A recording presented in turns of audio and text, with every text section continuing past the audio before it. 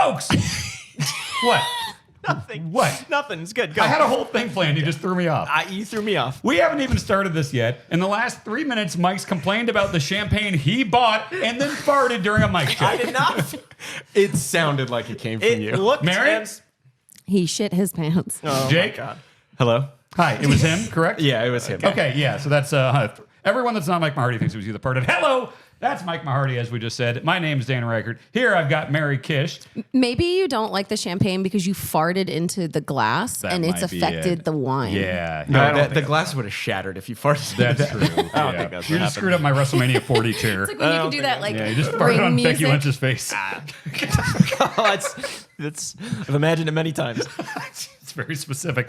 Folks, we have what? Nothing. Go. We are the Fire Escape Cast. If you're watching us on Twitch live here in mid-November, which we hear you fucking babies saying, hey, why would you do Game of the Year in mid-November? Listen, fuckos, this is fucking our side gig. We all have demanding full-time jobs, and this is the only weekend we could all come out. So you're getting it in mid-fucking November. Indiana Jones will get his due next year. Indiana Jones and Dragon Age: The Valguard, which none of us have had the chance to play yet. And I will not play, so everything's Well, I'll fine. play it. Yeah, I'll play Indy. And we'll talk about it next year, maybe. Yes. We had this issue last year too, actually, where there were games still coming out or games that had just come out that we didn't have a chance to play. Yeah. I think Lethal Company was one of those where it was just like, like we just like don't have time. And so like we could just shift it. I also think like we got the big ones. Don't you worry. Yes. Like if people are all like, Indiana Jones could have been Cody, it's like, you don't even know what's going to be in our top 10. And also, it's a Game of the Year list. None of them actually matter in the grand scheme of things, so we'll be good. But we will pick the objective best games of the year in numerous different categories. We have 24 categories here tonight, probably more than ever, I believe. So this will be a nice short night for everyone. Yeah. Yeah, we hope you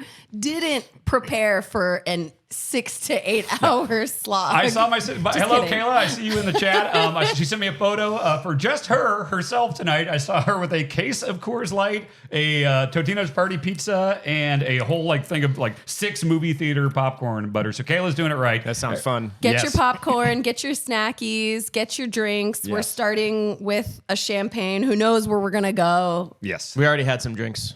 Oh yeah, we had We pre-gamed. a A Reef Lions Peeper. Tap for some burgers. We got some Popeyes right before this. You made some Reef Peepers. Yeah, that name's courtesy of my wife. I didn't come up with a name, but I came Okay. up with a cocktail. It's good. Oh, nice. It's very good, Amanda. Yeah. That's great. All right, so Fire Escape Cast. Again, if you're watching us on Twitch for the first time, check us out on your podcast platform of choice. Every other week, we do a long 2 to 3 hour podcast that's sometimes about video games. And then we also have a Patreon. So patreon.com/Fire Escape, or is it Fire Escape Cast? Fire Escape Cast. Fire Escape Cast. If you search for Fire Escape on Patreon, you'll probably find us. Yeah, the You just only go to place we're not, firescapecast.com. we're Yes. not Fire Escape Cast is Blue Sky. We're Fire Escape. Oh, we got the actual thing. And we're on Blue Sky now. We just got it. So sorry. That's the only one that's different. Yeah.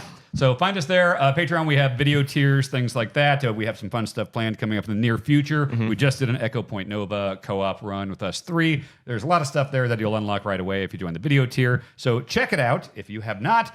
And with that, housekeeping out of the way. One last thing. It's Yes. also no longer first of the month payments on Patreon. So if you were to sign up for a Patreon right now, you would not be charged until December 6th. What is today? The 16th? Yeah. That sounds right. You'll be charged on the 16th. You don't have to do December 1st, January 1st anymore. Also, you'd have access to our brand new the Echo bonus Point. video that we just had for Echo Point Nova, which is pretty fun. Yes. So we'll talk about that here tonight, Echo Point. maybe.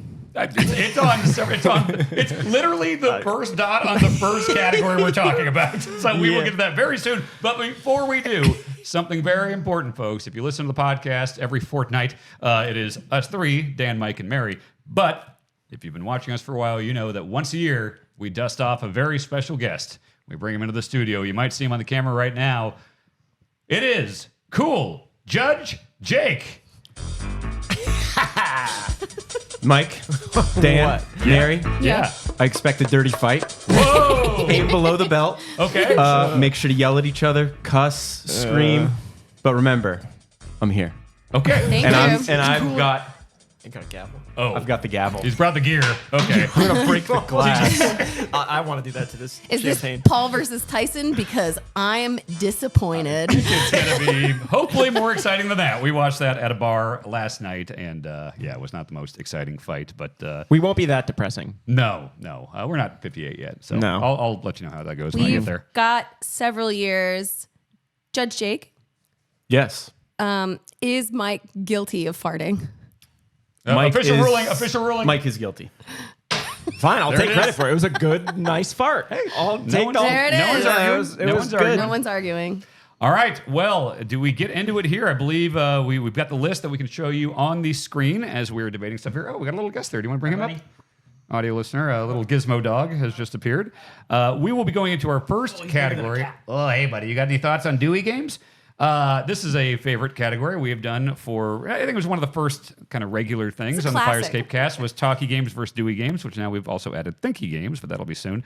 So the first category of the year will be most Dewey game of the year. This is the game that is the most, you're just doing shit right away. And If you're doing a Firescape cast, yeah, we tend to like games that are less talky, more dewy. But speak for yourself. I know your taste. We're going to hear about that in a little bit. I don't like games that talk a lot.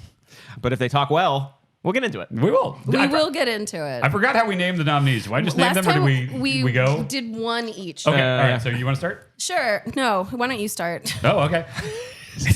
Echo Point Nova, Astrobot. Children of the Sun.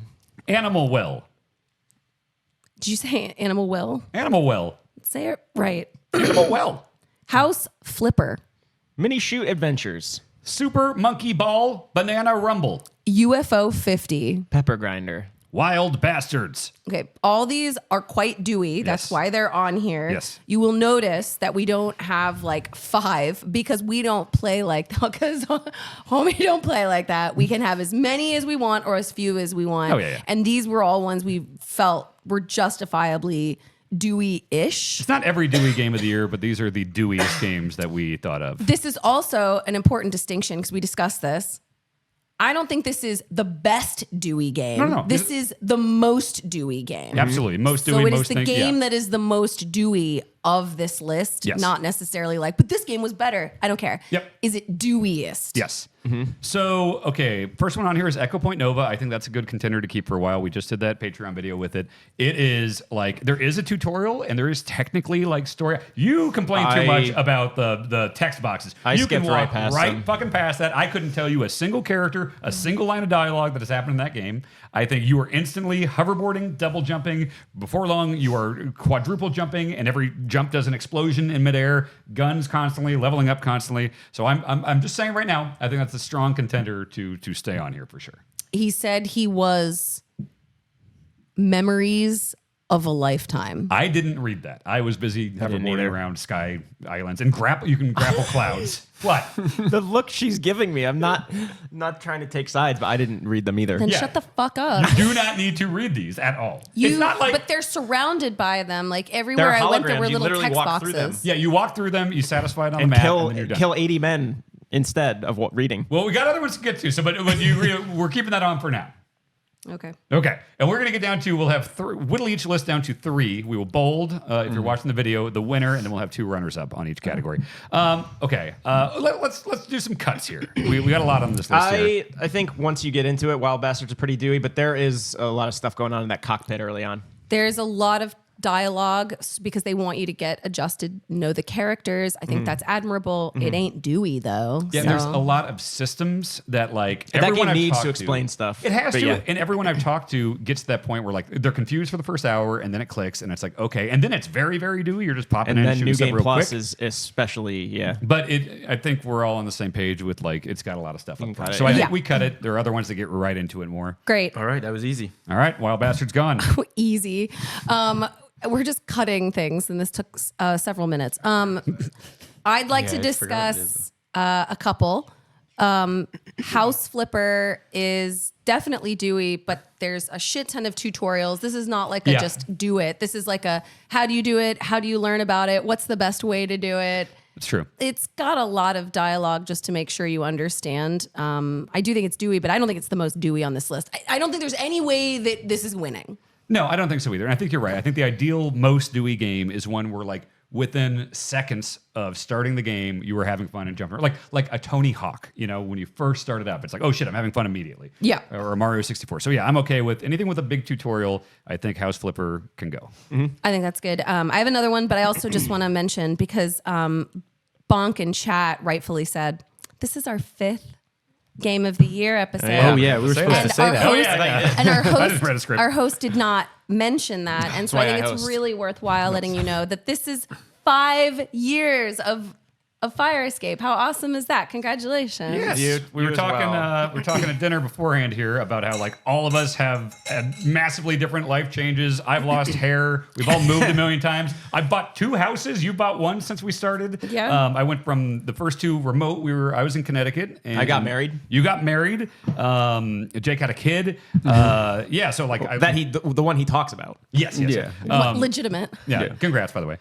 This is the 3rd in-person one, second one here. Correct. Yeah, we've done it across states, across Zoom, through a pandemic. So, 5 years of this. Yeah. Yep. I mean, we've been through a lot together, and this kind of goes back to the like, oh, you're doing it earlier this year, but it's like, but we did it. We were very busy this year. We've had a lot of life stuff going on. We've had a lot of people changing and moving around, and there's been crazy schedules to organize. We like doing this, and we're going to keep doing it as long as you want to keep listening. So thank you. And with that, I think we should cut UFO 50 from most Dewey Game of the Year. Okay. He was just buttering you up with all the sentiment. Okay. Before you even go into your reasoning, I just want to point out you're suggesting cutting this early on the game that has 50 Yeah. mostly very Dewey games Yeah. that you can hop into it, any of them at any time. Yeah. From the opening, you don't have to unlock any of them. Sure. You just hop right in and play games. So what is the reasoning for this not being super Dewey? Because it really is a luck of the draw. I have played several games in UFO 50 where there has been an obscene amount of backstory explaining what it is to like you're doing in that situation. There's space lasers. There's like underwater divers who are like thinking about their stepmom. There's like all this shit going on really? that I don't care. I played all 50 of them. I mean, I don't doubt that happens. I played all 50 of them too. I played every goddamn game on that list, and some of them are absolutely talky, and a lot of them have Yeah. dialogue options. Yeah, you're and right. for that list alone, if we're talking about the most Dewey, it's not the most Dewey because it has a lot of talky. There's a full-length JRPG in That's it. true, and there are a bunch that I bounced off of immediately, and I think it was. We'll talk more about UFO 50 later, but like in the way that like I would rent games as a kid on the NES during the era UFO 50 is doing. It's like, oh, Maniac Mansion, what's that? And it would have me like reading stuff right away, and I'd be like picking stuff with a cursor, like what the fuck is this? I hate this. But it also has a ton of immediately Dewey There's platforming. some really good Deweys on there. But I guess there is a mix, and because of that, I was ready to fight this tooth and nail, but I see what you're saying. So I'm a diplomat above all else. No, don't keep this And civil. I know. Don't keep Thank this you. civil. Thank you so much for the UFO discussion. It's Yes. probably worth saying UFO 50 is going to be weird to talk about because it's 50 different retro games. It's a so- very unique one, so I'm looking forward to seeing how that lands. I think throughout it the like night. I think there are places where it shines, and I did really like some of the games that I'm happy to like talk with you about at some point. But like I think when it comes to Dewey, you have to acknowledge that there's other Deweyer games. Fair, and we'll give way more credit to UFO 50 later in other categories, but I do see why we cut that now. So Okay. that is cut. So now we are down to 7. Wow, we've really gained some ground. I love Monkey Ball. I've loved the Super Monkey Ball series ever since I saw the word Yeah, we really Super fought for that Monkey Beyond Ball. here. Go ahead, Dan. Super He's Monkey Ball eulogizing it. I don't give a is shit about maybe this. the 3 best fucking words to put in a video game title ever. It is. Jake, That's Jake, why can I'm you cross laughing. it out while he talks? It's the best SMB in gaming, I'm sure. Nothing else could be there. Look, it's Dewey as hell. It's a Monkey Ball game. There's a weird amount of lore to Monkey Ball, and there are cutscenes and stuff like that. I deeply love it. It's one of the few video game stories I We cut respect. it. You're good. Yeah, You're okay, good. we cut Yeah, it. yeah, All yeah. right. It's just- It's very good. Did Children of the Sun? How's that intro? I don't It remember does the intro. in between, like it's not between every mission, but there are like you even before I played it, you sold me on this game. Yeah. You were like, game's yeah, rad. you can not pay attention to the story stuff in between. It's You don't just like, have to watch any story stuff. and none of it really matters. It's all just we'll talk about it later, but it's like a very fun sniping game. It's like a puzzle game, sniping game, very cool stuff. But because of the cutscene stuff, as skippable as it is, it's there. Yeah, I mean, I think there's stuff with no cutscenes that are just straight up like action. So I can see why that's debatable. I will say that the gameplay in it is just straight up figure it out. Oh, No that's great. tutorials, no like, how would you approach this situation? It's just like, I don't know, just lose a bunch until you solve how you would kill all these men. Yeah, it never asked me if fantasy could impact reality, so that's a plus. But I would say, are we good to cut that? Yeah, Yeah. I can see how we could do that. Okay. So we need to cut 1, 2, 3. We got 5 left, so when you cut 2, I will. right? This is kind of going against process because we're cutting stuff off. I have to say, you did say multiple times throughout like episode 88 or whatever it was. What's the number? Mini shoot adventures. You're like, this is one of the most Dewey ass games I've ever played. No, I was going to get to it. I we're know. cutting I was first. just expediting because we're. I just pointing out. Okay. Let's do this real quick, just for the sake of people watching and us too. When we cross something out, can we move it to the bottom just so we can see what's still eligible up there? Okay, if you're going Thank to you. talk about one, I think Astrobot's, you're doing a lot in that game. I will say, though, compared to others on here, it does have a bit of an intro. It's not a long intro. Really? Yeah, I compared to mean, others on here, like for an sure. alien shows up and does some shit, and then you're jumping on stuff. Right. I'm not saying it's long. I'm saying compared to others on here, though, that like the intro about the ship crash and what's Okay. going on, the setup it's... Again, not that you have to get into the doing right away, but I don't know. Just It's one of the dewier ones on here, but I think we've knocked out a lot of the other ones. If you want to knock out other ones first, I think we could still probably knock out Pepper Grinder that has some tutorial Okay. and some like. I think it's actually extremely dewy, especially for this list, and a wonderful game if anyone's just looking for like a nice indie game to like get right into and sink their teeth into. But I mean, I think there's a couple here that are just very strong contenders, and I think they are. We're going to get to them. We very just need soon. to cut one now. So for those listening on audio, we have Echo Point Nova, Astrobot, Animal Well, and Mini Shoot Adventures for most Dewey game of the year. Boy, I mean, you brought up the Astrobot intro thing. Yeah, but then now the more I think of it, a lot of the brilliance of that game is how nonverbal or Oh. like how it conveys everything. You don't have to learn, nonverbally. like, you Literally no immediately know what text you're at all. doing. yeah, Like there's no text in it. That should be top 3 at There's least. So nothing. how about this? I'll offer this. I love Echo Point Nova, but there are systems, there are perks, there are skill points, there is Jake. text boxes, things like that. Got it. All right. No, that I disagree with that wholeheartedly. The Echo Point? That What would you game- cut before that? Yeah, what would you cut before that? Because these are all I don't know, extremely it's dewy. tough. 'Cause we didn't I just talk about wanna- Animal I just Well. want to express. There's no. I think Animal Well is going to win. Whoa. There's no text Yeah. in Animal Well, and for at any point. Anything you're doing, it is essentially like when you get an item that doesn't explain anything. Everything you Yeah, that's the must whole point, do yeah. to solve. But there is, it means there's more thinking. You can think and do. It's not a I know, but I puzzler. think the purest Dewey is the least thinky. Then that would be Echo Point Nova, in my opinion. I I fell think into mini, a trance. I'm in camp mini shoot. I did not. Let me clarify. I did not play Mini Shoot Adventure, so that's why I'm kind of just. I think Mini Shoot is up there, and I think it's between, in my opinion, Animal Well and Mini Shoot because bow out of this one. Echo Save my Point Nova energy. has text boxes, and also it has like all this stuff where it's like you've unlocked like this new thing, and it's like, okay, just give me the goddamn thing, but it'll be like you've unlocked this new power, and it's like shut the fuck up, bitch. Like that is all talky. Dewey is just giving you an item and letting you play with it. Animal Well and Mini Shoot do that the best, and Astrobot is very clearly very dewy. So like that's a hard one. to cut. I'm game for cutting Echo. And like I love Echo Point, but everything you're saying makes sense. And these three are very strong that we have left here. So it's between Astrobot, Animal Well, and Mini Shoot Adventures. So when I talk about starting a game up and immediately have fun and know what you're doing, the controls with Mini Shoot Adventures, for those who didn't hear me talk about it on previous podcasts, it's a dual stick shooter, left stick move, right stick shoot, but it's a Zelda-like. So you are just getting upgrades. You're immediately plopped down. You're like a little asteroid ship, and you're just running around an open world, top-down style, using the thing to shoot. And it's like, if there's text, it's not much. There is actually some text. There is a little bit of text. There's like a statue you put together and stuff like that. But like, it is the most immediate Dewey. You are in the mix right away. Animal Well, there's a little like I'm walking around and it's atmospheric, before like. And it's a lot of thinking. Like at times you're going to your map and you're drawing on it and you're doing a lot of like analyzing of like how do I get here before that? Thinky is not necessarily anti-Dewey. Dewey is. Yeah, it's most Dewey. It's not most brainless game of the year. That's right. That's true. I also like. I just want to say that when it comes to mechanics, there is no game more Dewey than Animal Well because mechanically, it is giving you an item and putting you in a environment where you have to learn how to use the item. And there's multiple ways to use an item. The yo-yo is a really good example of this where I I kind of have to give away like maybe one of these, but it's like the thing is, I think any game of the year stuff. I think spoilers. Like if we're talking about a game, we kind need of to be able have to talk about it. to be able to discuss spoilers it. ahoy for all these. There's multiple ways to use the yo-yo. So when you get good the phrase. yo-yo, That's a cool it phrase. never says how to use any item. And the first time you come across an animal that wants to hurt you, you can learn naturally that the yo-yo is a distractor and you can actually lead them. You can walk the dog literally with a yo-yo and stand on them I and just use got them that. as a platform to get to the next area.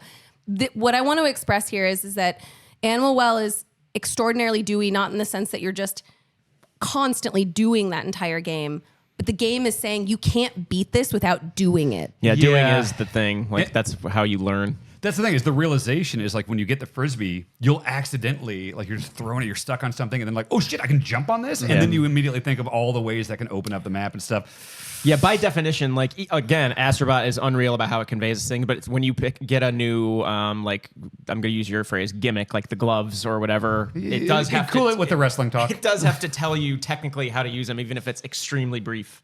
I was going to say, Yeah, it sounds like it does. It sounds like pull the controller up or okay, whatever. okay. Which sounds again like- is not much, it's but compare it elegant, to yes. Animal Well. sounds like Astrobot's not going to be the winner. No, based but on I'm these glad it's not. I'm discussions. glad it's in the Yeah, because I Yeah. was gonna say, like, for me with Astrobot, there's still like those moments where you're like back at your base or your ship, and you're doing the gotcha machine where you're just kind of not really doing anything. You're just watching. And Sure. To me, when we're looking at both of these games that are very just like pick up and play, and it just does not stop. It Yeah. doesn't seem like it. That's fair, and also Astrobot's going to win Game of the Year, so we'll give Dewey to Mini Shoot. I guess I'm willing to concede that. Yeah. Yeah, I think it's like really interesting I'm- politically for you to falter so early in this because your one card Wait, he was just said mini shoot. surprise. He's not- and he's- you just acknowledged what you're You doing. know, this is 4D chess I'm doing here. Don't You worry. are. This is not. I know exactly what I'm I'm doing. You are also for pissing in a Animal corner Well. and telling me that you are playing checkers. Do we remember what won Dewey last year by any chance? No. I don't know. Animal Well is literally like the most Dewey game Yeah. in like years. There's a good argument. I All get right, it. are we Yeah. calling it? I Animal mean- Well? Yeah, we need booze. I think it is extremely dewy, I can go and get- what do you want? I can get to it easier. Should I get champagne or do you want beers? We're out of champagne. Okay. Thank God. Liquor, beers. yes, I could do a beer. I think a beer is Yeah. in order. Beer. Yep. Okay. Let's give it. Firescape's most dewy game of the year is Animal Well. Congrats. Nice. Oh, shit, And- I'm up. That's the end of the show, right? That's- That's it. What I will say, now that I've won, is that Hey, I was saying Animal Well as well. good. Thank you. I'm gonna kill Astrobot. Mini Shoot, I think, is such a good pickup game. And we have other categories that I think I would also argue for Mini Shoot in because it's such a natural, like, oh, I need to burn an hour. I would play Mini Shoot. It would be one of the number one games I would pick up. But want what the is Hefeweizen? this? Is this dark? Oh wait, no, I got you this because I thought you'd like this can the most. Oh, thank you. Yes, I'll take You the want blue that one. beer? Blue one. Why There would you go. I like this can? Because you're like a military guy. What are we doing here? All right, let's. All right. What? Okay. I thought it was gonna be like an elf and an ogre or something. That would have been fun, or a rat. That would have been funny. No, you're like a Zero Dark 30 dude. This looks like fucking Halo. There should be a Halo code in here. That's from Carbon 4. That's a Wisconsin brewery. It's good stuff. And I've got Uda Pills, which is porter? in Minneapolis, and I love. Yeah, Okay. yeah. I just that doesn't I really- like porters. Maybe just not this early. You just love the military, so I thought we'd go with that thing. All right. So, are we ready? Yes. All right. Most thinky game of the year. The nominees are Rise of the Golden Idol. Duck Detective. A ranger, a role puzzler adventure. Isn't it puzzling? Whatever. A role puzzler adventure. Riven. Avenger? Who the fuck wrote I think that was Mary. I might have been a little drunk when I put some of these in. Sorry. A ranger, a role puzzling adventure. Riven. Lorelei and the Laser Eyes. Indica, I believe is how it's actually pronounced. Yeah, sure. Get out. That's how they say it. Indica. Balatro. SteamWorld Heist 2. For most thinky game of the year. All right. So just as a reminder too, this is about focusing on thinky, not the best of this group. I know there's a lot of games in here that we would say like that is like the best game, but that's not actually what this is about. This is a game that makes you think them so hard that you would say of this list, it is the most thinky. Can I? Oh, sorry. I don't think we're anti-thinky. I think we're more anti-talk. I know personally, I love We're thinky. anti, we're anti long-winded. Yeah, I'm anti-talky for the most part. I am pro-thinky. I really like the thinky games. I like a thinker. I don't like being talked to. I play games to interact, not to like. Yeah, thinking is interacting. I'm here to do the deed, not to read. 2 games on here that I really love and I will bring up a lot throughout the night, but I don't think are going to win this. Okay. Rise of the Golden Idol. I absolutely love that game. It's a great thinky game. However, I think one of the game's few flaws is that sometimes you have thought it through completely and intelligently, and you have solved the puzzle, but you're making a quality. Yeah, I can already tell you're making a quality judgment. Right, this but is most thinking. I know, but a lot of the times that game just becomes about like trial and error instead of thinking. Is my point. It happens. Yeah. Again, I'm not saying it's worse than these others. I don't think we cut it yet. Because I see it as Rise of the Golden Idol as like all you are doing is thinking. Sure, okay, you but know? To that, I would definitely cut another game that's in my top 10. Sure. SteamWorld Heist 2. A lot of that, you're just cruising around in that overworld, shooting stuff with like that twin stick. That's true. And also, there's a lot of time between missions where you're not thinking. Yeah, and there's a lot of like planning involved when you are in the actual combat, but like when it comes down to it, you are just like doing a lot of like aiming and kind of like Dewey stuff, taking cover, and you know it is thinking Dewey. You can also lower the difficulty mid battle and be a real idiot. Oh, I feel bad about doing that. Oh, not me. I should be better about that. Not me. So we'll cut that. SteamWorld Heist 2 is off. I have one we can probably cut. Indica is one I put. It's thinky, not in like a puzzly way. It's thinky in like you see a weird movie and you're trying to work through it for a couple days. So that's why I put that there. But I think in terms of what we're looking at with puzzles, actually sitting down and trying to use your brain through it, I don't think it necessarily fits. Sure.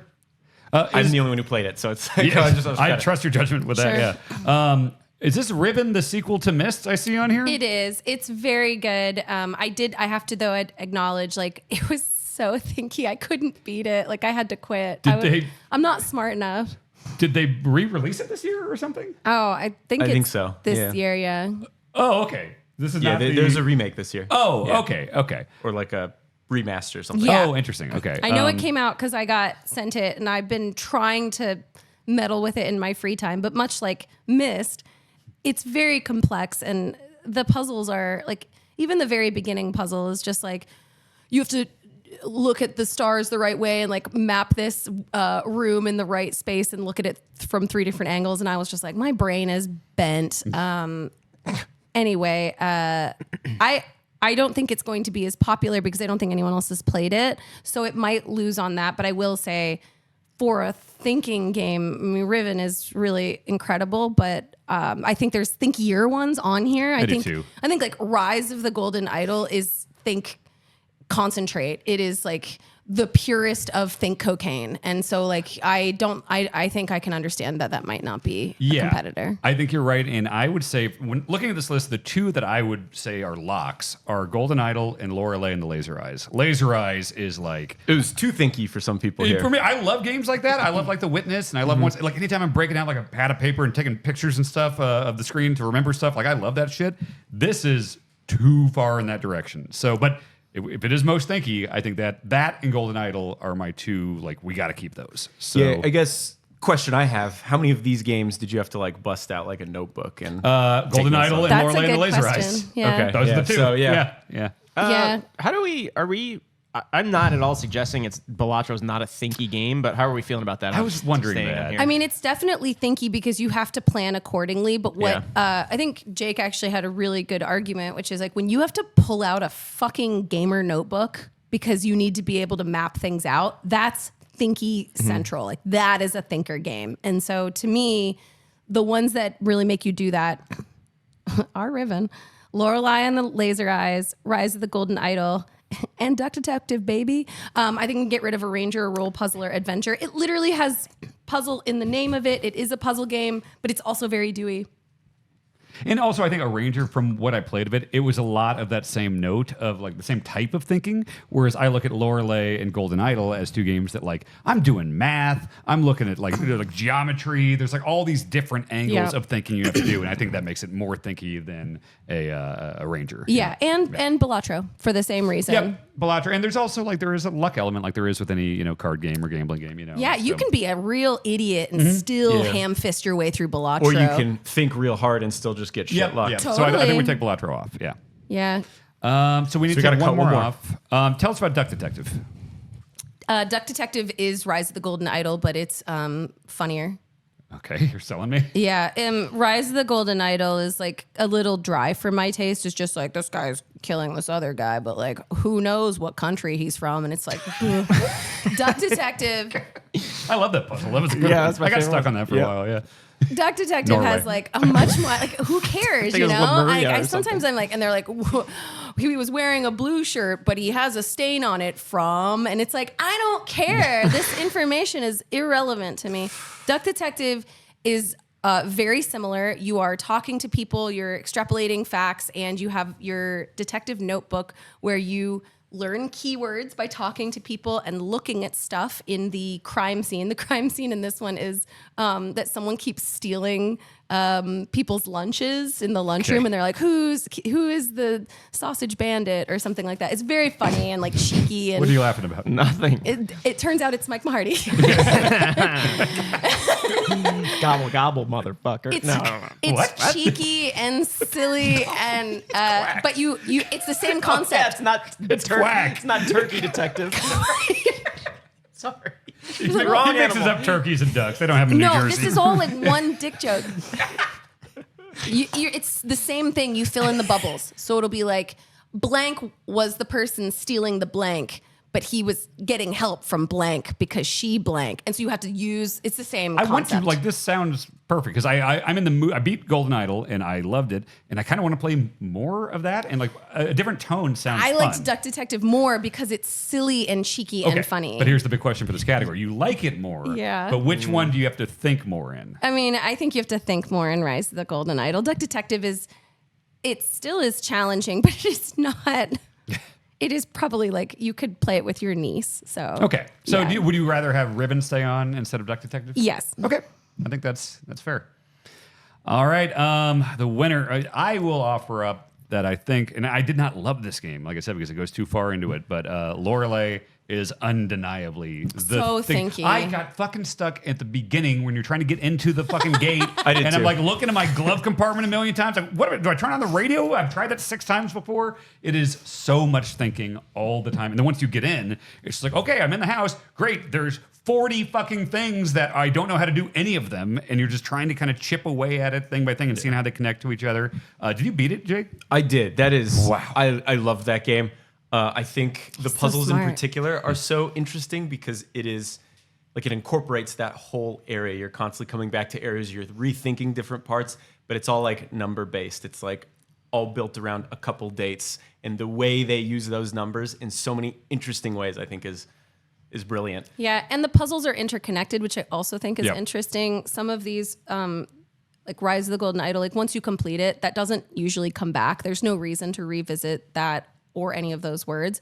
Whereas Lorelei, there are interconnected puzzles, which I think is very fascinating. Like the whole game is kind of like, how are you thinking about this as It's one like a puzzle box. It, Like it really is. So I think that I did not complete Lorelei. It also stumped me. I got stuck too. Yeah, I have yeah. a sad story too for Riven. I got stuck in the very beginning area, and I thought I needed like maybe a passcode to get through this door, and it turns out I just needed to use the crawl button to go under. Hell yeah. And I was there for like 40 minutes. Awesome.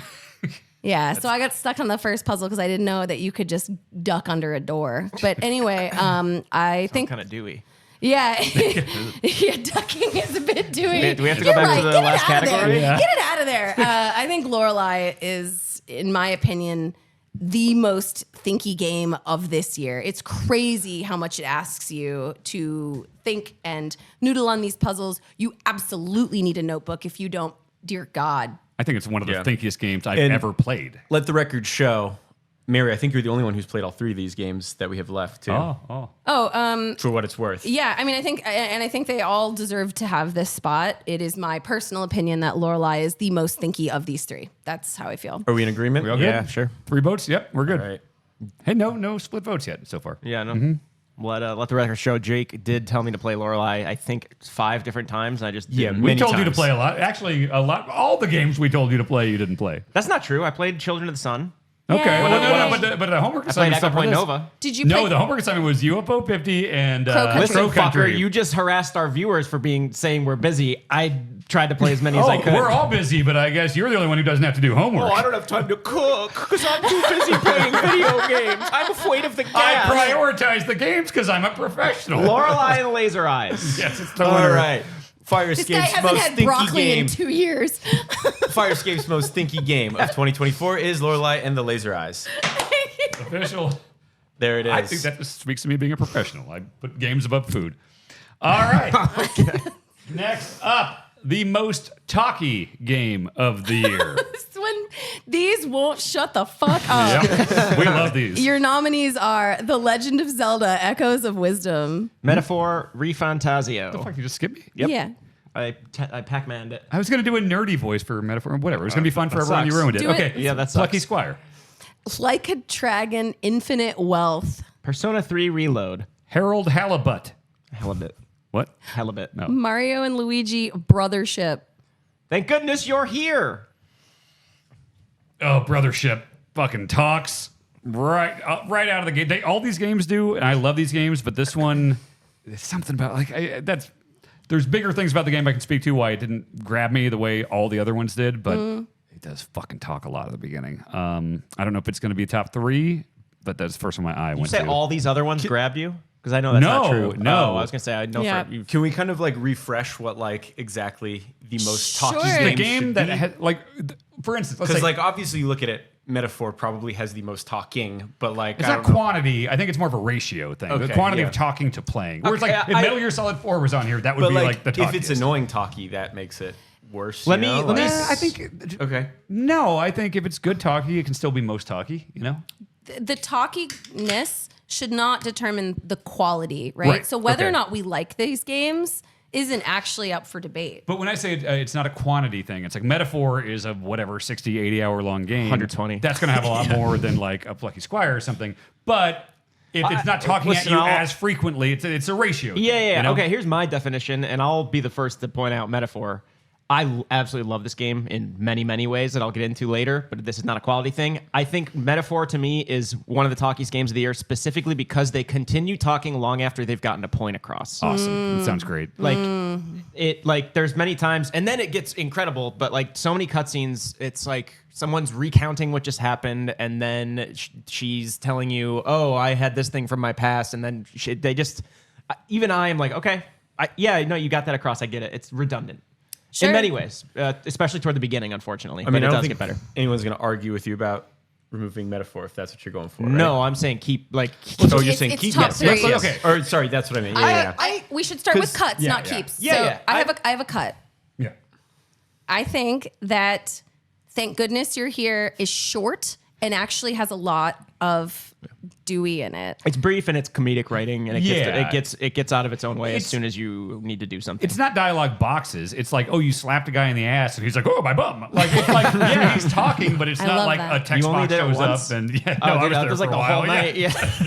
Oh, my bum Okay, bum. so I think we cut Thank Cut Goodness that. You're Here. Yeah. I also would offer up Zelda. While it did talk a lot more than I like a Zelda game to talk, a lot of that is front loaded. Like the first couple dungeons where you're kind of doing the Zora stuff and the desert stuff. There's a lot of talking there. I feel like after those first couple dungeons, it does open up. There's less talking. Still more than I would like. Not my favorite Zelda game, but I liked it a lot. I don't think it hangs with most talky.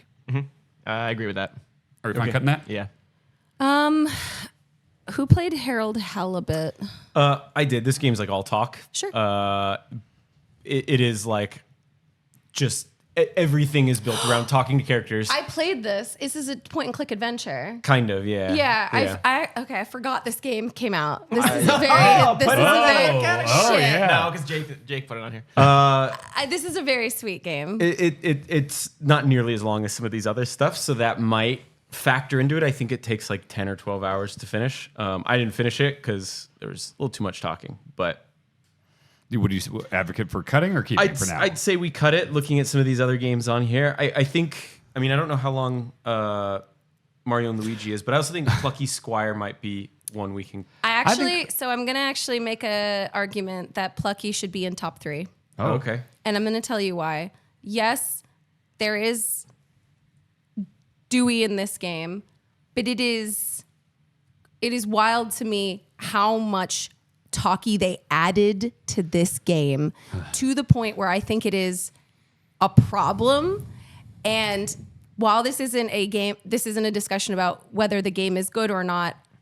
When I'm saying it's talkie, I'm saying that they unnecessarily added so much dialogue that I didn't want to play anymore. Yeah, you can talk quality in this category if it's so talkie, it's affecting the quality. It's so talkie that it hurt the game. And for a game that, if you see the trailers and stuff, I was so excited because it's like, oh wow, it's mixing like top-down Zelda gameplay with the 3D kind of platformer action adventure stuff. Oh fuck, I played that game. Yeah, I jumping in and out of the storybook. Yeah. And I was like, holy shit, this looks awesome. And then you start it, and it's like every time you go into a new area, slow pan to show you a thing, and then something talks to you for a while. It's like, dude, this should have been such a dewy game. Shut up. Yeah. That should definitely stay. Let's. I actually said shut up to Plucky Squire. Yeah. Like, let me fucking play. Yeah, similar to that. Also, a game I absolutely love and did a 180 on, Like a Dragon: Infinite Wealth. They front load a lot of cutscenes. And of course, like you get to a point where you're just fucking playing Animal Crossing, which is, and they stop and they shut up. But like, and it's extremely high quality talking. 90% of it, for sure. I like the story a lot. Yes. Yeah. So like but I do think they front load a lot of that in a way that very much. I mean, you heard me that one episode. I was like, guys, I can't stand this game. The next I came back, I was like, all right, I'm fully on board. Did you turn around on Ichiban? Are you okay with him now? Okay, thank God. Well, if I said no, then people would fucking try to kill me. But sure, he's still not my favorite character. Okay. But that game does. It's pretty long-winded early on. So, all right, well, we got to make a cut. Not everything can hit top 3. Okay. I would say Mario and Luigi Brothership. I think I was the only one that played it. Did not play it for long. Turned me off pretty quickly with the talking, but I can't speak to the breadth of the game and how much that keeps up throughout. I'm sure at a certain point it opens up and you're doing more fun combat stuff and everything. So, talkie kind of looks like shit. Get out of here. Let's get out of here, though. It's not for this category. All right, were you Persona 3? I put Persona 3 in because everything you said about Metaphor, Persona 3 does more of it. It's anything. It's anything like, from Atlas. Like we should cut Metaphor over Persona 3 Reload, in my opinion. I played Persona 3 back in the day. I didn't play Reload, and that tracks with Persona 3. And also, Atlas needs to chill out. Anything they're making. What you say about it, how they like something happens and then everyone needs to like have their take on it. Yeah, their little take on it. And it's like, okay, we only need to like 2 people do this.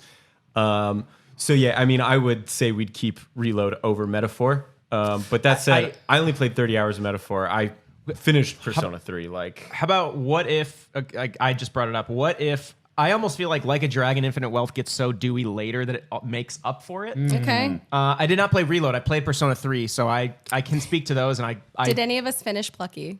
No, I got the fuck out. Yeah. Why? If you finished any of these games, I think that should disqualify. I think that we get rid of Like a Dragon because once it opens up, it really is. It's amazing. Yakuza games are very dewy. There's so many side games, mini games, and stuff racing around. you Honestly, have to be the reasoning. dead because there was so much talkie. We'd be so pissed off at Like the a dialogue. Dragon. Fuck this. Yeah, Like a Dragon is like once you get to the point where you're swapping in and out classes and you're doing like, oh, I could go fucking deliver pizzas and do backflips on bicycles. Then it's like, why didn't you start with this, you motherfuckers? But which, I mean, if we're talking about, okay, if the opposite is true, where if you dropped off quickly because of it, Metaphor ReFantazio is like speedrun record for me falling off a game. No, we need like to 80% speed run. Just get me the fuck out of this that thing. says more about you than it does about the game. Am I arguing that this? That says more about your attention span. Hey, I know people like the game. Minutes into it. I know people like the game. I know this is a me thing, but I got the fuck out because of how much talkie there was. That was just you. Well, yeah, but I'm like, me and you played a lot of this game, though. Dan, you saw one line. I've read off Metal Gear Solid lines to you that are the most ridiculous shit ever said in a video But do you know how game. cool they are? I think it's incredibly cool, but it's still stupid. Listen. I don't think Plucky Squire wins. I like that it gets in the top 3 because I think that we all had the exact same complaints and it is tied to the talkie. I think Metaphor or Persona wins. I will say I bounced off Plucky Squire because of the talkiness. Yeah. I am still playing and in love with Metaphor. Despite the I decided to spend 120 hours with Persona 3 Reload, but couldn't make it 8 hours with Plucky Squire. So But is it all the talkie stuff with Plucky Squire, or is it like there's a lot of just like slow pans and like It's not all. I mean, I bounced off a while ago, so I don't remember. Like, I remember a lot of things were slow paced besides just the dialogue. It also spoiled a puzzle for me with Talkie because it was like, if only you could turn the day into night, and it's just like shut the. It's the fucking fuck up. it's the fucking head on your belt from God of War Ragnarok. It's like, oh, I bet you could break through that. And it's like, shut the fuck up. Him and Atreus, yeah. Oh god, let's just talk about God of War Ragnarok all night and how much it's bad. I mean, we gave it an award a couple years ago. We gave it the first ever It's Not Poop award. oh yeah, It's not poop. okay, but anyway, It's not good. It's We'll not good. come back. I'll also this say year. I don't think Metaphor should win. I actually think some of the writing and dialogue is genuinely like really good. Some of it's I mean, I think Atlas at times has some like gold in there, but there is some cheesy stuff. There's also parts in that game where you're going like 5 hours without any major stuff because you're actually going in after a a dungeon palace for a or a long dungeon, time, and yeah. you're fucking skateboarding around on your sword in town. I mean, do you feel like fantasy can impact reality? Yeah. Oh, whoa, that's deep. Cool. Yeah. All right. Can love bloom on the battlefield? Oh, there's no guns in Metaphor. Snake sacrifice. There's no nuclear explosions and otakus and women about- with. There's no naked women with barely any clothes on that are sniping me. That's about life, man, and Earth and conflict. This is what this And love. does to me. I love Metal Gear Solid more than almost more than anybody I know, and I'm making fun of it because just to make a point Which is that we all bounced off of Plucky Squire because of how talky it was, among other things. It But just like we're wouldn't still shut up. Yeah. Most talkie doesn't mean negative. I think that Metaphor is notorious for how talky it is, as is Persona, and they're beloved because of how talky they are. So I just want to reiterate that, like, I think all three of these would be excellent winners for different reasons. And it just depends on like the way we want to end up swinging this. Because I would also be happy with, Jake, you said that you've played Metaphor and Persona was more talky in your opinion. Yeah, I think so. I'm even happy with Persona winning in the sense that like it is just the most talky. I just want it known that Plucky wouldn't shut the fuck up. I just really wanted to hammer that home. That was a game that looked good and none of us liked. I wanted to like that game. Me too. Yeah, I think that's my point. Like I feel like we really were trying to meet it halfway and it kept pushing us away. Just wouldn't Okay, shut up. so we're gonna Persona 3? That or Persona 3. Sure. Yeah, how do you feel? Like, Wait, are we From going to go what to the I- first official three-way vote? I'm basing this off of playing the original Persona 3 and sure. We need to turn this up a little so you guys can hear it. Oh, Most talky game goes to Persona 3 Reload. sweet. I'm fine with I'm not this. going to argue with the good That makes judge. sense. Yeah, can we Yeah. get more volume on the Yeah, judge? just one of the F gimmicks up there, yeah. What is it? This guy? Yeah, that's the one. Cool it with the wrestling talk. It's your gimmick. All right. Next up, that is our winner, Persona 3, as dictated by the judge, Jake. Next up, coziest game of the year. It's my Super Bowl. It is. And the nominees are House Flipper 2, Fields of Mystria, Ete, Tavern Manager Simulator, Neva, Astrobot. Plucky Squire. fuck, Little Kitty Big City. All right. Get rid of Little Kitty Big City. What? It's You're pretty doing it. I cozy. love that game, but you're doing it. Doing Doing it? what? does that mean? Stuff. Fucking saving people, collecting their lost valuables. Well, you That's- can do trash. and be cozy, right? Yeah. You are the... Oh, it's cozy as wow. I'm sorry. What I'm did you still- think it still on was? talkie? Were you Yeah. talking? Sorry, I'm still sorry.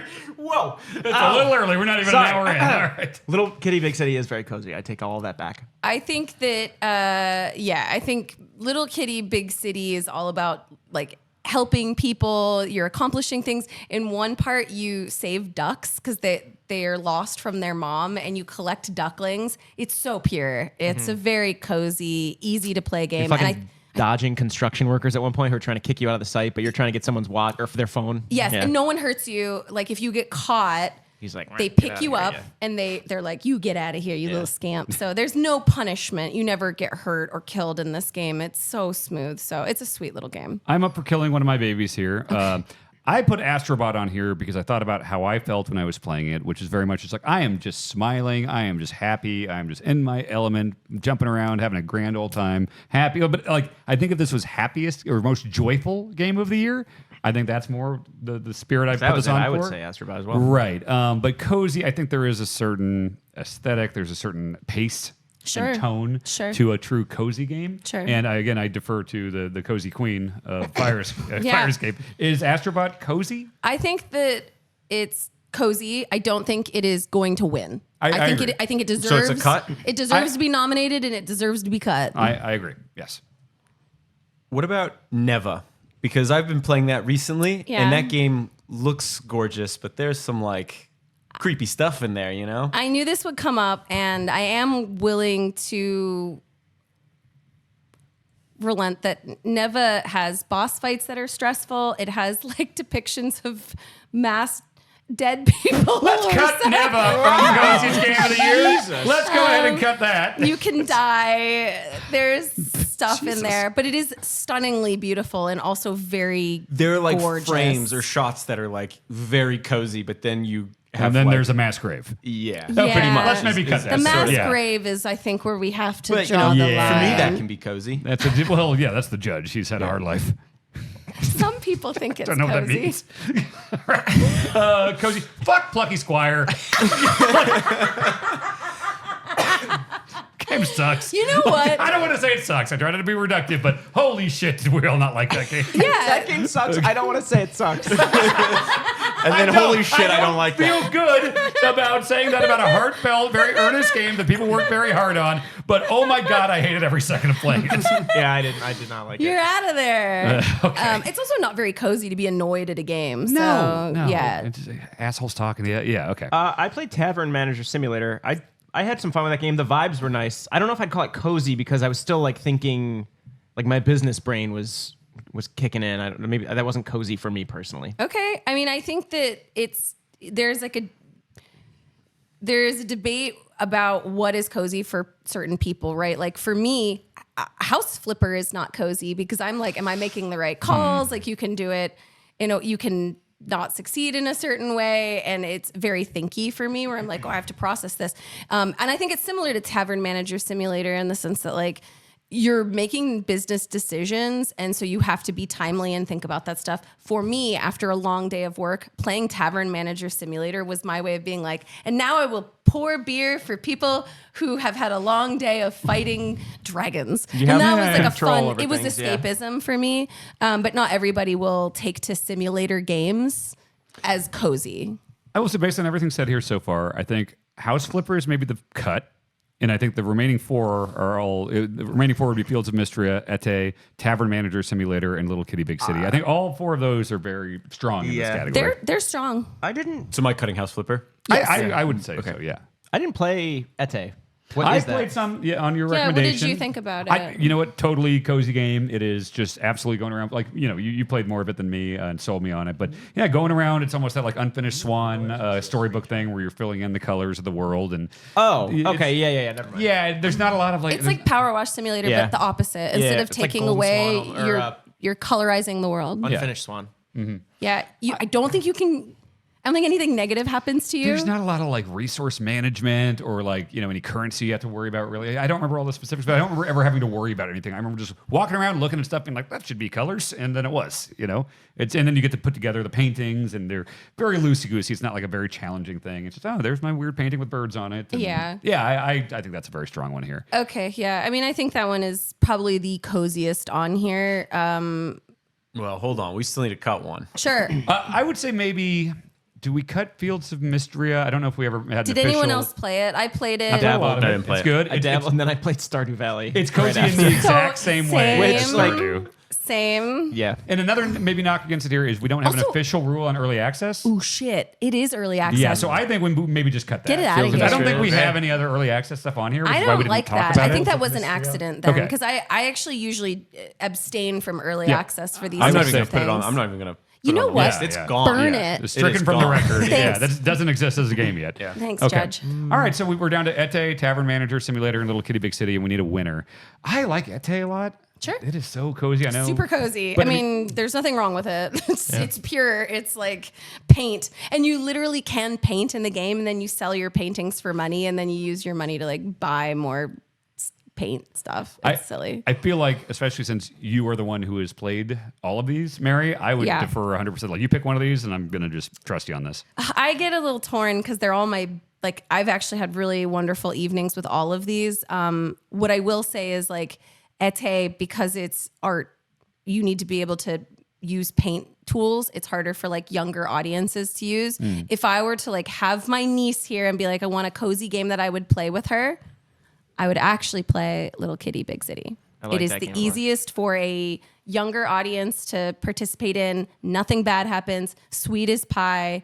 Very calm on the brain. Ete is phenomenal. There's nothing wrong with it. It's a great game. I also think if you showed this list to someone who's never played a video game and said, what do you think would be the most cozy game on here? Just the title, Little Kitty Big City, is the most, like, everything about that game seems to just scream cozy game. It's super cozy. I think you complete it in about 3 hours, which is really nice. And the ending is like soup's adorable. Like, it's just like, it's not at all like Stray, which is like definitely pulling at your heartstrings. This is, but it's like, it's cute. Literally, Stray starts with a cat getting hurt, and I was like, "What the fuck?" It's like, what if a cat fell into Half-Life? It's weird.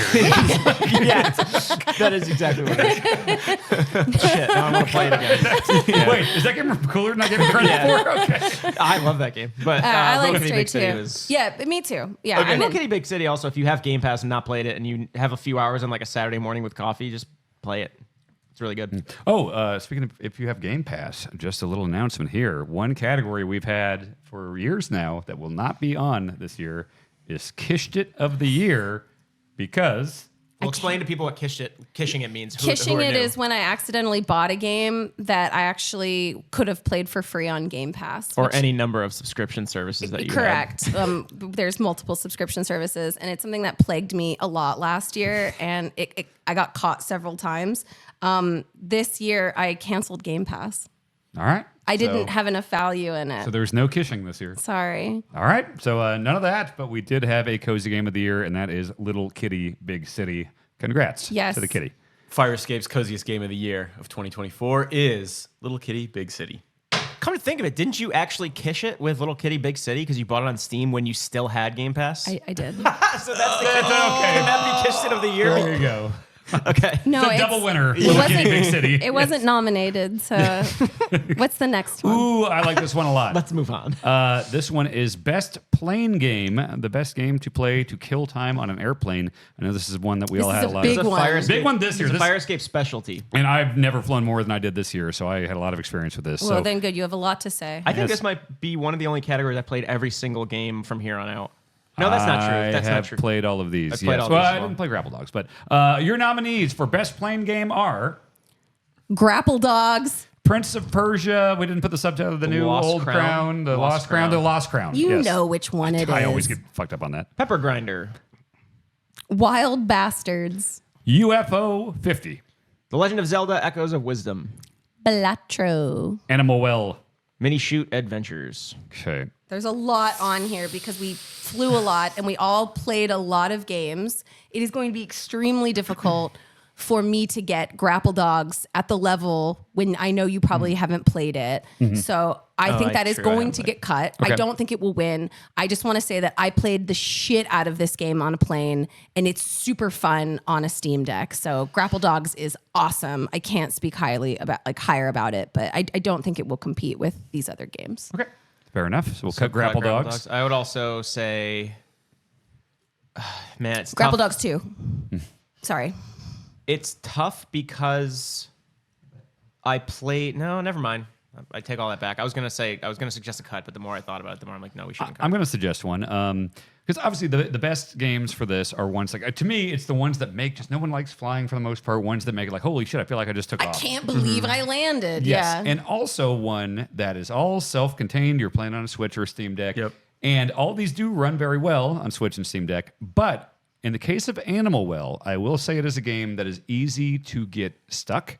Yeah. And there are easy times where you want to get a little poke in the right direction. And if you can't do that, let's say, I mean, most planes have Wi-Fi and stuff, but not all. So I would say there's a chance that you might get stuck on a plane and you just don't know where to go and you can't get any help. And you're just like, well, fuck, this is the game I was going to play on the plane. So, Yeah. Also, So I put Animal Well on because earlier this year, like right after it came out, I had a flight to Poland and back, and I played it the entire time. Really? Both Wow. ways. Lost like that entire flight just flew by. That break in between, though, I definitely used to like, okay, so did I not figure this out? So I didn't finish it on the flight. Like I had to get home and Google things. So that's a good point. I didn't think of that. I put it on here though, because like, yeah, is the quickest flight I've ever had. It is a really good time suck game. Like you really are immersed in Animal Well. So it does point one. Point two, though, is I've done a bunch of like 1.5 hour flights. The flight from Portland to San Francisco is not very long. Animal Well is hard to actually play for an hour. I think you probably want about 2 to 3 hours when you're playing a round of Animal Well. Yeah. So for that reason, I would say it's hard to compare with some of these other ones. But I could see us cutting a lot. So Speaking of which, I want to see. Oh, sorry. Go ahead. I was going to say, if we're taking things to cut, I think Echoes of Wisdom. I played that on the plane and did not enjoy playing that on the plane because of all the talking and like sorting through menus. And it just felt like, I don't know. And it didn't run the best. It's like, there's another game on here that I normally play on flights that I think all of us play. Oh, we'll get. Yeah, We're gonna I'm with get you there. because I remember Zelda Echoes of Wisdom unlocked like 30 minutes or an hour before I boarded the flight from Tokyo to Minnesota. So like a 14-hour flight. And I was like, a new Zelda is unlocking right before I get on this long flight. I'm just going to play it. I might beat it on this flight. Beat a Zelda. What a memorable thing that'd be. I played like 2 hours of it on the flight. I enjoyed it, but it was like kind of like, oh boy, okay, what are you doing? What game did you jump to when you didn't want to play Zelda anymore? I'm curious if it's on this list. I'm just curious. I think that's when I watched No Hard Feelings, which is not on this list. Okay, never Best mind. playing game, No Hard Feelings. Never mind. Yeah. Okay. So I would say the full censored frontal one, though. No, The I censored had one. the pixelated vagina version. Yeah. Yeah, So did that's Bonf. We both unfortunate. downloaded it in Asia, and they pixelated the vagina. That's a shame. The boobs were involved. Pixel still, bush. fully. Yeah, full. Is that What's the point? Yeah. H.W. Bush? Is there a joke there? Movies, if it was like movies The to not Pixel watch Bush on a plane, I administration. would put that one as number one because the idea that you can't see Dick Jennifer Cheney and Lawrence's Pixel full Bush? body is outrageous. All right, so we'll cut No Hard Feelings, cut Zelda. Yeah. Jeb, Laura, and Pixel. Bush. That's stupid. Oh, okay. I want to call Mary out here for something. Like there have been 9,000 God. times in the last 24 hours that you've all been here that we've started arguing about something. Like save it, save it, save it. This is one of them. I put Mini Shoot Adventures on here, Okay. and I mentioned like, oh yeah, I didn't play it on a plane, and then you were like, well, then it can't be best playing game. Why? Because it should be from your experience. It's not best game we played on a plane. It's Yeah, best this is like playing us. game. Like ideally, Okay, well then make the justification of how fun it was to play on a plane. no. Ideally, people You listening. can't make one, can you? Because you didn't fucking ever play it on a plane. I wish I could have played it on a plane. Time melted away while I if played the only game. I was on a plane more. Am I out of line here? Am I out of line? No, I'm with Dan. Okay. I think How ideally. many, wait, is this the most or the least amount of time you've been on a plane this year? Okay, Most. wait, whoa. So you've had lots of time. But I was so into Mini Shoot Adventures, I fucking mainlined I that think as soon as I started playing it before I was on a plane. I think the ideal for this is people listening will come away with, oh, that's the game I got to play next time on the plane because Yes. of its qualities make it inherently good for passing time, Yes. flitting by. Like Let me put a nail in this coffin then. I You're did not- play Mini Shoot Adventures on a plane, and because it's so dewy, it doesn't tell you what to do next, and you can get fucking lost. I didn't feel like it was that bad about that. And also, even if you're lost, you are like leveling up, and there's like a lot. It's not, it's not for naught. If you take like an, I want to play if you it while take a they're talking day so I off, can weigh if you in. take a day off and you pick it back up, you might not know what you were supposed to be tackling at that It's pretty- time. like if you look at the map screen, there's like whole sections that like aren't filled out. It's like, all right, well, if I don't know where to go, let me at least go to those unexplored sections of the map, like you would in a Metroidvania or something. Where it's like, I haven't been through that door. Let's go there. you know? Yeah, and like when you were on the plane all the time, what games were you wanting to play so bad? oh shit. So, Dan's right. I don't know how to phrase it, but Dan's right. Yeah. That doesn't even make sense. That's it does. not how you Yeah. do I it. love the judge. That's not He's how you adjudicating the award purpose of something. the category. Yeah. No, it's you don't need to play a game on a game in order to Thank nominate you. it. Thank you, for Judge. the play. Thank you. You're honorable, Judge Decker. Thank you. Thank you so much. Thank you. Wow. We need to have the term law limits. works. Look at this. All right. Excellent. Okay, so that stays on. Justice for life. While we're at it, should we take Pepper Grinder off? I didn't play. What's she doing behind me right now? She looks Is sad. she happy? No, she looks very sad. Pepper I think you Grinder hurt her feelings. was really fun to play on a Steam Deck for a flight. It's like it is a platformer. You can do it level by level. So if you are like, oh, I only have 30 minutes because the plane is landing, you can complete one level and it saves and you're done. So this is kind of, do you have something to say about Pepper Grinder? I do, real quick. I like Pepper Grinder. I played it on your recommendation. It's a really solid game, but it's such a like Twitch, like kind of like ha ha God! You're doing all these crazy platforming things, and you might be Air like me. Marshal. I get very into like I'm just like I'm moving, I'm yelping, I'm Wait, hooting and like hollering. how? Like, ha, ha, ha, ha, whoa, whoa, He's hey, ha. turning Like, into I'm a missing Western jumps and stuff. stereotype. Anyone who's seen me play like Punch Out or like super stressful Yeah. games that are like quick reflexes and stuff like that, I don't want to look like I can't look like a fool on an airplane. You'll get in trouble. Yeah. I certainly don't want you to look like a fool. I can't afford that. No. So I do think a plane game,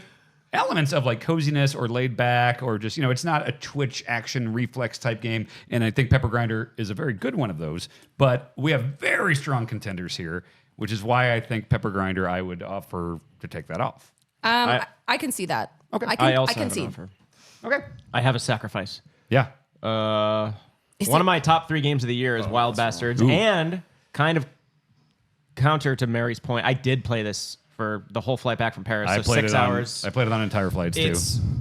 I do not like first-person shooters on handhelds. For some reason, I don't know. I need that either a controller for more center of gravity or mouse and keyboard. Wild Bastards is great on Steam Deck. 10 times better if you're like playing on your PC, mouse and keyboard, or controller or whatever. Like I was doing well. I got through the first playthrough on the plane. Then when I got home the next day, I started playing it, and I was flying through it. I'm with you. I played like 5 hours my first 5 hours were on a plane, and then I got home and I loaded it up on PC, and it's like, whoa, okay. Yeah, like, it's a different game. Yeah. So, It's just not the ideal way to play. but it. it does also, like, if you're looking for a game to melt time away, whole flights went by. Oh, yeah. Like 5-minute no bursts time at of all. shooting, yeah. Oh, it was fantastic. Yeah, loved it. Not even 5, yeah. All right, we're down to Prince of Persia, The Something Crown, UFO 50, Balatro, and Mini Shoot Adventures. Lost Crown, I believe. I'd like to make an argument that one of the best parts of UFO 50 is playing co-op with someone else. I have not played any two-player UFO 50. It's so much fun. If I were to sell someone on UFO 50, I'd be like, at least half of these games are either versus or co-op modes, and it's really fun to play on the couch with another person, which I would not do on a plane. True. So it's not that this is a bad thing. It's just that compared to these other 3, you will have such a great experience playing these other 3 on a plane. And UFO 50 I actually think is a better game played on a couch. Okay, so you think you're not getting the full experience if you're playing on a plane? Correct. I think that there's an argument there. That's Yeah. All right. kind of what I was saying. I'm fine with that. Yeah. So that leaves us with your final 3: Prince of Persia, The Something Crown, Balatro, and Mini Shoot Adventures. It's Balatro, right? I was gonna say, what were we doing this whole time? Balatro. What are you talking about I ourselves said here? to Like, Jake come at on. the beginning, I was like, it's Balatro. And it's on planes now, or it's on phones now. Are you fucking kidding me? You wanna- Let's be real. I played like an hour of Echoes of Wisdom, and I was like, okay, and just fired up Balatro. I thought that's Actually, I just remembered you asked on the plane Yeah. on the way out there. There was some time where it's like I'm going to play UFO 50 the whole way out there, or Yeah. Animal Well or something, and I just mobile Yeah. Balatro had just come out, and I It- played like 8 hours of it on the. That's Even more yeah. than what was plane game last year? There was a game last year that really. It was Vampire. No, that was 2 years ago. It was Vampire Survivors. That's an ultimate. Yeah. It's either it's Vampire Survivors or Balatro for best playing game of the last 10 years or of all Yeah, time. it's crazy. I mean, 'Cause the way you can just pick it up and play. You can play it you can feel like you're playing it for 5 minutes, but it's been 2 hours. Yes. It's so addictive. You don't have to remember exactly where you were because you're just playing hand by hand. It's just the perfect play. I saw Balatro is just I cannot recall another game that you can get into such a flow state and like not really think. However, it is a very thinky game when you actually start to see through the matrix. It's like the balance Yeah. between thinky and dewy is unparalleled. You can also listen to a podcast during it. It's Yeah. just like fucking perfect. So I feel like I crazy. do need to bring one thing up. We didn't really talk about Prince of Persia Right. at all. Do we think Prince of Persia still deserves to be in the top 3, or is there something that we cut that might actually fit that's better? good. I didn't play it, so I don't know. But I played the shit out of it. It's probably my number 3 game of the year, and I did not play it on a plane. But we do have a ruling on the books that says that that's fine and encouraged. So, but I just do know the way that I played that game, and I played it largely on. I think I played the Switch version. It runs surprisingly well. on Okay, the Switch. I was curious about that because It runs because I started on Steam or it was on the Ubisoft launcher or something, so I couldn't. So I switched to the Switch version, and I was like, "Oh shit, this is actually like running at a really good frame rate and everything." So most of my time was on the Switch, ran great, and made time melt away. But again, like Mini Shoot, I was so obsessed with it, I just like blew through, and that's like a longer game too. So if that had been my game coming back from Tokyo, I probably would have played that for 14 hours. I think this is a strong top 3. I do too. Okay. And it's Balatro. Yeah. It's just, Farscape's best playing game of 2024 is Balatro. Yeah. Sweet. Deserves it. Have Easy. has a big a one. plain game ever gotten Game of the Year for us yet? I pushed for Vampire Survivors. I can't remember That was what. 2 after Elden Ring. Oh, yeah, rough year. Okay. Remember your final argument where you were like, one is like so delicately put together, and you're like, and then there's just like this one where you can just like be completely. No, I said out of your both skull? are. I was like, both masturbation and sex are very good, but I think sex is more meaningful. That's All right. Yeah. I think that's what finally tipped Dan. Yeah, that's He's fair. like, I get it. Yeah. No, I don't think sex is I more think a playing game meaningful. is one. I could be wrong. No, I don't think so. We'll see.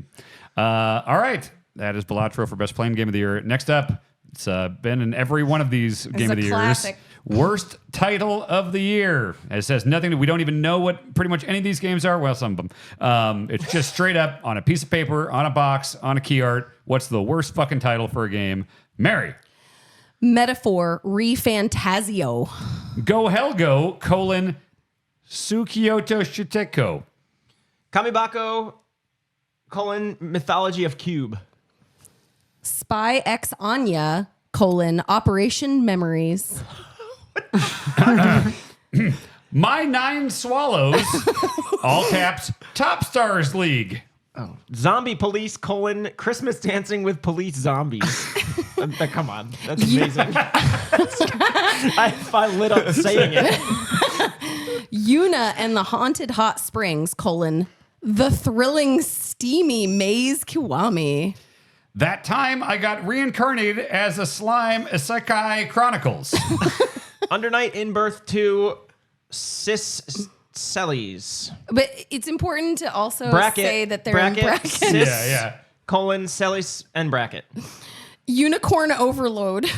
Which It's a little Jake typo. put this in, and I said, do we want to keep the typo and call it Unicorn Overload? And he said yes. So it is Unicorn Overload. And finally, Dragon Age, The Veilguard. The Veilguard. All right. So, okay, right away, worst title of the year. Mike, you seem to love the Zombie Police Christmas Dancing with Police Zombies. And you're right now that I say it out loud. It It is is That's great. like Yeah. That's a good time. That's probably the That's a best good title. time. Yeah. Christmas Dancing? Police.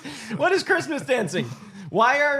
Why did they say police Well, zombies it's twice? zombie. No. It's zombie police, and then it's police zombies, and in between it's the Christmas dancing. So it's like Police Academy, Christmas Dancing with the Academy of Police. Yeah. Okay. All right. Cut it. It's too good. It's too amazing. good. Cut it. Do we have a best title of the year category? Can you make it now Could and be put that both. right below it? God. Unicorn Overload's fine. I'm always curious which of these are just the result of translation. Probably. Well, I don't know. Did they change the name of like? Well, not everything in like Japanese is going to translate to English. Well, some of them are also like anime. Spy X Anya is Spy Family, and Anya is a character in there. So Spy X Anya is for people who are fans of that anime. It would make sense to people who like Spy Family. Okay. Well, we can cut that then. So I think that makes sense. You just made it make sense. Yeah. Sure. Okay. Jake, I know you put the Valgard. It is definitely not as punchy as it would be without the, but is it like worse than some of these? I'm asking. You It can might keep be. it there. It might be. Okay. But, if no one else feels that way. Did we want to cut Unicorn Overlord, though? I think so. Yes, I think it's it fine. sounds, It's also it kinda sounds cool. fine. It's fine. Yeah. While we're talking about anime, I think a lot of these are actually anime. Probably. That time I got reincarnated as a slime is also an anime. Okay.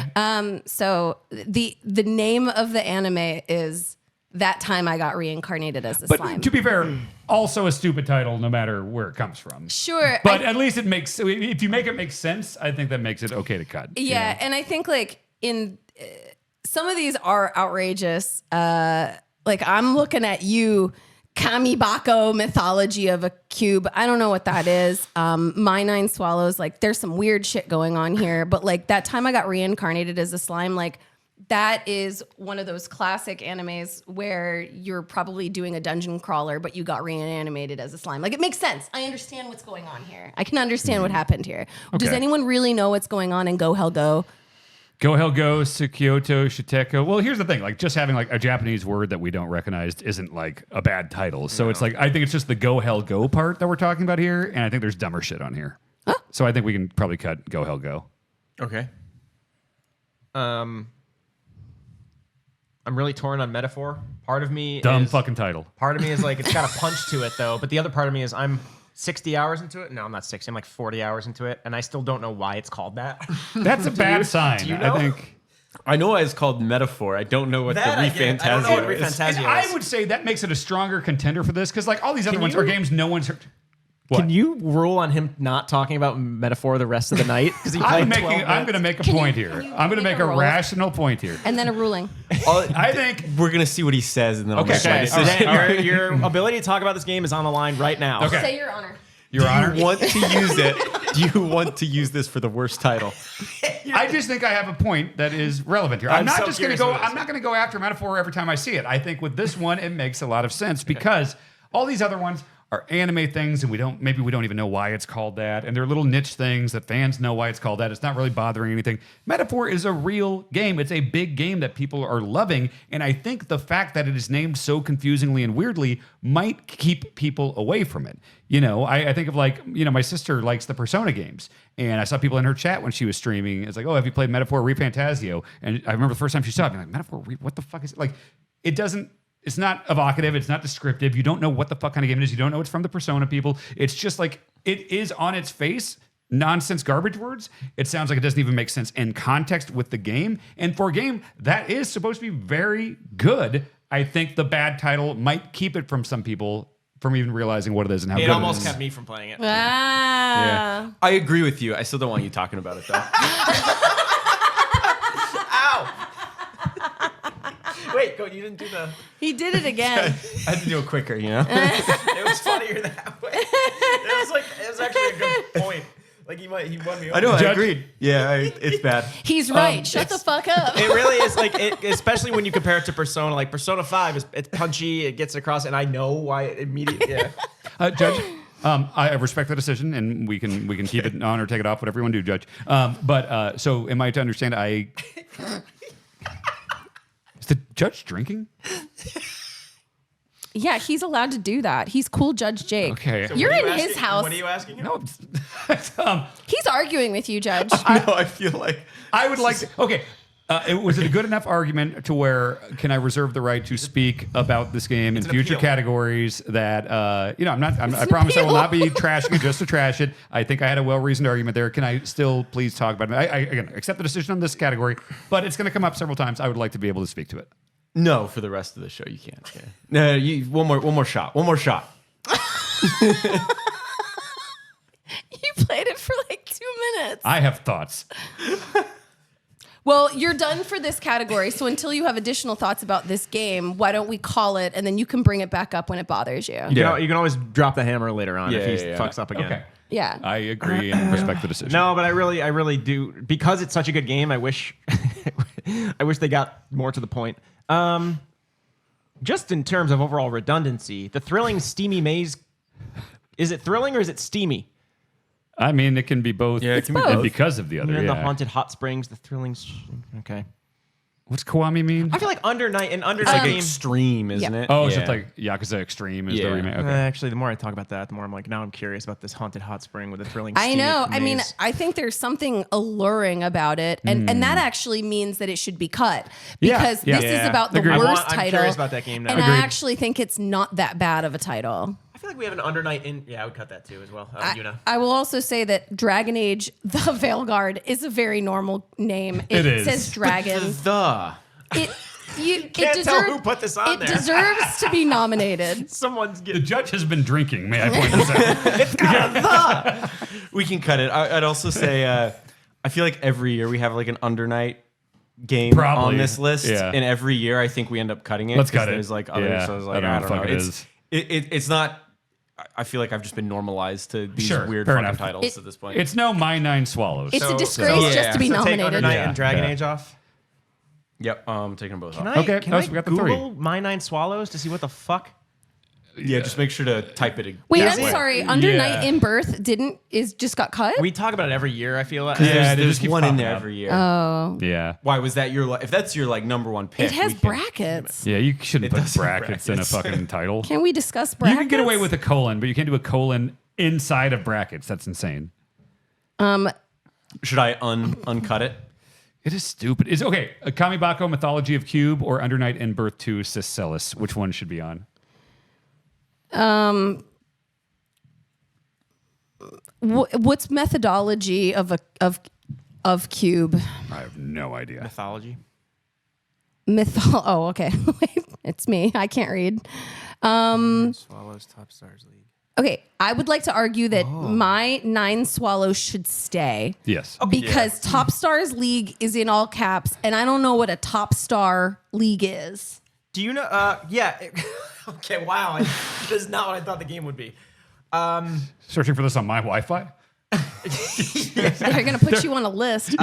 It's Come on, spit it out. okay. What? I want to hear what you all think this game is about. Birds. Ass. Ass. Like porn smut. Smut. Yeah, I was gonna say blowjob. A sex maybe? game. It's about a baseball team. So blowjobs. 9 okay. swallows, like 9 players. They're the What's this? Oh, is the team the Swallows? maybe that's it. The Top Stars League. Oh. Collaboration between Otomate and didn't wanna Japan's put professional baseball in baseball it? team, Tokyo Yakult Swallows. Okay. My 9 Swallows. Okay, so it kind of does make sense actually. Nine players in the team. But why is it? Why are there no I had to spaces? Google it, though. Why are there no spaces though? yeah, I don't know. Yeah. That's probably a translation. that is so valid. Why wouldn't you fucking put spaces in here? Well- Why is half of it in caps? The all caps There's no thing. baseball in here. That's like, I don't know. That's just like saying like my bottoms, an underdog glory hole story, and it's about it's about a I'm wrestling gonna go team. download that immediately. It's just like Crazy. you have really altered our perception because you put in some dirty words. God, I would have an AI asked to make box art for okay, that but, game. but if like counterpoint to that, if you're in Tokyo or if you're in Japan, I think My 9 Swallows might have different associations. Like Yeah, like if we somebody were- said, like, My 9 My Red Yankees, Sox, My yeah. 9 Red Sox would be like, oh, but that's not the best comparison because if like Yankee was innuendo in Japanese, then, you know what I'm saying? Yankee like they might was like blowjob. Yeah. We're just taking it out of context. That's what I'm saying. I think that's a Are we translation the issue. fools? Yeah. Oh. No, to be clear, I'm not saying it's not a. I had to Google it. But, Okay. But again, I don't know. That might just be. So where are we at on that? I mean, we could cut Mythology of Cube. It's kind of Kamibako Mythology of Cube. Kind of Kamibako. sounds ominous and I like kind of. Kamibako. You know, Mythology of that's kind of fun. Cube. Sounds cool. Kamibako. Sounds cool. We could cut that. All right, let's cut it. Let's cut it. I mean, Mary, you were the one who were. I'm who- fighting really hard for brackets. Oh yeah, To stay. punctuation is Okay. always. That's like the Kingdom Hearts kind of shit. The brackets Oh and God, punctuation. that's the Mount Rushmore of bad titles of every Kingdom Hearts game. Sorry. It's just all. It's just for every face is Sora. Four Mike Minottis. It's simple when you say it out loud. I'm sorry. He was in chat. He caught shrapnel. I'm sorry, Mike. I still have not forgiven him for saying that I thought we were Here, best friends. I'll do this for viewers. Hi, at Mike. least. Sorry. All right, so what wins?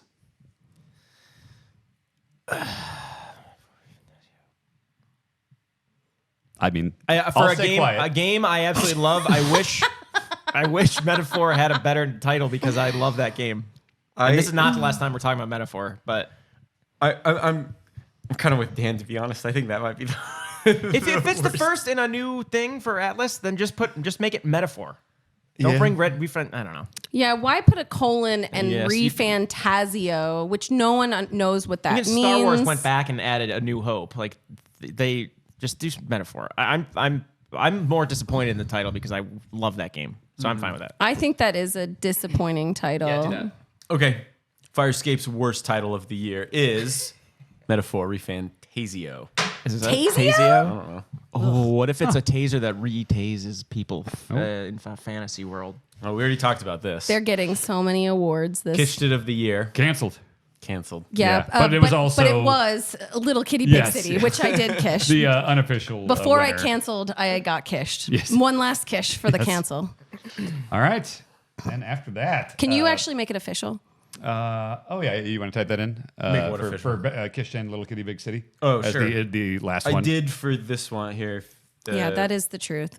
I added Anybody want Kishted anything? for coziest as well. Okay, great. thank I'm you. good for now. Anything? I'm good, thank you. All right. This is one I love.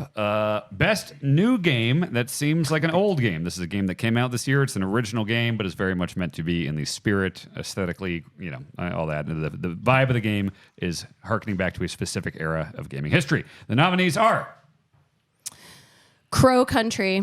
Celeste 64. Jake, can you be Mike?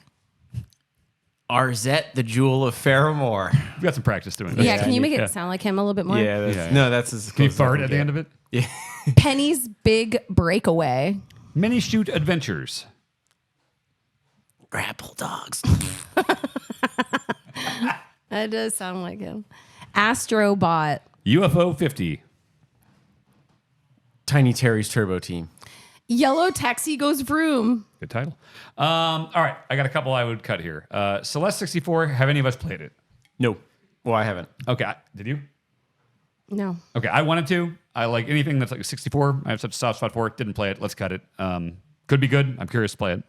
And then the other one was I will offer up Mini Shoot Adventures as a cut. It definitely harkens back to twin stick shooters. It harkens back to Zelda, to Metroid, to lots of old games, but nothing about the look of the game is actually like retro aesthetic at all. In fact, the look is the worst part of that game. So I would say take off Mini Shoot Adventures as much as it takes inspiration from older games. Okay.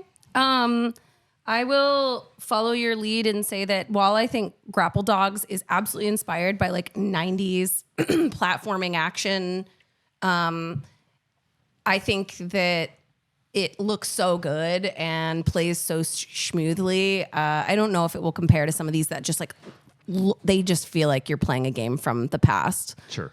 But I would like to also suggest that we have a serious discussion about Astrobot, which sure has like some elements of like classic PlayStation joy, but like I feel like it has the spirit of an old game, but maybe it doesn't but it feel literally like it has yeah, rumble yeah. control and it has motion A lot of those control. did. Well, I think Mike was the one who put that on there, so I do want to hear that because I as much as that as a compliment. Like it reminds me of like the glory days of 3D platforming. me too. But if this is to But if it this also doesn't category seem like is to games that wait is that oh that is okay. I thought that might be a different type of can.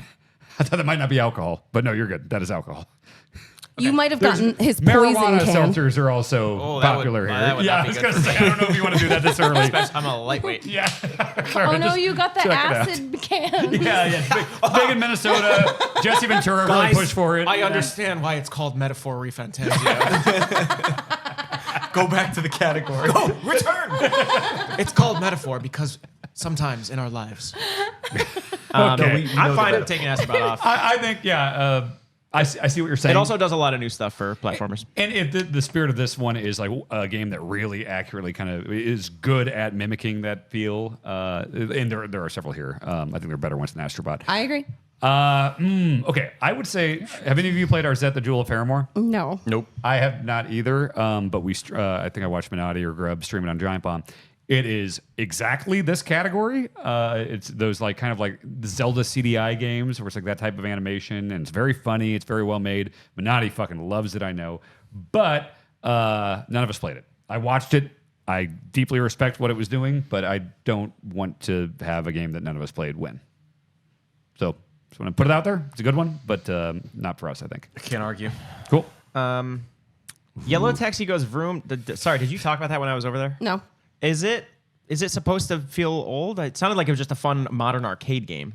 It's visually, it definitely kind of looks like it's in that 32, 64-bit era arcadey type. But it's also, this is best new game that seems like an old game, and I think there are several others that are better games. Yeah, than that. the fact that you put best in there Yes. means Yellow Taxi Yeah. goes bye-bye. Nice. Oh, it is. Thank It's you. the best. It's a quality thing too. Yeah, it's It not says most. best. Oh, it and that- doesn't say most old, like new game that looks like an old game. But I It's think we the should very much best. factor that in, that like if it can pull off both, being a really good game that Yeah. looks and feels like an old one, that's the ideal one here. So we're down to Crow Country, Penny's Big Breakaway, UFO 50, Tiny Terry's Turbo Team. Let's just do a quick rundown here of the ones that maybe I played and you haven't. Penny's Big Breakaway, I don't know if anybody played it. It's very much like a Dreamcast style 3D platformer. Pick your favorite child. Which one do you want? Penny or Terry Tiny Toony?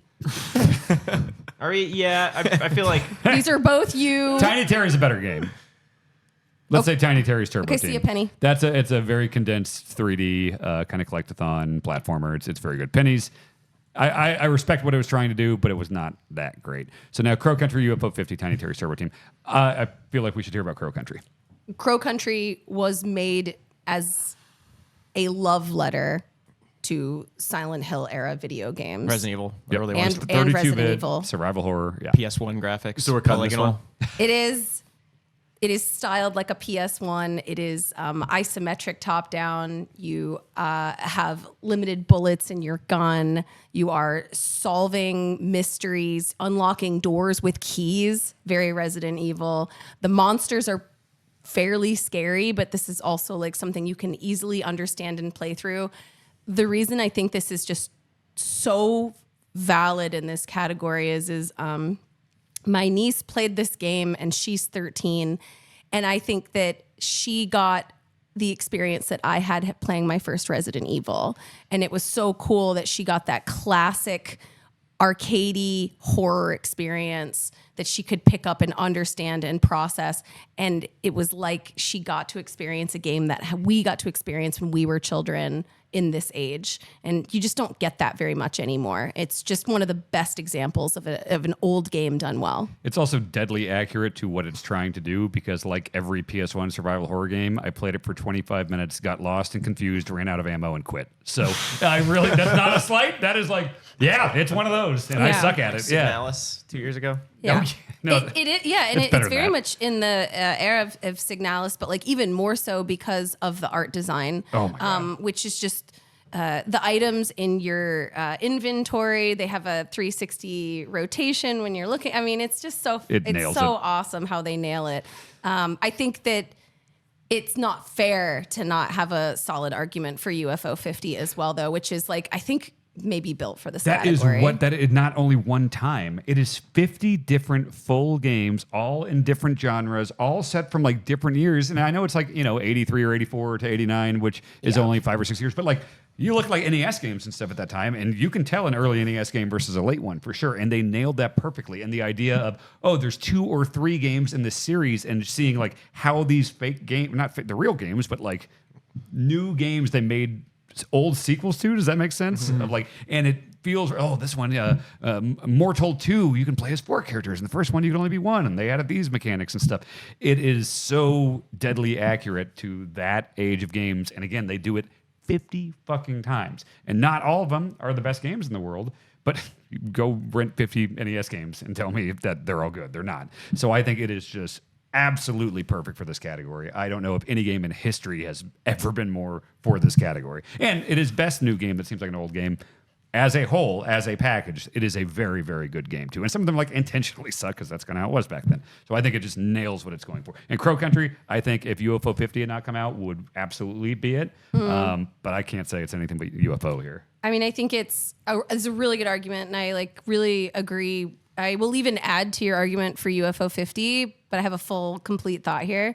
UFO 50 is meant to be a console that was invented back in the day when there could only be a 2-button controller layout system. And so every game in the 50 only have 2 button inputs plus directional pad, which is a really neat, it's a really neat thought to be like, if we were making a console back then, yes, everything would have the same constraint.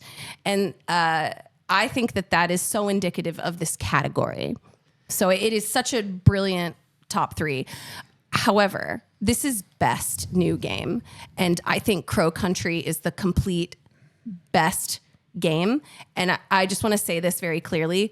I really liked about 8 of those UFO 50 games very much. I thought about 20 of them were just straight up bad. And there was like 30 whatevs in there, 32 if you want to get me to 50. Crow Country, I would rather play than any game in UFO 50 any day of the week. And I disagree with that, but I do know a lot of that is because I have always respected survival horror more than I've enjoyed playing it. So that's kind of a me thing.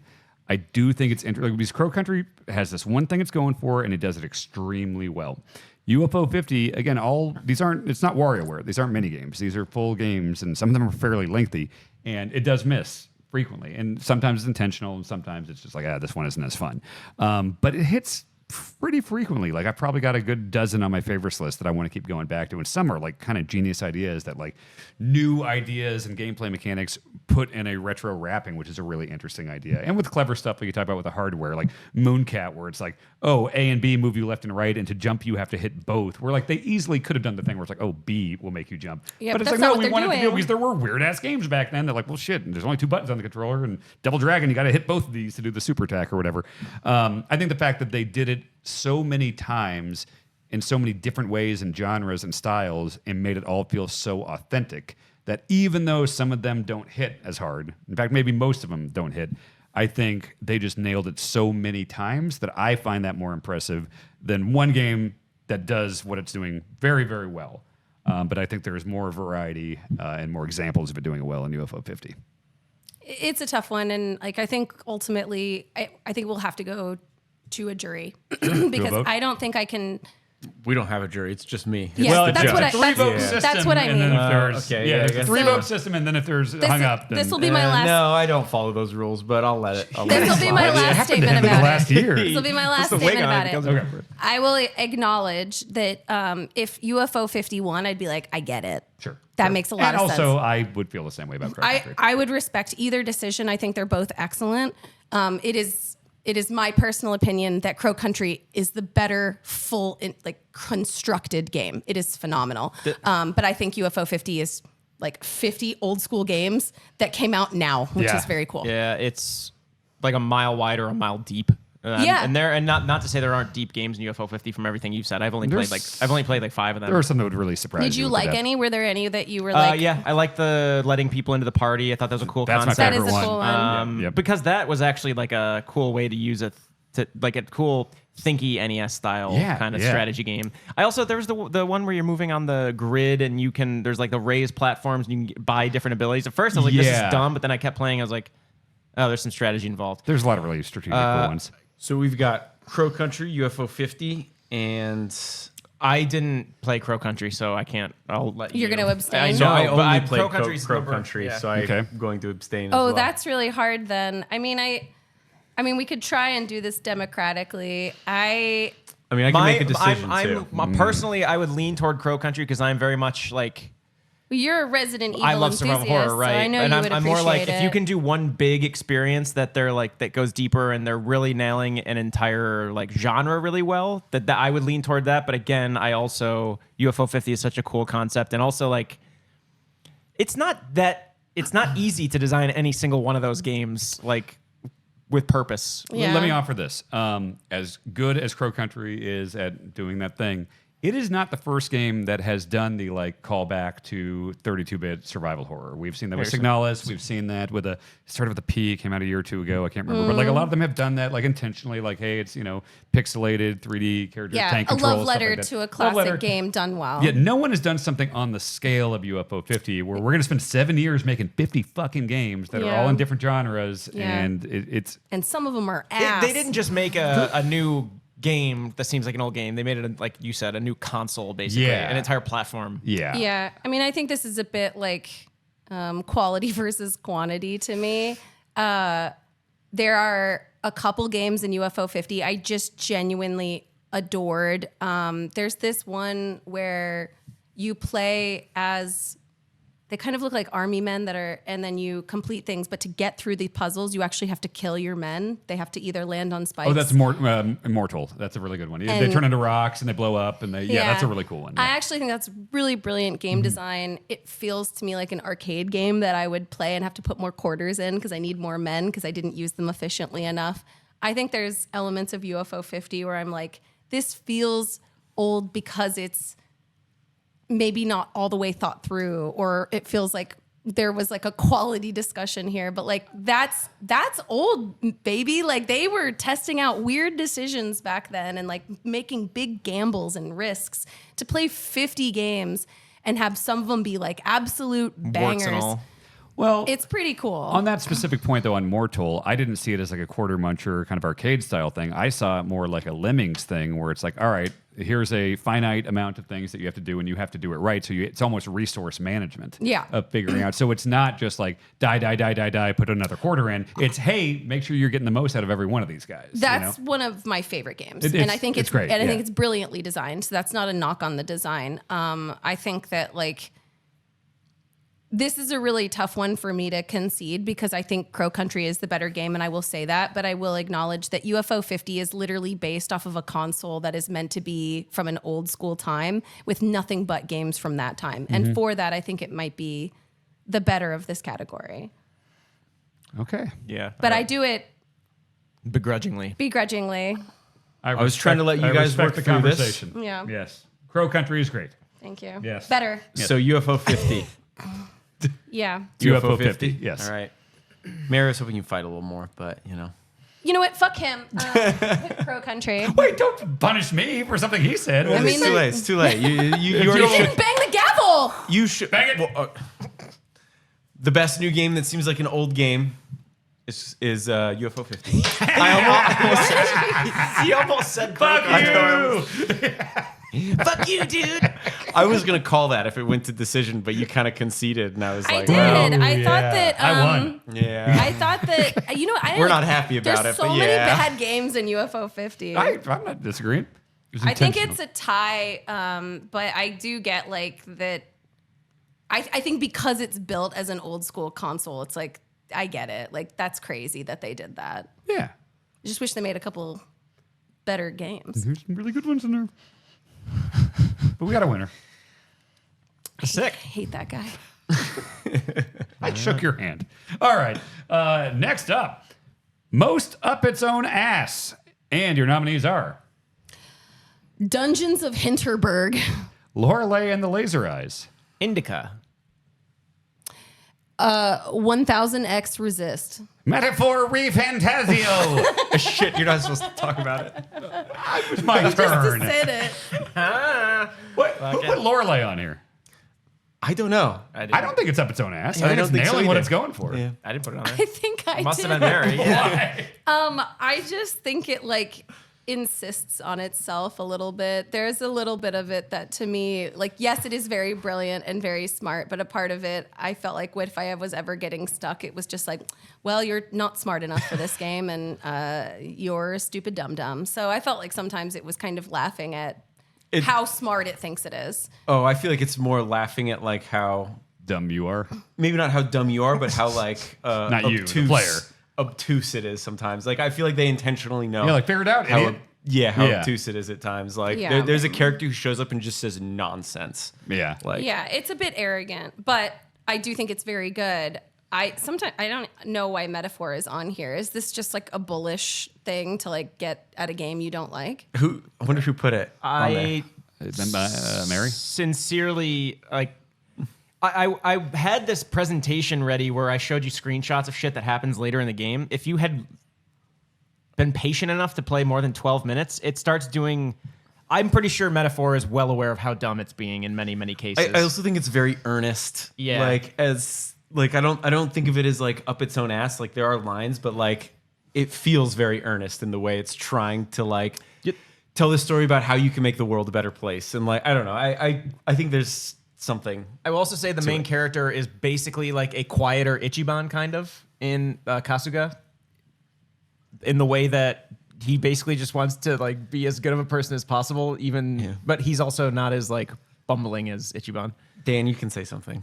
Oh, no, I'm just looking at this. Are we cutting Lorelei? Just to check. I think we should, but I, I think don't we know. should would cut say, yeah. Metaphor. It's not up its own ass. Do you think fantasy can impact reality? I don't even think you should be speaking. You're clinging to the one bullet of ammunition that you have because you literally could not sit through it. Right, I played 12 minutes, but I don't know what the fuck I'm talking about. Yeah. No, I think Metaphor is actually, earnest is a very good word to describe it. Okay, let me say this. I've never seen a second of 1000X Resist, but based solely on the things I've seen people say about this game. we put it under most Dan-ass game of the year. I think it's probably a good sign that it's up its ass. The way people talk about this game, you would think it's just solving every problem and every philosophical question anyone's ever had and every world issue, and it just seems like there's no way this game isn't up its own ass, right? I don't know.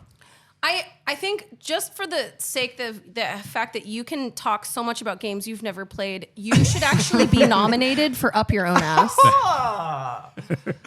Can you want to put me on here? Let's go ahead and put me on there. Yeah, Just for once, I'm not the one being accused of being pretentious. It blows my mind how much you have so much to say about a game. You have put 0 minutes in or less than 12 minutes in. You see what people say about this game. You don't have... Who put that on here? You don't have a card to play. Did you? I don't understand why you're speaking. I'm just putting it on there to say that, like, I am wary of this game because of the way people talk about it. I like have a played cage some of this game. I started it up, and I got to like the first line, and I hit Alt F4, and I was like, I don't remember what it was, but I was like, this is 100% not my vibe. On Steam, it says I have 1 minute play to that game, so I don't know if I can talk on it either. Well, I think that's telling. I will say, I made it 12 times further into Metaphor Refantasio than you made it. Yes. Who put Dungeons of Hinterberg on here? I did. What about that is up its ass? I actually liked it, but I just too. think it had... I probably could have also put it in for Talkie. Maybe I did, and we cut it. But, like, there are just elements of that where... It's obviously saying, like, look how many different elements we shoved in this game, but it doesn't actually do any of them exceptionally well. Yeah. The thing that I think it really does great is when you're in these dungeons, there's physical platform puzzles that are really interesting to solve, but it's muddied with, like, all these design systems and making sure you're buying gifts for people and being friends with people. And you meet this person who's a writer. I think they're like a... Journalist. They're like doing the parody of like a Vice reporter. And he's so obnoxious, and I think it just insists upon itself a little bit, which is like, oh my god, the irony of media. You start to find out throughout the game that he actually is not going to any places he purports to be reporting on. He's just talking about them, even though he hasn't experienced them firsthand. Oh, that's really fascinating. Because, I was actually thinking that person was so up his own ass. That's why Dungeons of Hinterberg deserved to be nominated. But the more I see it, I would actually cut that in favor of Dan making top 3. okay, I see it. Wait. Actually, to Dungeons of Hinterberg, I agree with everything you said. I don't think it's up its ass. I think it's just bloated because I do think the puzzles. I wish that team had focused on like just doing a Zelda-like. That's the thing. They did really well in the puzzles and the platforming and whatnot. When she described it on the podcast, I was like, "That sounds awesome." There's a couple dozen like Zelda dungeons. I actually like that game. I like it too. But it was the parts where it's like in between, where it's like, I don't want to talk to some asshole about his boombox or something. It's like it's also roguelike elements in the overall. It's like, why do you need this? This is so inconsequential. So should I have not cut it then? I think Dungeons. I think you put it back on. Okay. I like Dan Reichert. Oh no. I would say you can keep Dungeons there. I definitely don't think that should win though. Well, we're at the point where if it's not going to win, it needs to be cut. Let's hear about Indica. Do you want me to talk about I would definitely cut. Indica, please. Do you know what it's about nuns. It is about the Russian Orthodox Church in the, I think, turn of the century, like end of the 1800s. You play a nun and there's a pray button. Or there's a what is that called? Genuflect? I don't know. Genuflect.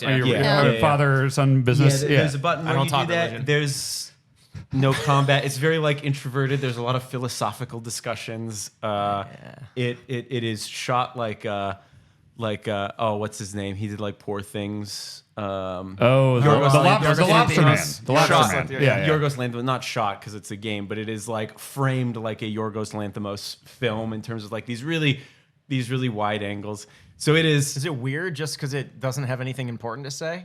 No, it does. I mean, now. it has interesting things to say, but it is. No, I love it. I think up its own ass. They're up their ass. Yeah. I think that's worth keeping. I think we should remove 1000X Resist. It is one of the most powerful games I have heard from other people because I haven't. I've also heard that. No one's played it, so we should just cut it. This is 3 people that I respect very much. Number 1 game of the year. Oh, are you serious? Yes. I think Dan Reichert's an everyman, and I think I have 1,000 X Resist, and I mean this with all the love of my heart, sounds like the kind of game Chris Plant would have like slacked me about first thing in the morning on a Monday when I worked at Polygon. You have to I'm play surprised this. he hasn't texted me about it. People are saying it's phenomenal, but I haven't played it, so I don't think we should speak on it. Unlike someone who feels like they get to speak not only for their own inexperience, but I just want to express, now that you're nominated, Yes. I believe that. It's an honor just to be nominated. Wait, Yes. can I make a point or no? Do you want to make your point quickly? Are you going to rule on whether or not Are you Dan can the be judge? nominated? No, I'm gonna make Dan the winner. She's arguing with the judge. Oh, go ahead, please. Most up its own ass is Dan Reichert. Yay! I won! Who won, idiots? So we don't need to justify this, but I'm going to anyway. There's only one person that needed to use sound bites from other people to insist that they were right. There's only one person who stole words from other people so that they could say that they were right. she's The still sound, not- the she's sound thing. referencing Yeah, the the soundboard. episode. Yeah, they're probably on. No, that's the other soundboard. Okay. That is so up your own ass. You deserve this award. You should wear it every day. This is like it in is the- your honor. This is like in a thank TV you. show when you find out in the finale that one character never actually forgave the other one for something in like season 1. Oh yeah, so Yeah. you've been carrying this the whole time. Yeah, She's got the bring it gun up to your the right face. You're like, time. what? Why? She's like, because of the time you made me say shit with a soundboard. You made me agree with you on a thing I didn't agree with you. All right, it's an honor to win. You're proving. should. You're proving the. Dan Stupid is ass. right. Thank you. Okay. Next. Best mechanic. This one's gonna be fun. Oh yeah, your nominees are Memories in Prince of Persia. Hoverboard and Echo Point Nova. Echoes in Legend of Zelda: Echoes of Wisdom. The Yo-Yo in Animal Wow. Possessing people in Slitterhead.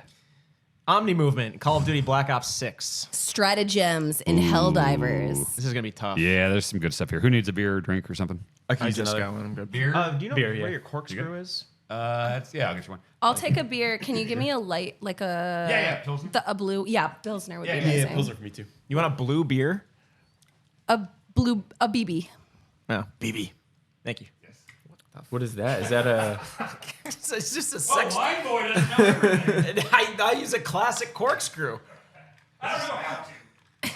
Don't put it on your I'll dick. use it in a second. Oh, ooh. That thought did occur to me. Did you guys already do the Ass. say what is nominated for this? Yeah, Yes. we just did. We just We're just okay. waiting for Dan because he's gonna have thoughts. Somebody didn't. I'm good, thank you. Thanks, bud. Thank you. All right.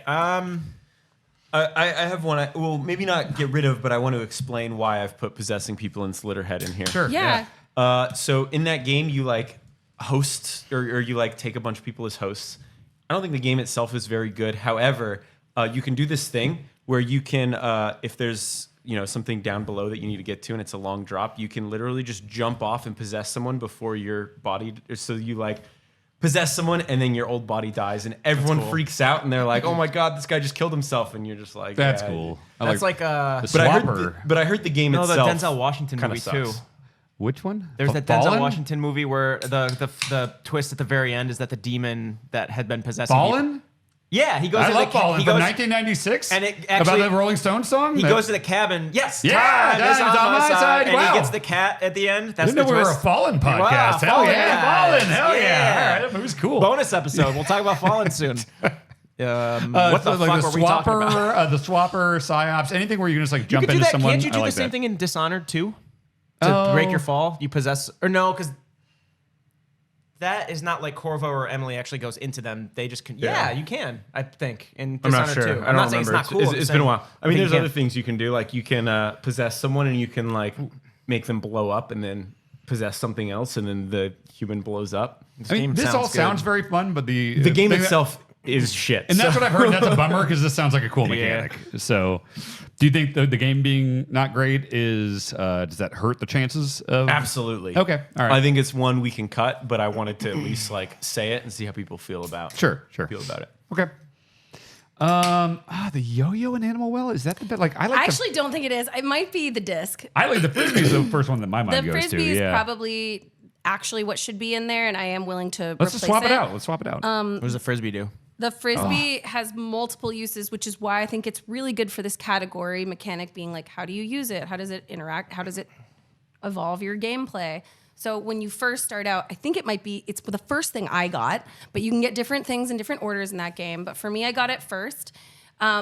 Its uses, you're throwing a Frisbee and it bounces off of walls. So you can use it to hit buttons or trigger levers. Or distract dogs and stuff. That's like another one that's totally different, which is mechanically in Animal Well, there are things that try to kill you, but the Frisbee, the dog will chase the Frisbee so you can get away. And then my favorite thing, and this is why it's on here, is later, it took me a while to learn this, the whole time you can also use it for traversal. So you can throw it, and if you jump on it, you can travel across the entire fucking map on it. It's nuts. And I think everyone had that moment where they organically discovered it, because again, it doesn't explain stuff. I think what category was it we were talking about this? Most Dewey, yeah, and I think it won for a reason. It's fucking crazy. Everybody probably has the exact same response when you find out that you could have always traveled with the Frisbee, and you're always like, oh my even God. like you get to one of those rooms where it's just like a long stretch of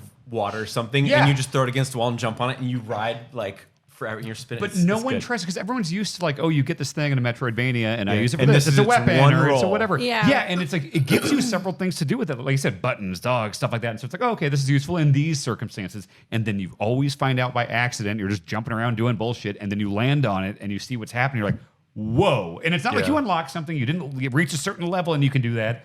It's just, it was always there right in front of you. Like, I think that's so fucking cool. Like, I think some people liked Animal Well more than I did. Like, I just saw credits once. I didn't do the 19 different endings or whatever. Yeah. But those moments were like undeniable. Like when you realize that, like, oh shit. It deserves to stay. I agree. It is a brilliant mechanic. So I think one in here that is worth cutting are the Echoes in Yeah. Zelda, because that menu is such a pain in the ass. It's as cool as that messy. is, every time I had to open that menu and like search through it, I'm like, what was I It's looking messy. for again? I don't remember. Yeah, I Half of agree. them also, like, the pathing on some of those is just bad. Yeah. And then half of them force you to become Link in the game, where the whole thing was to become Zelda. Disrespectful, quite frankly, that you would say that it's the first game where you actually play as Zelda, but if you want to stab someone, you have to turn into Link. If you want to do some cool shit, be Link. Fuck out of here. It feels like what was the Disney movie Princess and the Frog? Yeah. It's like the first. This is not at all the same thing, but it's like, oh, it's the first not white princess, but then she's a toad half the time. It's like, well, that's not really what you told me it was gonna be. Yeah. Frog. She was a frog. There was like just so much opportunity. He was a frog. And I think they missed the opportunity. If it went hard on being like, this is a different, like it's got the wrappings of a Zelda game, and you're getting the big key, you're going to dungeons, fighting bosses, but it's like, hey, you have to figure out how to do this smartly with all these echoes. I think that would have been cooler than like, or you can press a button and hit it with a sword a bunch, you know? Yeah, And I like, agree. Some stuff you do have to use the echoes, and there are very, like, again, I like this game. It's an 8 out of 10 for me. But I think the promise of the echoes was better than the reality. And again, They the became actual cumbersome. functionality. Yeah. You know, Jeff Grubb mentioned, like, I did start using this where like he would just pause and go to it on the bigger grid pause screen. And that's a little better than cycling through 40, 50 things horizontally. But it's still like every time you need to switch that shit a lot. Like, I need fire for this. Oh, I'm in combat. I need Like to do something multiple here. times a battle sometimes. Where Yeah, you're just, totally. like, scrolling through. And it's It like- is a cool concept. I just think Yep. it's clunky, and I think they could have refined it more. So Well, I think what's also more damning is that menu was used in Tears of the Kingdom, and I feel like people were also annoyed in Tears Yep. of the Kingdom by Yep. that. And then it came back, and it's like, oh, I don't want to do Couldn't- this Yeah, and I'm again. just like, we Couldn't talked about it. fix It's like it. you need like a Dishonored 2, like several radial wheels that you can go Yeah. through or Yeah. something like that. I cut That's it. fine. Yeah. I I respect already it, cut but it. I It was cut it already like cut. a couple So- minutes ago. you were just talking. I was the one. I think I suggested putting memories in there. I think it's an awesome mechanic. It's really good, but I also think it's more of just like a quality of life kind of Is thing. that the picture? It is. Pictures is like It's great. That's It's awesome. huge. Is it innovative? Is it the first? I want it's the first. I love Metroidvania. It's one of my favorite genres, and it's the first time at least I can remember that like it's like a button. It was like, what was it, up on the D-pad or Hold something? it where it's up, like hold up, yeah. boom, you can do this thing, and then it's on the map. It's just Oh, yeah. right there. And so like how many like Animal Well was actually really guilty of this, where I would just look at the map and I'd be like, what is that? I guess I'll walk all the way over there. And then I'd get all the way there and I'm like, oh, right, I couldn't do it because of this. Whereas like if I can literally take a picture of it, like in Prince of Persia, I'm not wasting my time getting to a warp zone and going there or whatever. It's like, oh, right, that's the place where I needed to do the super jump or whatever. I thought that was so elegantly included. And I can't think of one. Like obviously a million games you could do a screen capture on like Steam or Shadowplay or whatever, but like this is just built into the game on every console and I use it all the time. I thought it was fucking great. Yeah, no, it's awesome. It's compared to some of these, it strikes me more as a quality of life thing, which does not mean it's not a good mechanic, but Yeah, it's like I wouldn't put this on the same level as like auto save. That's more just direct quality of life. This is a mechanic, but I see what you mean. I'm saying compared to some other stuff on here that I'm really feeling really let's strongly discuss about. the other stuff and then discuss what falls short. I mean, I have to really say, you're going to have to really fight hard for this hoverboard. Like, a hoverboard is not new or innovative. I and know. it's also not a mechanic. It's traversal. there's also one in that Metaphor. It just does there's the sword. I love that it lets, I should have put the sword surfing in here. I do like that you can just completely go up any surface. I didn't know that till I was like... That's the shit I love where it's just like when you realize that, I can, the sprint button is just like, I have a hoverboard now and I can wall run. I can But go that's straight not a up the thing. mechanic. A hoverboard? It's a mechanic. I mean, I think they're just like, basically we're like, we want you to be able to travel very freely. It's one small part, not small. It's one part of an overarching, like really fun, dumb movement system. And let me put it this way. I fucking love it. I do think it would probably be the next logical cut. Okay. Great. Well, okay. What about omni movement in Call of Duty? That is sorry. Well, I was just gonna say I play all of them. I enjoy them, but like that is fine. But I feel like the marketing hyped it up more than I actually. I don't know. Like I care feel like about as I it. play it more, I'm enjoying it more. Like all these little, like when you're just running around like in the campaign and stuff, I was like, oh yeah, it does feel like I can smoothly kind of move in directions and stuff. But all these little things like in multiplayer now, it's like, okay, I'm laying down on top of a bus and I'm trying to like kind of turn. Where it's like it was very kind of clunky before, and now it's just very smooth and like the way the animation You should say factors it's in. omni and- movement plus supine prone is what they call it. So it's like. Yeah. I think the moment it really clicked for me how awesome it, like the whole game is trying to make you feel like this rogue G.I. Joe basically within the CIA. But the moment it really clicked was on Subsonic, my favorite map. That's a good one. Second or third favorite map. And we were playing Hardline, the one where the zone you have to capture moves. Is that Hardline? Are you thinking headquarters? Headquarters? Or Hardline, I think I turned that one off. I don't do a lot of the zone ones. It's the one where the zone moves. It might be Headquarters. And I was running out of the hangar, and it's pockmarked with craters from shells. And I was like, oh, perfect. And I was sprinting, and I dove in, and in midair went prone, and then turned around on my back and killed a guy at the rim of the crater. I was like, oh, that's the shit that I can do with this now. Also, like, I went back to play older Black Ops games recently after I played this campaign, and I was like, oh man, it feels weird to not have this now. Sure. Like, I cannot imagine next year's Call of Duty without it. Like, it changed how I wouldn't say it's as impactful as like Titanfall 2's movement was, but sure. like you look at Advanced Warfare, that staccato kind of rocket strafing. Yeah. I would say this is actually one of the more meaningful movement changes in Call of Duty, which There are a lot of things that make this the best that's Call of just Duty. multiplayer. Zombies, you can backpedal, sprint while a shit ton of zombies are chasing you. It makes zombies more fun too. Okay. There are a lot of things that make this Call of Duty the best one in a long time, but Omni Movement is like top 3. Yeah. Yeah.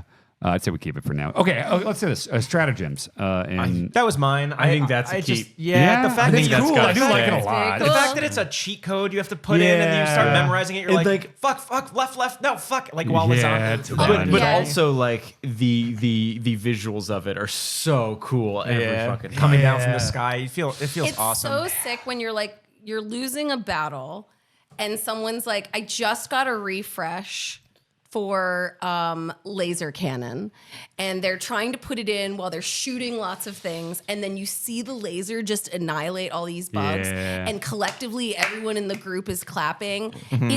It is the stratagems that essentially make that game so exciting every time. And I also love that when you're trying to call one in that's like 12 characters long. Yeah. And during intense, it's like trying to open the lock when a murderer's chasing you or like defuse a bomb. You're like, fuck. Like you can actually fuck up a stratagem because you're losing your cool while you're trying to do something. It's All right, let me offer this because I agree with everything we just said. Cut Memories in Prince of Persia, and Hoverboard and Echo Point Nova. Okay. And we keep Frisbee, Omni Movement, and Stratagems. Okay. Yes. Okay. Cool. Those are fun mechanics. Yeah. Ooh, what's God? There's something about that Frisbee moment that is so The Frisbee is brilliant, and it's really, I think, something that we should discuss now that we're at our top 3 is like innovation. I think that there are other games where you get to call down really cool stuff, and it alters like the game for everybody, and it's like this really exciting moment, like a kill streak in Call of Duty or something. Yeah, something like that. But I think I've never seen a mechanic where you have an item that you're using in 3 completely unique ways that the game just doesn't tell you, and every player will have that aha moment where they discover that you can manipulate this item in a very unique way, and that it's traversal. It's actually your fast travel. My counterpoint to that is Legend of Zelda Echoes Wisdom has the same exact thing with the bird and the locking you to it and pulling you across the map. I don't know how, like with the Frisbee, it seems required, and so it's like that was considered and stuff. I think it's very so cool. So it's not like an Frisbee. immersive sim, like cool little. Yeah, I mean that's trick. fucking awesome. I love that, but like I feel like the Frisbee was a considered thing. It's intentional. I also think like when you look at Animal Well, there's so many cool mechanics in that game. Like we had a different one here that we were like that also is cool, but we decided on this. But there's so many cool bubble, mechanics that you can use in so many different ways that like I don't know. I almost think like Animal Well should just be best mechanic. It really is. I really have to fight for it, and I just have to say like that sounds cool. I'm fine. Stratagems existed in Helldivers 1, right? This is Helldivers 2. Sure. No, not the same way. You didn't use cheat codes to input them. Yes, you did. You threw flares. I played that game for like 50 hours. I did too. You use a keypad. Is that true? I'll Google it. I thought if I'm wrong, I'll that's fight. I'll bet you a beer. Huh. Yeah. No, I'm not betting you because if I'm admitting you might be right. I couldn't. I feel very have sworn strongly you just about threw it. flares. Yeah. You used the D-pad in Helldivers 1 to pick Interesting. up. I think she's right. Okay. Yeah.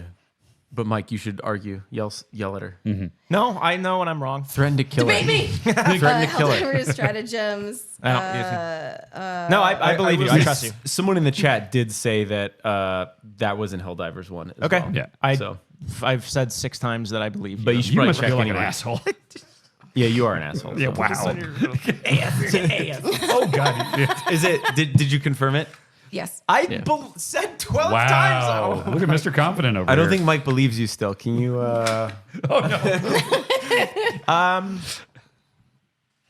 I think Frisbee's a really cool winner here. I like to Jake's point.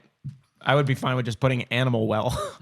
But I like narrowing down specifically because that Frisbee moment is Frisbee's like the Frisbee dope. is the coolest. The Frisbee but is really exciting. But I think that game in general. Bubbles is are cool just- too, but the Frisbee has like 3 different use cases, which is why I think it's such an Yeah. interesting Well, mechanic. even like how fast travel works is kind of cool. and it's a like- fucking Frisbee, and they found like several interesting ways to use it. Like, let's do Frisbee. It's very cool. Cool. All right. Fire Escape's best mechanic of 2024 is Frisbee and Animal Well. Hell yeah, that's I'm a great really one. excited about that. That's a great one. That's a big win. Yes. All right. Next up, we were talking about echoes recently. Best echo and echoes of wisdom. Your nominees are Pea hat, Water Block, Spiked roller, bombfish, Table, shark. fan. Crow that steals money. Okay.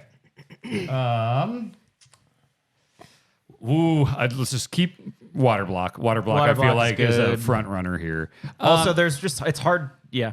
I think we take Table off. I mean, You're it's- fuck off. I was Table gonna is say the most table, important. yeah. You're so Table is- fucking table stupid. is the workhorse. I'm blown away that you would bring up table my first. God. It's the number 1 echo that I've used in that Jesus entire Christ. game. I'm offended. Wait, Okay, Not table bad. mark over here. Not Jeez. bed. I feel like bed should Yeah, be bed here. is like longer. So Yeah. you have to, The like bed's cross the bridges. things. Yeah, Bed's the one bed's that I better than was table. like- Oh wait, I think I meant bed. You wrote table in all caps and went fucking nuts. She was about to I think kill I meant you. bed. The original bed. I was gonna say I don't remember using table just- but bed. you Can can't you just- replace table with bed and then I can't can just- Have you yell? been sleeping on a table your whole life and didn't know it? And eating Lying on a table. eating on your bed. I told Like a you I picnic wrote some of table? these when I was drunk. I thought it was weird when we went to her wedding thing that on her bedroom. It was just a picnic table with a blanket on it. But my back was Fuck. fucked Yeah. for a week. Original bed is really important. because you can also get hearts through it. Yes. Yeah. Okay. Well, now this is making more sense. Yeah. It's making more sense. The I think I was anger is- thinking. So we were doing this. I was watching I Think You Should Leave. That's and what I was thinking. I was watching the episode of Tables, Freddy Krueger has my beds. and I think I thought that beds were tables. Anyway, I'm glad that bed's on here. All right, I'm cool with bed staying for a while. Okay, fine with- let's take off spiked roller. When I got spiked roller, I thought it was so cool because it was so big and wide, and like, great, I'm gonna throw these giant fucking spiked things at things, but like, it always hits something and doesn't actually do the thing you want. So good in concept, not great in. I'm execution. also I loved getting the shark because all of a sudden you get the apex predator of water in the temple and you just summon it in the water and it kills everything. Yeah, But yeah. it's not as cool as the bombfish. And Yeah. if we're talking aquatic echoes, Take I shark would off. cut the shark off. I put the fan on there because I thought it was funny at times. So like, there's the green fan that you could pick up and just walk around and just like, shoot dudes off the edge and It's an everything. honor to be nominated. Yeah, but it's not one that Get like, outta here, yeah. fan. I sorted by most used, and fan was not anywhere no near that table. top 10. Yeah, I also, I should say we should take Crow that steals money off. That was mine. I like that there is a specific bird that actually makes enemies drop money and Yeah. rupees, but That's it neat. also the pathing, like any of the birds, sucks. just waiting for him like.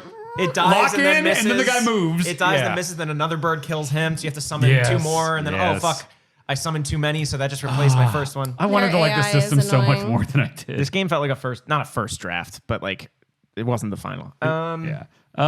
Okay. So I put P hat on just because like, especially early. What? The phrase "pea hat."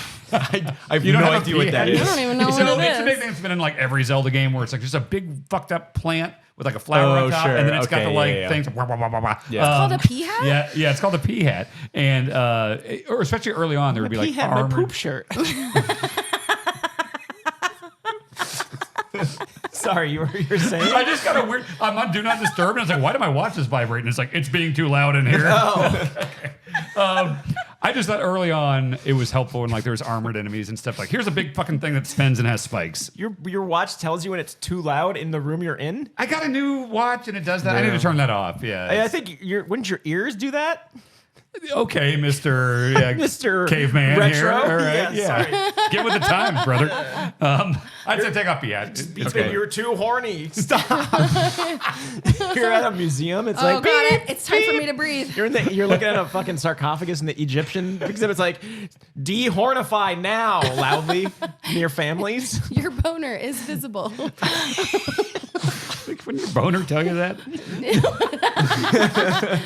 Okay, caveman. My watch tells me when my boner this is is what we're visible. paying Apple to do is just tell us things that our body already knew. Yeah, pretty much. Yeah. All right, Fiat's gone. We got our three. It's water block, bombfish, and bed. All caps. Man, the bed's really the water block and the bed. The are water awesome. block is like water block's hilarious too because you can put it down and then you can do the bind thing to an enemy and just drag them into water Yeah. and they drown like That in the is middle of the pretty cool. field. You And then- can really break a lot of the game with the water block if you do the jump and summon. Yeah, you you'll do can like- make an endless stairs. Yeah, up that's to- why it's kind of fun. You can That's use almost it in like dumb the frisbee in a way. yeah, you use it in like dumb combat ways, and then it's also incredible for traversal and getting around and stuff. And it's just like a fun, weird thing to make a cube of water anywhere. Water is super useful for both traversal and combat. Yeah. Bed is also extremely useful for traversal, especially early Mm-hmm. game. I think it's probably my most used, and it makes you heal. It is very funny that in a Zelda game, you can, in the middle of a boss fight in a dungeon, you can just spawn a bed and take a nap. And There's get health something to be back. said. Like, I mean, that did a we all lot. do that where we it's were like in the hilarious, middle yeah. of a boss fight? Yeah, it's we're like, oh, like, 1 second. Just like, we got a quick one in. that's pretty funny, and I think they let you have fun with that. You can regain hearts by sleeping in the bed. Yeah. Oh, man. I guess I never lost. There's a that reason many it's in all hearts. caps here. Yeah, there's a reason At any time, that you I can just almost spawn a killed bed and Dan take over a the nap. wrong word. I just don't think I'd let the enemies take too many hearts away to begin with. Maybe that's why I didn't know. Yeah. Maybe It's very I like good. the bed. I like the water block. The bombfish is just more of a gimmick. Yeah, hey, Mr. Wrestling here. Fallen, dude. Yeah, no, Fallen- you're using it in the actual Fallen English Boys. language word. Fallen Boys. Yeah, that's yeah, us, that's yeah. a cool club name. Mary, have you seen Fallen? Did you see Fallen? Have you seen Fallen? I think John Goodman's in it. Yeah. Oh, you have Fallen Club. With the cat. Fallen, yeah. With Hey, the- Fallen Jake, have you seen team, Fallen? Team Fallen. No. Yeah. Why are we high fiving? Wow, I don't know. We like Fallen. I'm fine with the bed. Yeah, and it also floats in water, so you can make like bridges across Bed, water. God damn it. I didn't even know that either. Let's go bed. Let's go bed. Yeah. All right, sure. Bed. When right. we're all done with this amazing 5th anniversary podcast, we're not going to sleep in water blocks. Oh, I wish I could. That'd be sick. Yeah. Anyway, best echo in Echoes of Wisdom is Bed. the bed. Bed. Next up is one that I think is most prone to us adding things to as we do it. Because By definition, the winner is never actually on the list. yeah, it's the thing we forgot came out this year. Your nominees are Mario versus Donkey Kong. Skull and Bones, What? Foam stars. Alone in the Dark. Hellblade 2, Senua's whatever, Star Wars Outlaws. Black Myth. Wukong. Sandland, Rise of the Ronin. Suicide Squad. Kill the Justice League. Contra Operation Galuga. Luigi's Mansion 2 HD. I would say so. I have so many we can cut off right now. I mean, Black Myth right away. I feel like Yeah, That's a Wukong big one. was- Yeah, All that's- discuss this game. Star Cut Wars- off Black Myth. Star yeah. Wars Outlaws, like also, I definitely didn't forget that came out this year. Sure, Like sure. I Cut don't think it those. was the best game, I but think like, the perfect one here is because there are ones like no one cares about Contra Operation Galaga because Contra sucked forever. So it's like, yeah, we all forgot it came out, but also it was never. but we were never supposed Right. to remember. So Yeah. forgotten means it's something we shouldn't have forgotten. So I think the ultimate winner for this category is always like, oh shit, this is this should have been a high profile thing, and we forgot about it completely. 100%. I'm torn on Suicide Squad because I remember that came out because I hated it so much. So you remembered it. Yeah. So maybe we take that off. Yeah. Yeah, think it was of- a huge flop, but like we Right. remember. That was it. like January, wasn't it? Yeah, and like that's why like Concord wouldn't be on here because like that was such a story that Yeah. like no, I'm not going to forget Concord. Oh man, you Rise know? of the Ronin I forgot about until right now. I did played forget like that 8 existed. hours of that. I think Skull and Bones made a few waves. Yeah. Wah, wah, wah, wah. Also, that I think is more a fact that like we've been waiting for it to come out Yes. for 8 years, and it finally more than that. Yeah. and it did. It's like, oh right, yeah. It had its moment of popularity. Maybe it was in early access, but the point is like I don't think people were like, "What is that?" People know what Skull and Bones is. Yeah. Alone in the Dark, isn't that? I'll say like Sandland is one that I don't think should be on this list. It Like, wasn't I don't hyped think up that enough. game was great, but like considering like the creator passed away and everything, I think this year as well. And it's just Oh, like, yeah. I don't know that game, And it wasn't I thought hyped about up it a lot. enough. It was yeah, like it wasn't like you have to play this game. You know, It got like an didn't feel that SGF trailer where people were like, "Oh, interesting," and then no one really talked about it. So I'd like to discuss Luigi's Mansion because I played Luigi's Mansion and loved it and like bought Two? it for people in my family. No, I didn't know 2 came out. oh, you want to well, so that's interesting because like this is a re-release of Luigi's Mansion 2, which came out like 12 years ago. Oh. So three? We But- like but 3. this- 3 Three is was the awesome. one I three's thought. okay. Okay, Three's you're right. good. Three's yeah. really good. This 2 So- HD came out like a month ago. Oh Yeah, Oh. and like I thought the original 2, Dark Moon or whatever, was not great, and then we forget they put out a first-party Nintendo. But it's a re-release. That's also a re-release, Yeah. so that's kind of. I also- Sure. That Forgiven seems almost. unfair. Okay, Yeah. I'm fine with cutting that. I also have to say that like Hellblade 2 was nowhere in this thing, and I was like, I added Hellblade 2 to this because I was like, I think everyone forgot about it. I mean, I Although think to be it's fair, a I don't know perfect what example. other game or I what like other the first categories one. you'd put it in. I feel like there were ones that we brought up like in the last 24 hours. Like, oh, we should put that in. Like ones that were so forgettable that we might even be forgetting right now.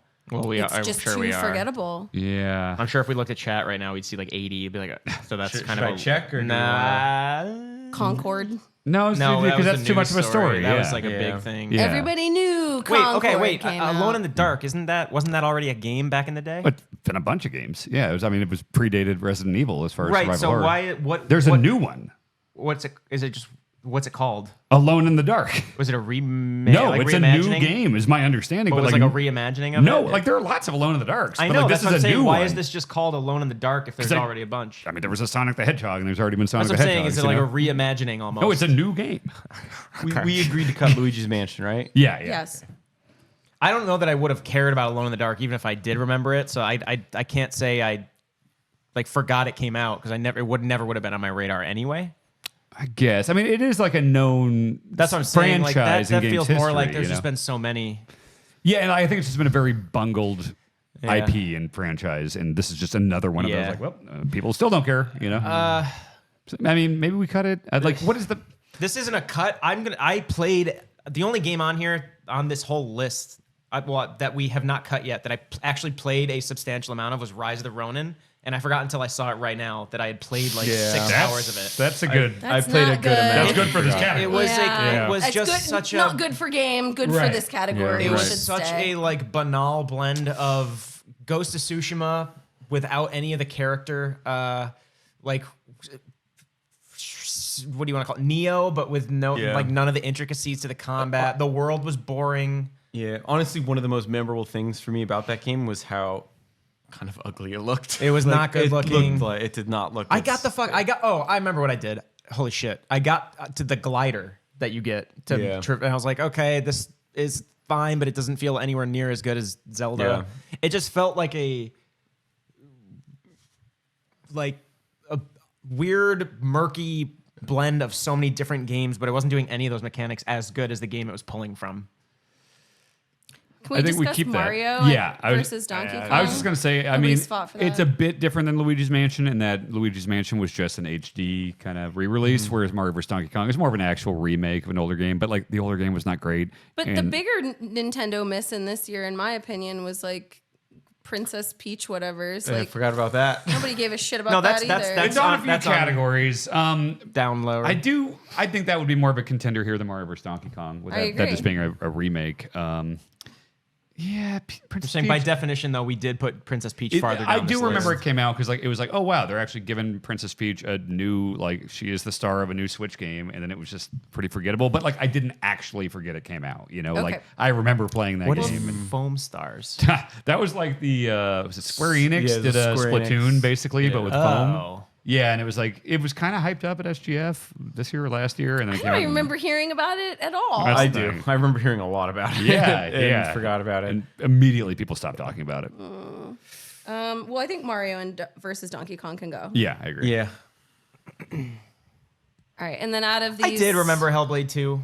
I think the thing there is that and the game before it kind of blend together for me. But I do remember they're that. both bad. I think No, that- the first game. No, is first really one's good. game's The second one phenomenal. is bad. This is why I think Hellblade 2 should stay.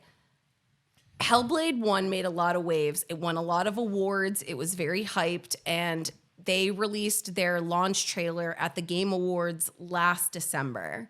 It was this crazy intro sequence for Yeah, they had like Hellblade. they had a like a band. Yeah, the musical performance thing, it was yeah. like- It was a big deal. There was fire on stage. Yeah. Yeah. It was a big marketing splash. And that's why I think this deserves to be on here, is that they swung real hard and nobody remembers that this game came out. I don't think I've heard a single person defend it. It came out and everyone I talked to had the same, like, what the fuck is this? This sucked. Like Yeah. I don't know a single person that finished it, I don't think.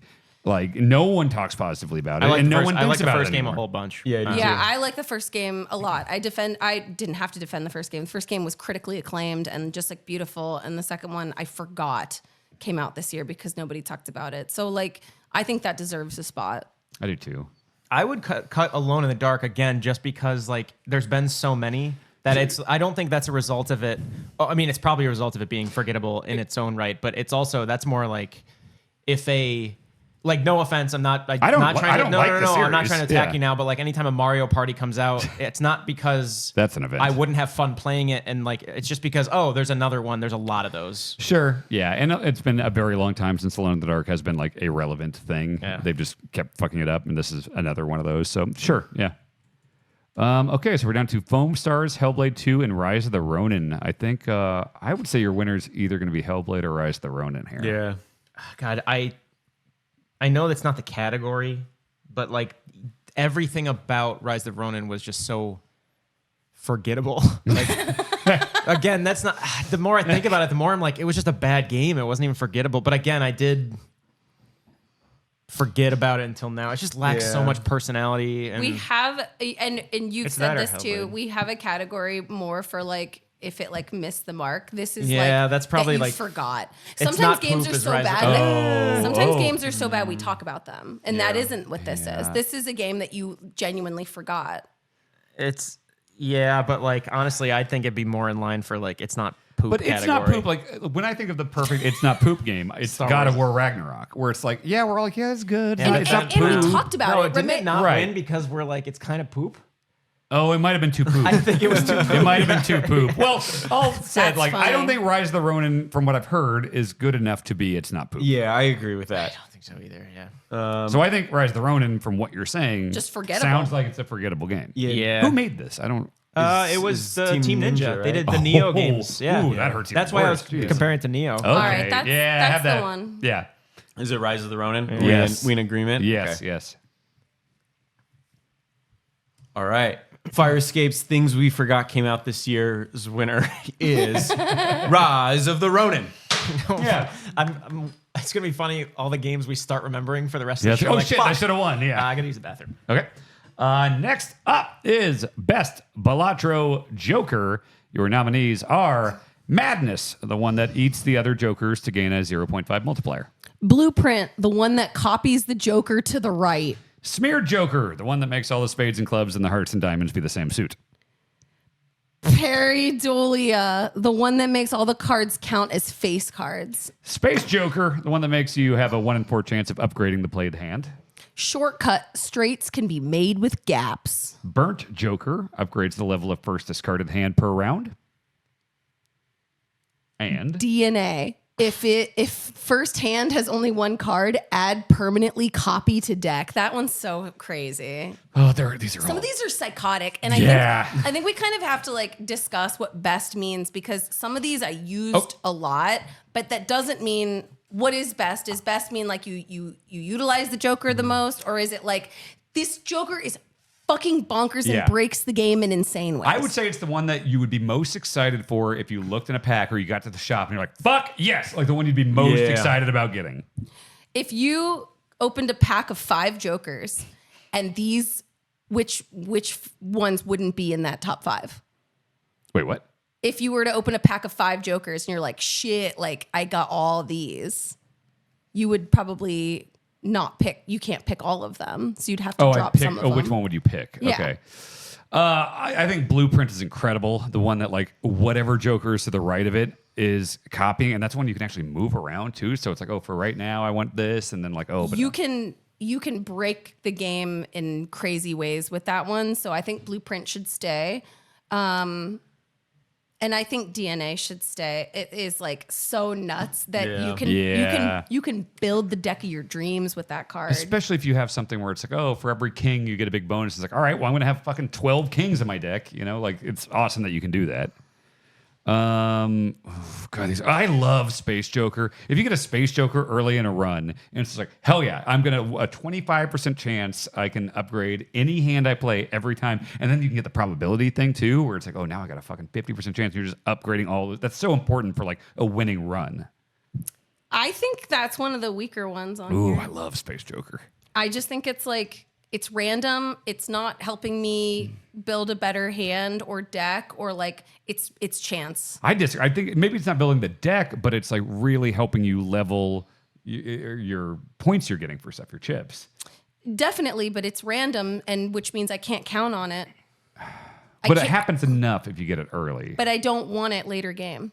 No, I don't either. I mean, that can. I count for wouldn't a lot want of it in these, my you know. final Joker list.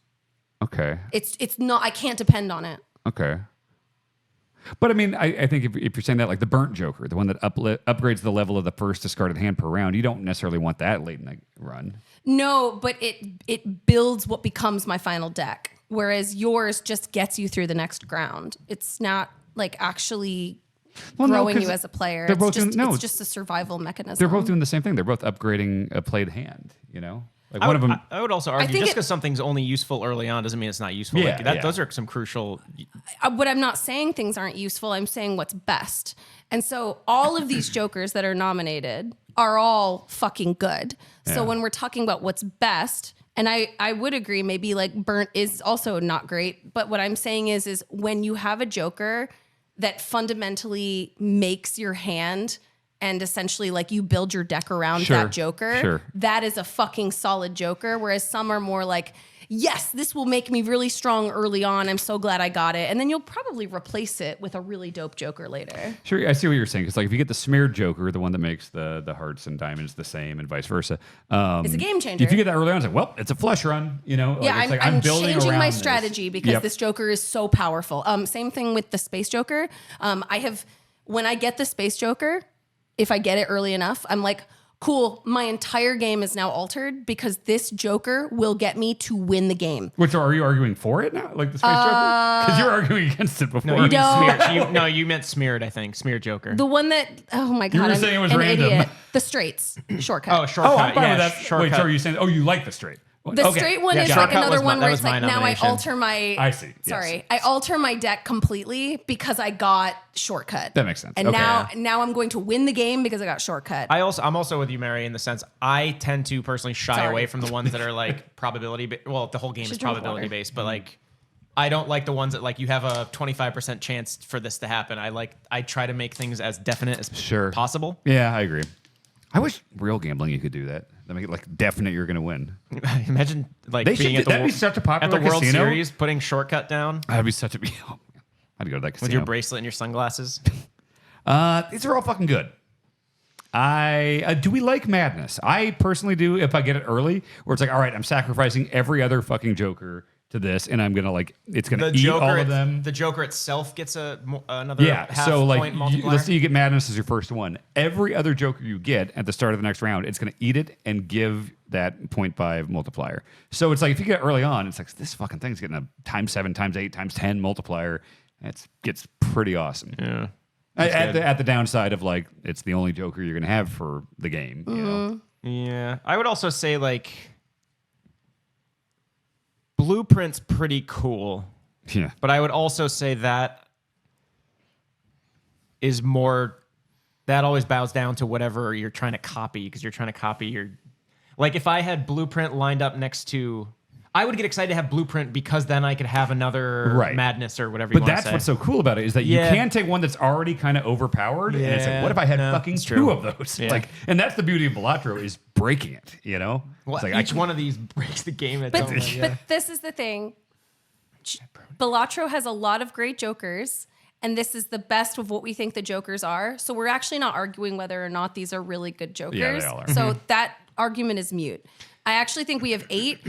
We have way too many, and everybody basically needs to really try and call right, one. So let's don't argue it for Have one. we not cut any? No. You know what? Let's get right here. And I've tried to cut 2, and I just want to say it again. I think we should cut anything that is just purely luck based, isn't helping you like grow your deck. So Space Joker should go. There was another one that I was like, just get rid of it. Oh man, but then but here's my no, you keep going. Keep going. Let's cut. If we're cutting Space Joker? Yeah. And we also haven't even mentioned the one that makes all the cards count as face cards. I like that one a lot, especially if you get things where it's like, oh, face cards give you 1 in 2 chance of getting $1 and stuff like that. Like, it can be really good to build your deck around face cards, but it's not like sexy. It's not like it's like, oh, this is like a exciting, like, yeah. Yeah, it doesn't give you a raging boner. No, my watch would go off. The Met would kick him out. I don't think Madness is going to win. No. I don't think it's a bad joke. I think it's a great Joker. I don't think it's a winner. It's very limiting in that, like, okay, well, it's just going to be this. Where the other That's ones all are it like, does. I've got this and I can build cool stuff around it. It's cool that it eats, though. Yeah, it's a funny thing, this card that eats other cards and gets stronger. Yeah. It's a fucking cool game. It's a cool game. Yeah, but yeah, let's cut that one.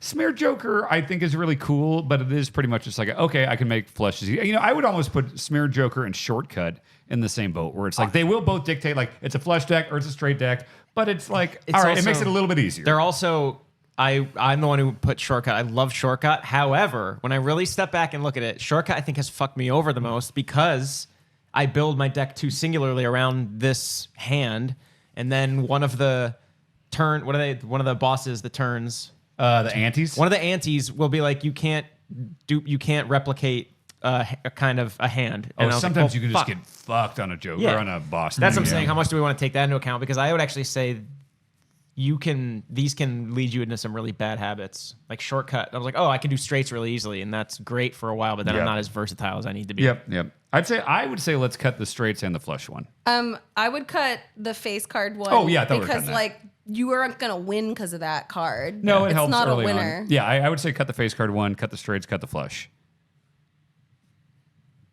Ooh, DNA is so good.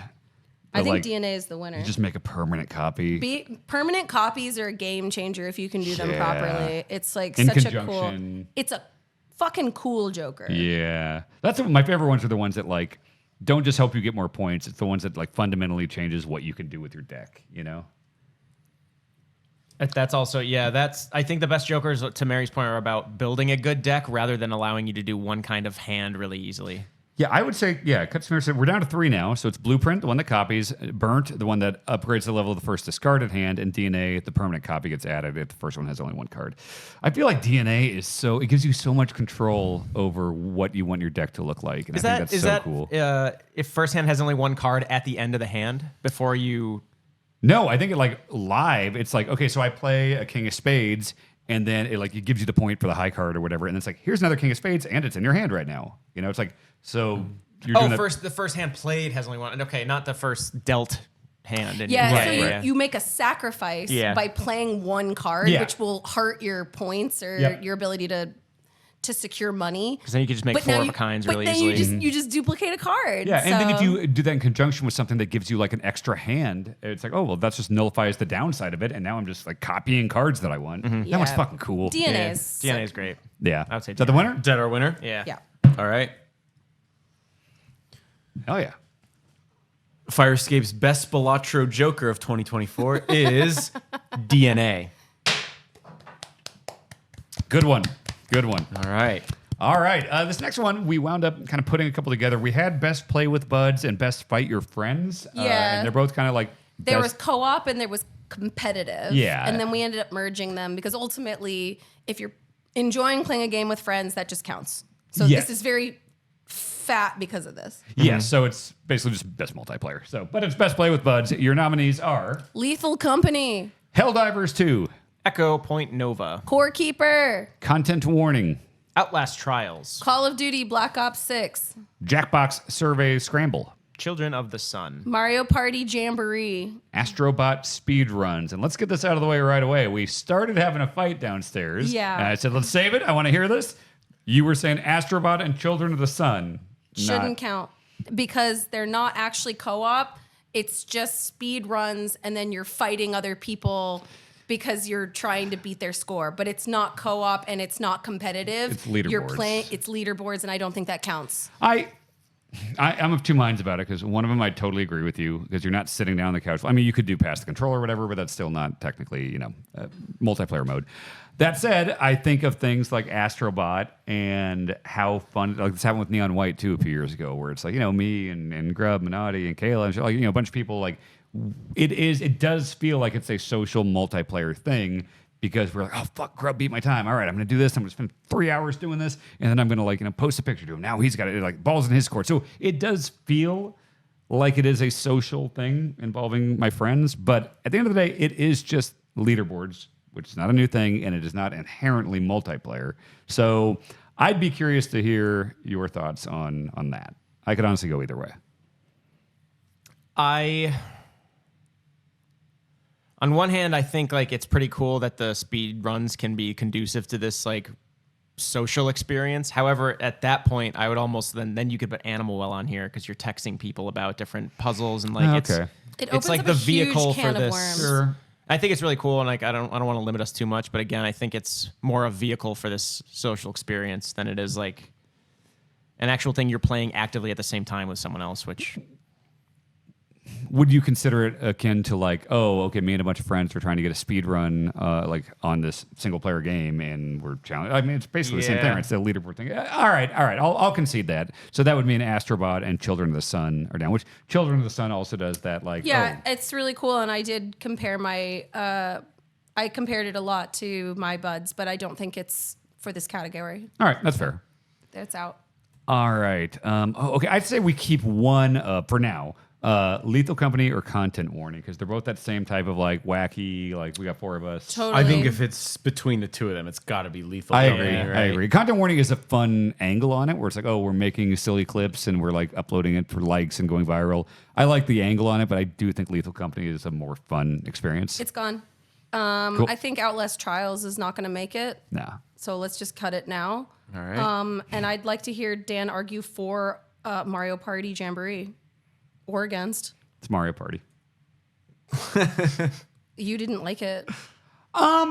It's not that simple. Hey, What was your that was your review? first Mario Party, right? It's not that simple. You're going to write a book about this. I might have the most complicated, complex feelings on the Mario Party series of anyone It's on a the very planet. complex series to Yeah, it's a thinking man's series. No, I did like it. I know the GameSpot review I did, I gave it a 6, and I stand by that. And I know I was on the low end, but I still like reviewing a Mario Party game and playing it with friends is so fucking different because I think the whole series has been inherently fucked up and flawed and stupid and random at times, and that really shows when you are reviewing it and you're doing it with like Nintendo PR people and you're playing solo a lot, which is not the way to play. But where it fucking shines is when it's like, all right, I got 4 friends together and it's got online play and everything, and we're having some drinks and playing along fucking Mario Party, giving each other shit and everything. And that is why it is like the most Play with Bud series of all time for me, is because every fucking one of those is a vehicle for you to have a good time with your friends. As flawed as the fucking game is, it has perfected that formula of putting in, like, the randomness plays into, like, your friend's gonna get mad at you because the game did some bullshit thing and gave you a hidden star when you didn't earn it. Like, I think that is exactly why it is so fun for multiplayer. Okay, but say we finish this stream and we're going to go play Mario Party. What Mario Party game would we play? Oh, Superstars, the one before this. Well. Call it as, yeah, look, I'll be honest, yeah. It's not the best one. It's not even like top 5, I'd say. Well, then surveys- cut it. I just don't. I'm fine with that. Okay, there you go. All right. Son of a bitch. Gonna speak honestly about it. Sorry, I think I might just been made aware. Is Lethal Company in early access? Oh, I think it might is, technically be. I think I thought it was out. So and did I'm I. sorry. Is that game ever gonna? God, that game is so like purposely like. Yeah. I I mean, mean, we'll give it its flowers when it comes out, I guess. all right, should we cut it? Sure. I mean, Yeah, I'm sorry. Well, here's the it's thing. definitely I thought it was out. I'm he's very definitely confused. my favorite of this, but like also like It's if we want to. It's tough because I'm looking at this list and I do think it would make. Okay. Let's put Mario Party back on and take out Lethal Company. Shut the fuck up. I'm looking at this and I'm like, it would be in the top 3 with the ones we have remaining. No, it wouldn't. Lethal Company? Oh, Lethal Company would. yeah. But I'm thinking Mario Lethal- Party is not. It's not involved. It's gone. It's dead. There's way other better games that are co-op this year. Let me see if I'm right here. I think Helldivers 2 is a lock. No Yes. question. Okay. I think that's the only like super duper lock Yes. here, right? Yeah. Well, I would say Lethal Company. That's but what I'm saying. again, Like now that would be in the it's- top 3. Early Lethal access. Company should be a contender, and I would make a very solid argument for Core Keeper. Can I I, don't even know what suggest that a is. cut? Sure. I had a blast playing Echo Point Nova with you guys, but I was still kind of very much in my own little I'm world fine with most that. of the time. I was like, I would see you hoverboard It's by not a every once in a while. winner. Be Yeah. like, oh, there's Dan. I don't think there's anything about the game that is like, oh, this is a co-op game. Like you can still, yeah, it's I Like if couldn't you go agree. do bumper cars, it's like I'm gonna have fun even though you're I in couldn't another agree. bumper car Yes, over there. yeah. I didn't play Black Ops, so maybe you guys can talk about that, and I'm gonna pee. I'll say this: I have not. I have like jumped into a couple games when I saw like, oh, Grub or Minotti's on. I'll hop into a game, but like I've never done voice chat. I don't do Warzone. I haven't done zombies. I play a Zombies is ton really of fun. multiplayer. So Yeah. that's the thing. It's like I feel like if this was best multiplayer, this would be Yeah. my number 1 of the year. But I just play by myself, and so like Yeah. if it is called best play with buds, and I've kind of barely done that. I feel like you look at Helldivers, right? And it's like I don't want to play that with a rando. I want to play Right. that with a friend. That's a great- With Call of Duty, it's like Yeah. I don't need to play with friends, but Yeah. it's better to play with friends. Sure, Zombies is but- fun with friends, but it's like I also love that game a lot for its single player campaign. Yeah. Yeah, like tomorrow I went to play a shit ton of Call of Duty just by myself multiplayer, but I wouldn't ever consider doing that with Helldivers. Actually, it's not bad that way, but like Helldivers is such a like I want to be laughing with my friends game. Yeah. So yeah, Black Ops 6 incredible multiplayer, but yeah, let's get it. I do want to hear her argument on Core Keeper. 'Cause I don't know haven't what that played is. I don't. I've heard of Core it. Keeper's great. It is the how do I describe it? It's like Stardew meets Minecraft. You're underground, and that was one Mary was talking about. You can kind of assign roles. It's almost like a co-op Stardew to be very, very reductive. Should we just cut it though and see if she notices? Yeah, that's funny. That's funny. You should see it. It should very much Okay, come back though. put Mario Party on. Put Mario Party back on. We absolutely need to keep Core Keeper No, once don't, we're done. don't just joking. write it off. Take it off entirely. Don't put it back on. Yeah. Okay. All right. He's gonna fucking kill you. Look, you got to pee. There's She's coming, consequences. she's coming. Yeah. Okay. Okay. Cool. All right. No, that's a good point. Like, wait, why didn't we cut Lethal Company?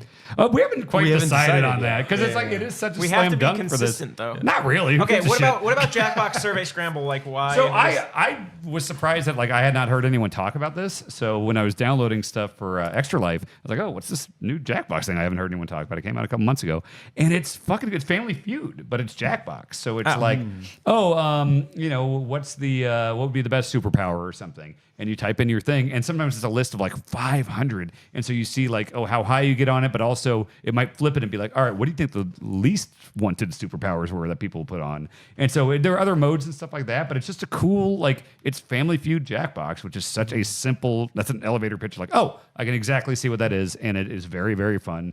Great Jackbox twist. Seems like it would have been a really great contender for games we forgot came out this year because I know Jackbox extremely well and I didn't fucking know shit about this game. So nobody talked about it. I wonder if this is a failure of marketing or something because it's like, it is legit good, and I love Jackbox. And You said you didn't know it came out. Did you know it No. existed though?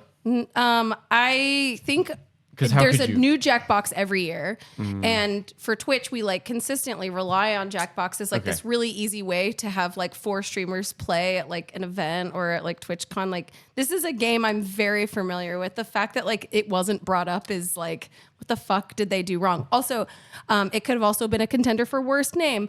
What is Survey Scramble? Family Feud. I'm sure that that is a weird way to say that. Well, you can't say Family Feud. No, Al from Home Improvement has the rights to that. He'll bust down the door. but it's not a Survey Scramble. That's just eggs. What? That's not a Survey Scramble. That's not what that means. You're all mixed up. My brain is all jumbled. Walk into the door frame when you went to the bathroom. Yes. What does he say at the end of that? I think you should leave Skid the VR one. He's like, I'm all bent up. What is he? I'm all bent up. I'm all crooked. I'm all bent up. Look, I agree that like there was a failure somewhere along the way with marketing or not getting the word out about this, but like it's a really good game. Yeah, it doesn't What change the deserves fact it? that What it's good to play what with would you friends. cut over these then? Over that. That's the thing. Lethal Companies is such a solid. Like I know it has the early. It doesn't feel early access. It feels like there is a fully baked experience here. What's up? Did you guys cut something while I was in the bathroom? I don't have control over anything. Okay, first of all, cut Mario Party Jamboree immediately to rectify what you have done for your sins. Second of all, Core Keeper I gotta go pee. is 8-player multiplayer. I told them please put it back on. I and love Core Keeper. phenomenal. It's good. That's you talked about. You can also co-op. You get the added benefit of being able to like, okay, you're gonna be the farmer. You're gonna go collect this. You can assign. You're the roles. engineer. Yeah. Everybody gets to play different things, and then there's giant bosses in the world. And so, as you decide your roles, you have to work together to take on these massive bosses, like big worms and like fire-breathing dudes. It's crazy. It's really, really fun. I wish we got a chance to play it. It would have been a way better experience than Echo Point Nova. I do. I love Lethal Company, and I think we Remove should. Jackbox. I'm not kidding. I don't need him here to make that call. It's not going to win. Go down. Is there anything else we can fuck with while he's gone? Like down low? You don't want to give it away, though. Yeah, we're gonna give it away. No, I know. I'm like, Here, I'll just take Astrobot off everything. Take Astrobot off everything. We don't need to take it off. Let's just discuss it as adults. Let's just ruin him. Okay. Ooh, can you put? Oh yeah, I see what you mean. You want to? Can I add something from here? Oh, I can't. I mean, yeah, you can mess around with it there. I can't do anything because I mean, I guess I can hide. You better hurry. Can you remove? Already removed it. Oh, thank you. So we got it down to 3. Great. There's been really Why good. was Mike scrolling really far down the list? I was trying to add Astrobot to It's Not Poop before you came back, but I couldn't. Oh, You pee very quickly. was that all you were doing? Yes. Okay. Quit pee, Riker. Anyone need a beer? I'm gonna open that Shiraz. Yeah. Oh, is that wine? Do you want me? White wine, red wine? It's a Australian red. Get myself for that. I can open the white one. There's a Sauv Blanc. I have some wine. Okay. I'd like to make an argument. Okay. Helldivers 2 is possibly, I haven't formalized my list yet, but I think it's going to be possibly my number one this year. It is so high, and it is exclusively because of playing with buds. Yep. There's no other reason you would really play Mike's- that game. I wouldn't recommend it solo. You play it with other people. I met people from other countries. I had really fun times. I reconnected with friends that I haven't talked to in like over a year, and we've just had lasting memories with this game. I think it's a game changer. I just love Helldivers with friends. I agree. I wish I would have played more of it. I wish you had more friends. I think there is something to be said, like me personally, someone who's not really like playing online multiplayer in general, that if the game is making me pull out a headset and text my friends and be like, hey, do you want to party up and play a game? I know it's a good one of these. And I remember like just randomly like one night, just like me, you, Mary, and Alex Boniello. It's Yeah. just like, you know, like I don't think we've ever like squatted up in a game. and No, played I online. don't play with Alex Boniello. Yeah, and I yeah. played, and we had a really fun time. It was fucking fun as hell. And I it's like, it know. is so rare that I want to do that. And like, even like Call of Duty is something I love playing multiplayer. Like, I just kind of don't want to like, I don't like getting locked in and putting on. So like, if I'm getting past my anti-online multiplayer feelings to do this, there's something special about it. And there definitely Helldivers was something should win. special. I agree. Yeah. Mike was yelling from the kitchen that he thought Mario Party should go back on. I think if Lethal Company wasn't in early access and we just found that out, I might try to fight that. But like, I think given that, I think Helldivers makes a lot of sense. And Lethal Company is very good and very fun and unique, but there's also so much more going on in Helldivers. Yeah. It is more of a just fully fleshed out game. It is meant to play with buds. Yeah. There And is no better way to play that game. Yep. All And right, if you well- are solo, it puts you literally with strangers. Yeah. Which Lethal Company doesn't do. Like, this game is like, if you're alone, I will place you with people because it's core to the purpose of this game. All right. Yeah. Well, Firescape's best play with buds game is Helldivers 2.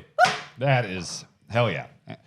And actually, this is perfect because now we're going to go into a section here. Oh, of, yeah. We need Dan. the blank ass. We need you, Mike. Well, no. I'm saying we go right to Mike here because Mike's doing wine stuff in there. Oh, right. So, So but I I think he see. needs to You sit wanna here see for his it. face. Yeah, he has to sit here. You want to for see it. his face. Oh, I'll take a beer. Yeah. So let's just stall. Sure. We're at the halfway point, I would feel say. like we're doing well. Yeah. I feel like this has been. I feel we're willing to concede and to kill our babies when needed, and this is how it should go. I think we've coexisted here, right? Sure. Yeah. No underhanded business at all, right? I mean, I think that I've relented in ways that I wished I didn't. Water and beer.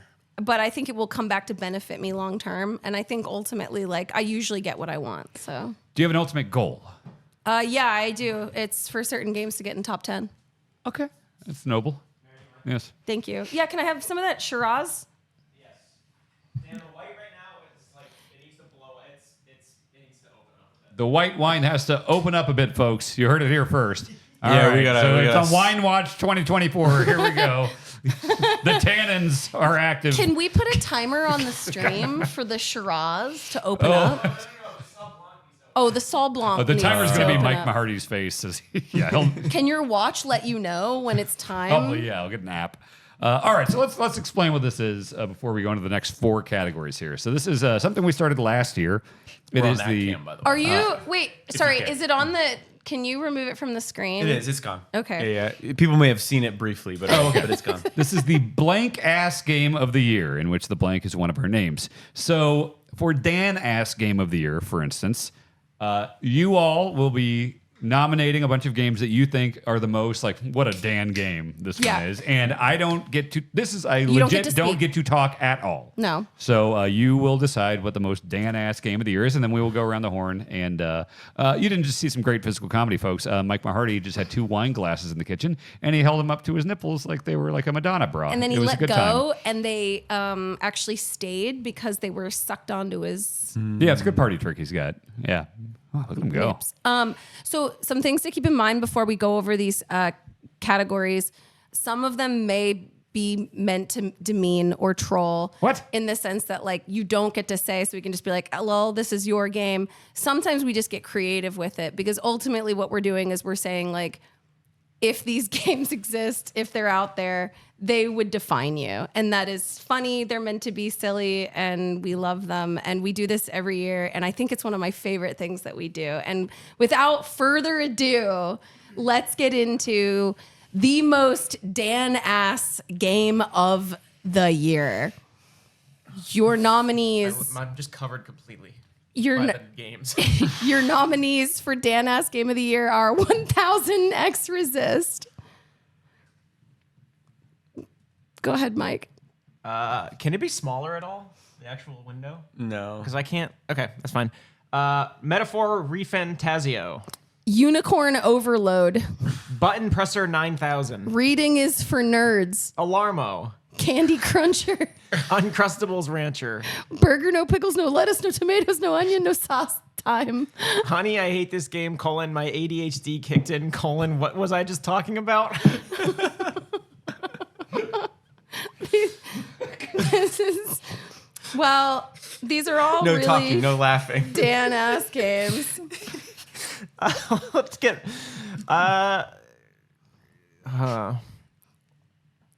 It's I tough don't to think cut. he liked Alarmo that much based on what he said. I don't think so either. I think that's out. I'd probably cut Alarmo. Also, I think he's off candy after the Halloween marathon of sugar rushes with the Skittles and whatnot. I worry about his teeth and overall health. Uncrustables Rancher, that almost puts it too adjacent to cooking.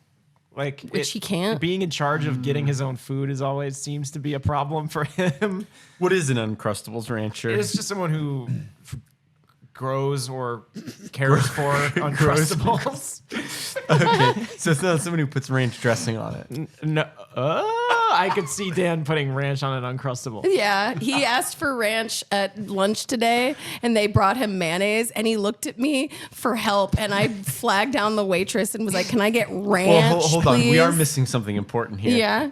You held out your hand and squirted ranch in your God. mayonnaise in your hand to taste it. Yeah, 'cause and we I- were like, "Please don't do that, Mary." I taste and then you tested did it anyway. for my friend Dan to make sure he didn't have mayonnaise because he doesn't like mayonnaise, and it was in fact mayonnaise. And then I ordered him ranch because he needed it. I think we can cut reading is for nerds. Why? 'Cause Dan mentioned a book he was reading earlier today. He does you read know? one every once in a while. Yeah. I think we can go straight to a decision. Oh, you think we can go right to a decision? Wait, no. There's a lot we have to break down here. Yeah, this is some nuance. But I think I agree with your decision. I think I know what it is.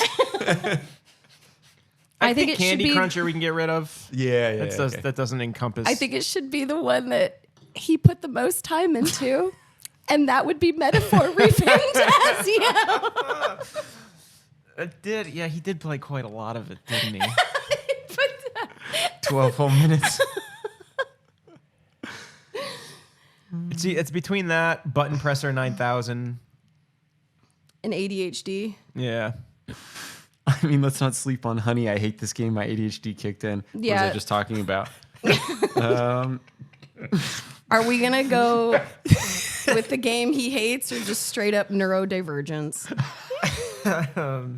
I'd say Metaphor is definitely the most Dan game of the year for me. I mean, to be honest with you, it spoke volumes about the type of person he is. Yeah. I learned a lot about Dan because of Metaphor Refantasio. Yeah, same here. I agree. So is Should be that Metaphor. it? Yeah. Impatient, can't read. Noble though. Remember how noble it was that he even gave the game a shot. Arrogant. I think he talked He made more sure about to it know. than actually He spent played more it. time talking about how noble he was than how talking about. He the couldn't game. describe that game, but he could describe how he felt after and during and He's before. just so noble. Yeah. is the word I keep going back to. Well, congratulations, Metaphor Refantasio. We got it, Dan. Here we go.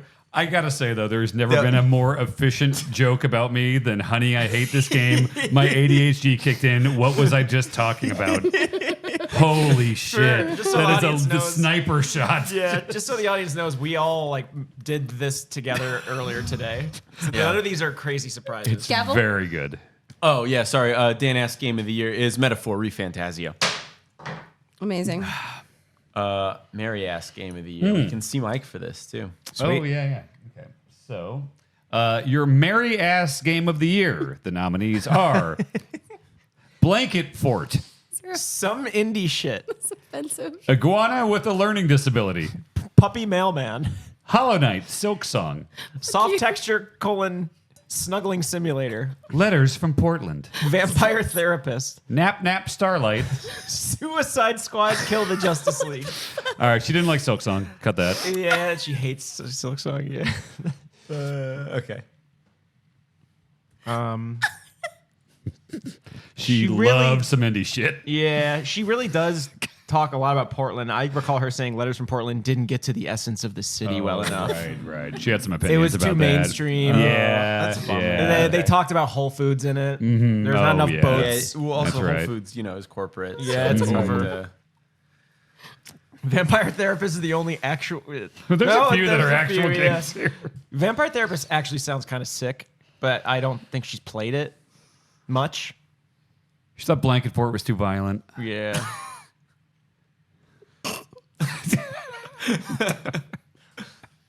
I think Puppy Mailman, I think, paled in comparison to Big Kitty Little City. Oh yeah. So we could probably certainly. cut that. Cut that one. Yeah. Yeah. She did love We Suicide just discovered Squad. today she's not a nap person. So I don't Right. know if Oh nap yeah. person- She that's liked a the good point. game. She said that she Yeah. cried. But yeah. She did cry Hard to several relate to when times. you can't nap. She cried and Yeah. she came and a lot of Did not. Can't talk. What is the punishment? Don't know. Do we have one? We never thought anybody would breach decorum in such a Yeah, we manner. thought there was enough respect for the Are you process. gonna hold me in contempt? Yeah, good time. What does that mean? Wait, do we get to at some future category that's contentious? We can just cut her off. Mary, Well, you're done with this Mary, one. you have to Yeah, stand yeah. by the bookshelf for But the it, rest it of can't. the It can't be the top 10. For the Right, rest not of the top 10, category. not top 10. for Okay. the rest of the category. All Yeah, right. you have to If stand there's by a that. category that No, that's not what the judge ordered. You just made some shit up. Judge already argued with it. just for this one, she has to go over there. Well, yeah, we need her for other parts. Okay, but I think we should. No, don't face the camera. Turn around. You're in timeout. All right. Should we I just pick think some she of them? said, I yeah, think she did like Suicide Squad a lot. she likes Suicide Squad. She was actually saying that might be the best play with Buds. Yeah. We really had to fight her to take that off the list, though. Yeah, I really think she fucking loved. I wish she could talk here because she would really have a lot to say about some indie shit. Yeah, and she does. She never shuts up about that game. she loves some indie really shit. does like some indie shit. I think that's it. Some Should we indie bold shit? some indie shit? Yeah, Yeah. Okay. All right. great. Got Okay, it. hey Mary, You can come back. I think you'd be happy with our. you're the Mary ass game of the year, Judge.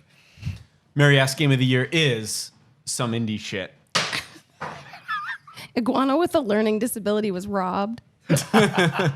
Really good platforming. All right, now it's time for the Mike ass game of the year.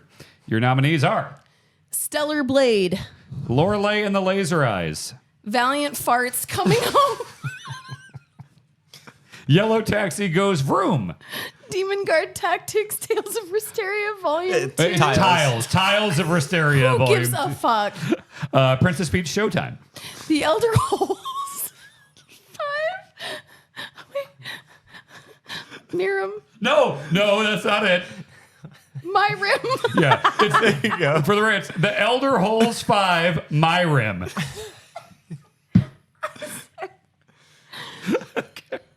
Concord. Oh, I got all the fucked ones. Edging of Allegoria HD. My Rim. Sorry. Well, The Elder Holes 5, My Rim is a contender. For sure. I just like saying that a lot. I put like Stellar Blade on here, but I think that's the least horny of these. We could probably cut that. yeah, I think that's fair. The two that are jumping out at me is the Elder Holes 5, My Rim, and Demon Guard Tactics, Tiles of Wisteria, Volume 2. He was, oh my God, the amount of Could time not shut up about Oh. that game, I think. Oh, the tactics. We had to the tactics. And the strategy. He couldn't stop talking about the either. tactics and the strategy. And the tiles. Oh, God, the best tiles he's ever seen. He's seen a lot of tiles too. The Oh amount my of tiles. God. The he's tiles seen. this man has seen.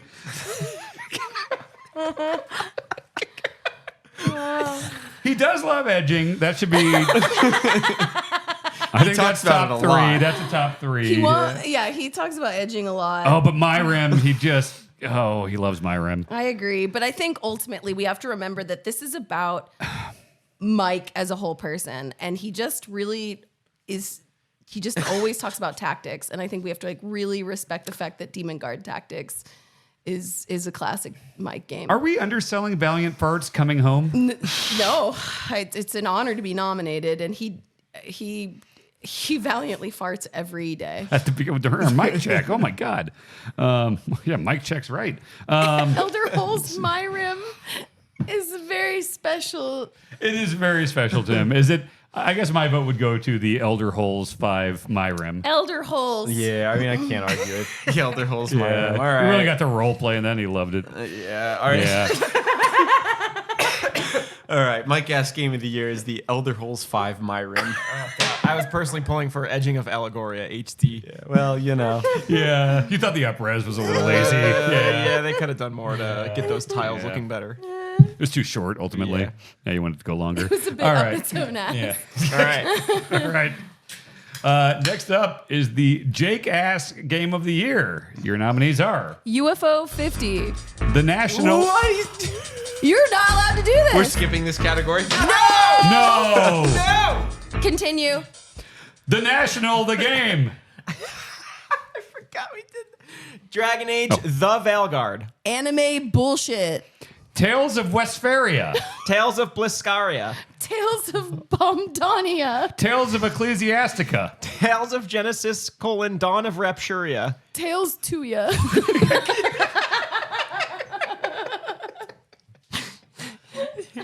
We overruled the judge. Yeah, look. We had to get the power back for that one. I don't think he's seemed super psyched about UFO 50 tonight. No, we can cut that.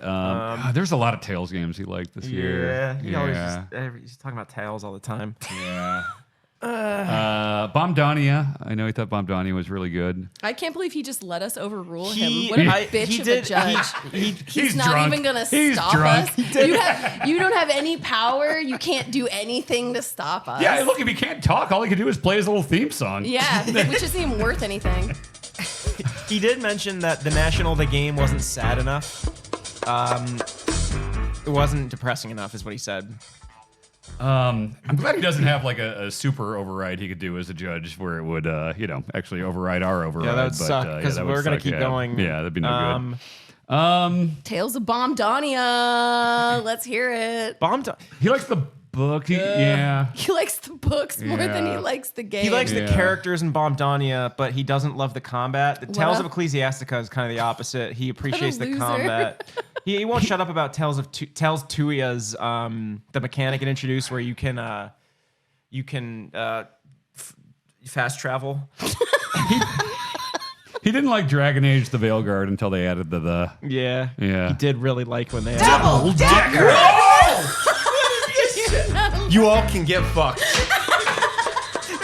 two of We them. can't do anything about that. God damn it. We can't do anything about that. Who added that? Oh God. We got double decked. Double decked We us. got double decked. And then he just left the room. Are we getting no winner? No, I guess not. No winner. We have to move on. Fuck. Double- Oh, we were about to award He something. double decked us. We got Fuck. That's some shit. All right, next right. category. Fuck. Next to I best can't believe we're in remake. an unfinished category. He made a call. Jesus He's the judge. Christ. You can see where I tried typing Astrobot and then you came in. God. I'm gonna keep that. Oh boy. Oh wait, I tried. No, I didn't even put in the right one. I tried putting it in. It's not poop. Oh, nice. Good work. All right. Best remake / re-release / remaster. This is an old game that came back in some form, however you want to call it. Your nominees are Silent Hill 2. Dead Rising Deluxe Remaster, Red Dead Redemption on PC. Paper Mario and the Thousand Year Door. Persona 3 Reload, Ask Luigi's Mansion 2 HD. The Last of Us Part 2 Remaster. Final Fantasy VII Rebirth. Boy, with Rebirth, is it the thing where it's like, I know the first one was literally called Remake, and this is like, it's a new version of that, but it's like, it's such a different game. I don't think it counts. I kind of think it's just, it's got in name, well, I mean, name The loose character stories. interpretation of the story from 7 and they put it into this bloated open world. Yeah. Well, sorry, I don't mean to comment on the quality. It's a tough one because it's almost too ambitious to be. Yeah. It's almost like demeaning to be like, oh, this is just like a re-release or a remake. It's like this isn't an HD collection. This is a like whole new game. So I would say cut it just for that. That's not a quality call or anything. I also think Luigi's Mansion 2 HD. It was like Fuck that. Yeah, Yeah. I played Yeah. a couple hours of it, and I was like, it that's what it is. But I don't care. Yep. Boy, I really like Dead Rising Deluxe Remaster. Me too. I liked it. You know, the thing with that is I played it because you guys. Yeah, it was such a thing where it was like it was such a technical like seeing so many characters on screen that early 360 days, and like it was just running at 60 frames a second, 4K, and everything just looked fucking incredible. And it also reminded me that like that was a weird game that there aren't a lot like it, and I think it's held up very, very well in a lot of ways. So like that one's sticking out to me as a let's keep it in there. I think it did a good job of like, we're gonna do some quality of life things, but we're not gonna like completely redo this game to make it frictionless, right? Like you still had like the awkward sort of escort missions that you had to do, and it's like, yeah, they kind of suck, but like I don't want those part of it gone, is like you know? part of it is like some dumbass trying to make their way through zombies and be like, idiot, here's a 2x4, fucking fight for yourself, but like fixing the save stuff, because there's nothing charming about the like this limited save system in the first one, so it kept the good stuff. It's like the Ocarina and Majora's Mask re-releases. Oh, God, those are all-timers for me. Those understood the difference between staying true to the roots, but also when something objectively sucked, with like the Iron Boots being and like Ocarina or plays the Bomber's and then the Bomber's Notebook, Notebook. and oh my God, those are all timers. Yeah, Can we just give the this to saving in Majora. Yes. Oh yeah, you didn't have to reset the 3 days every time you save or whatever. Correct. Yeah, You didn't have to go back to the beginning anytime you had to go to fucking school or I think an easy one to cut. This is probably one of my favorite games that came out this year, but Paper Mario and the Thousand Year Door. I love that game. I think it's so funny. I think it holds up very well, but also it seems very straightforward. Yeah. I mean, I'm glad it happened and showed people now how good that fucking game is. But it's not like didn't add enough. You know what's interesting is Last of Us Part 2 Remaster. I was like everyone with Part 1 and Part 2, where it's like, okay, a remaster is not needed for a game that's recent. I will say, as someone who got a PS5 Pro recently, that it is kind of the one that, like, if I got friends over, I'm just like, and they're like, oh, let me see the Pro. It's like, it looks fucking good. It looks really, really good. That's it. I'm not going to go play it again. The game just fucking came out. Yeah. I mean, to add to that too, that had like uncut levels that they cut from the game that were like unfinished, which is super cool. And I wish more developers and remasters would do stuff like that. It also added a whole new mode. I don't even like The Last of Us Part 2 that much, but like as a remaster, I thought The they roguelike kind mode was of awesome. Yeah, that roguelite mode was sick. Really good. Like, that's cool. I played a little bit of that. Yeah. That's cool, yeah. I played it like I think they 12 did, hours of it. I mean, like they did way more than they had to, and I don't even think they did what they did with Last of Us Part 1. This was just like $10, I think. Like it was like an upgrade if you own the original. Yeah, if you own the original. Which is still like, I don't know, it's kind of weird, but like I do think Last of Us Part 2 Remastered is a good example of a remaster. Did you play Red Dead Redemption? Yeah, I wrote a lot about it for GameSpot. That game is incredible. The PC version looks great, runs well, but it's like pretty bog standard. Sure, You know, like sure. they didn't do a whole lot other than like ultra wide support. Yeah. Do you think we cut that one? I think we can cut it. Okay. I'm not a huge Silent Hill guy. I played 3 hours of the remake at a Konami event recently. Like I liked it, but like not enough to like want to play it once I got back. So, but everything I've heard from people who love Silent Hill 2, it seems like they're very positive on it. And it seems like a good entry point into people. Did you play Silent Hill 2 remake? Not yet. Yeah. Oh, okay. I did. I've never played the original, and I loved this. I thought it was great.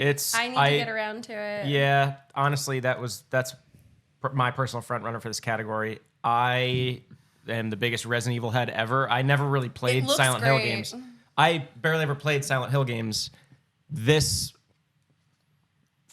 helped me I think this is similar to Resident Evil 2 remake in the sense that it's like, okay, it updated things enough where people can now see, I think what everybody tells me, this brilliant storytelling and vibes and atmosphere that was already happening back with the original, but like this allows more, like brings it to more people with modern like updates and whatnot. I really like this remake. I also think like that game was destined to suck. Like people expected that game to suck because it's like, how do you remake Silent Hill 2? And then also like, I don't know, some of the early gameplay. Bloober Team is pretty hit or miss for me. Yeah, mostly miss.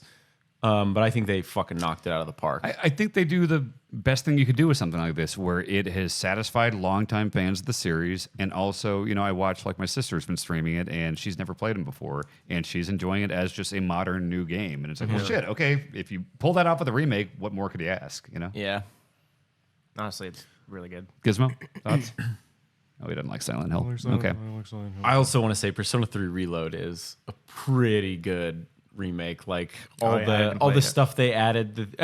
Although I will say, it is kind of a weird remake because they cut things from other versions of the game, and I know a lot of people were pissed about that. So like, as I'm saying this, I think Persona 3 Reload could be one we cut only because it doesn't feel like the definitive version.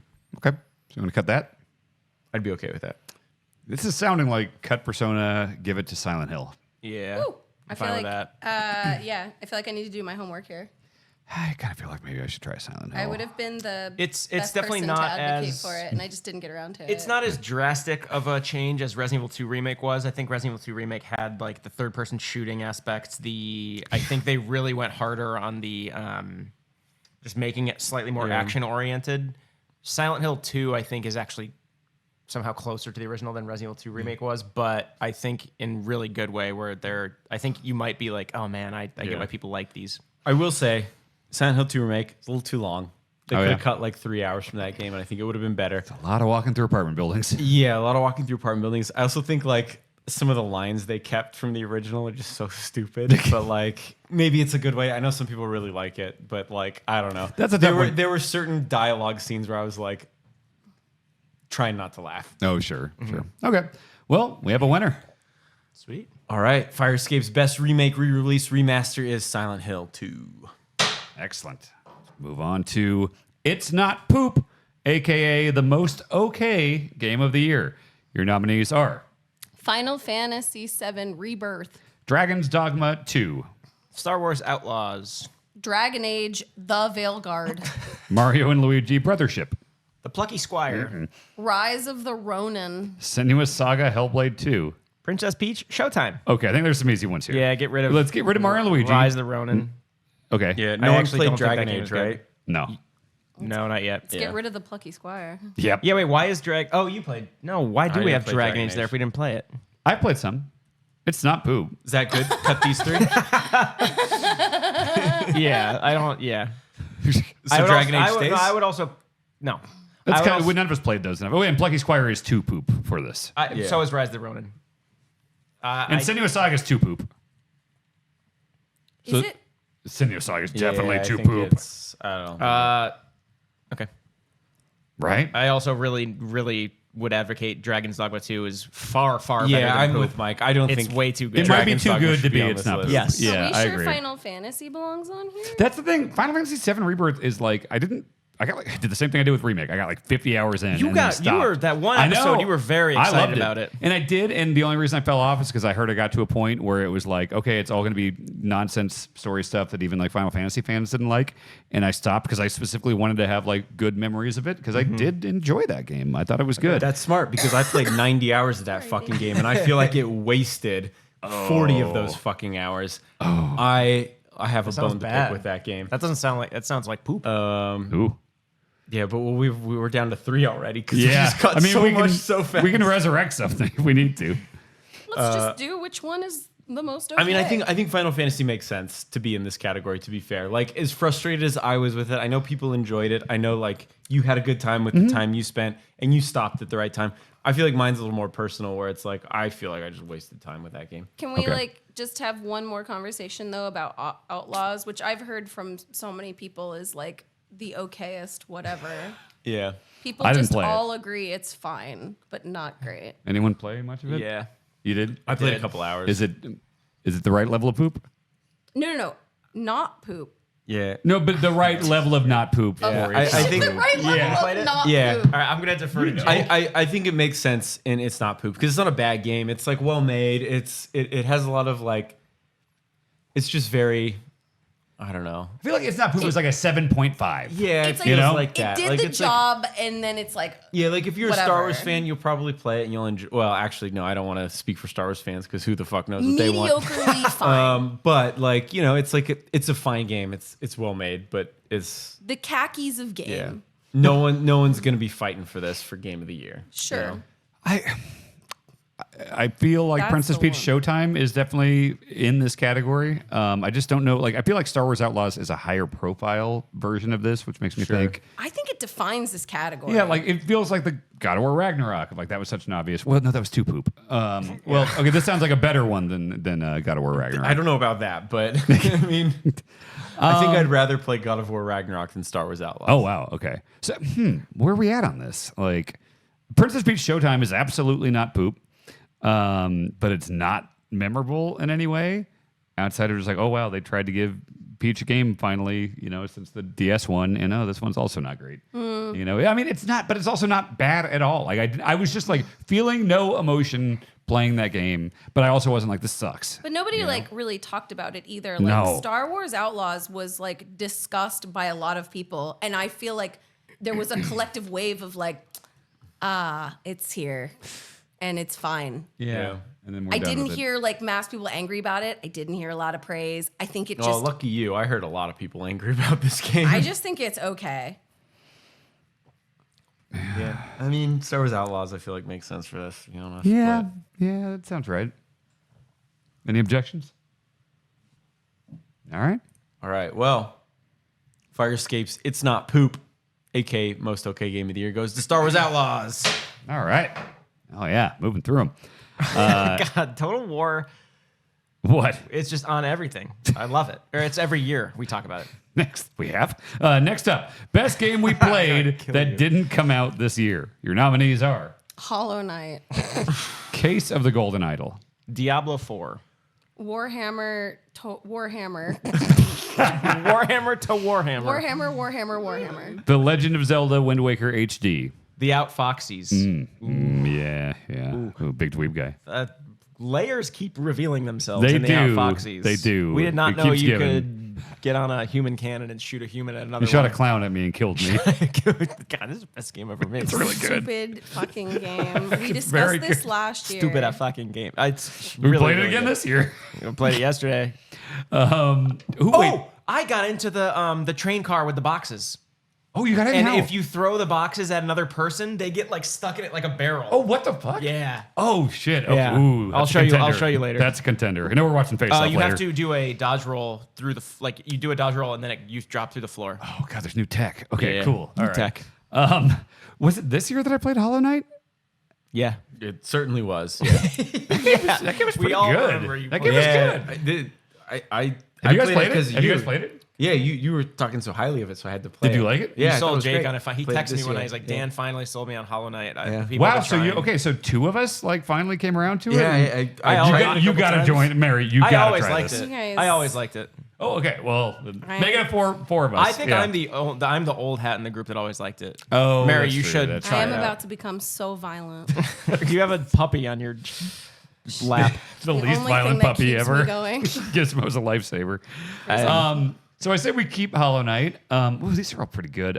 I'll just say playing Legend of Zelda Wind Waker HD. I got tired of waiting for the Switch re-release. That God knows if we ever get something like that. I was like, fuck it, I'm gonna play on my Steam Deck, and I did. And that game holds up. Specifically that HD one with all the better like swift sailing and stuff, and picking up the tingle shit at the end. And it's just a fantastic Zelda game. We can take out music Warhammer is so 3. good, I don't too. need to talk more about it. There was a good expansion for Warhammer 3. But, Okay. don't need to talk more about that. Okay.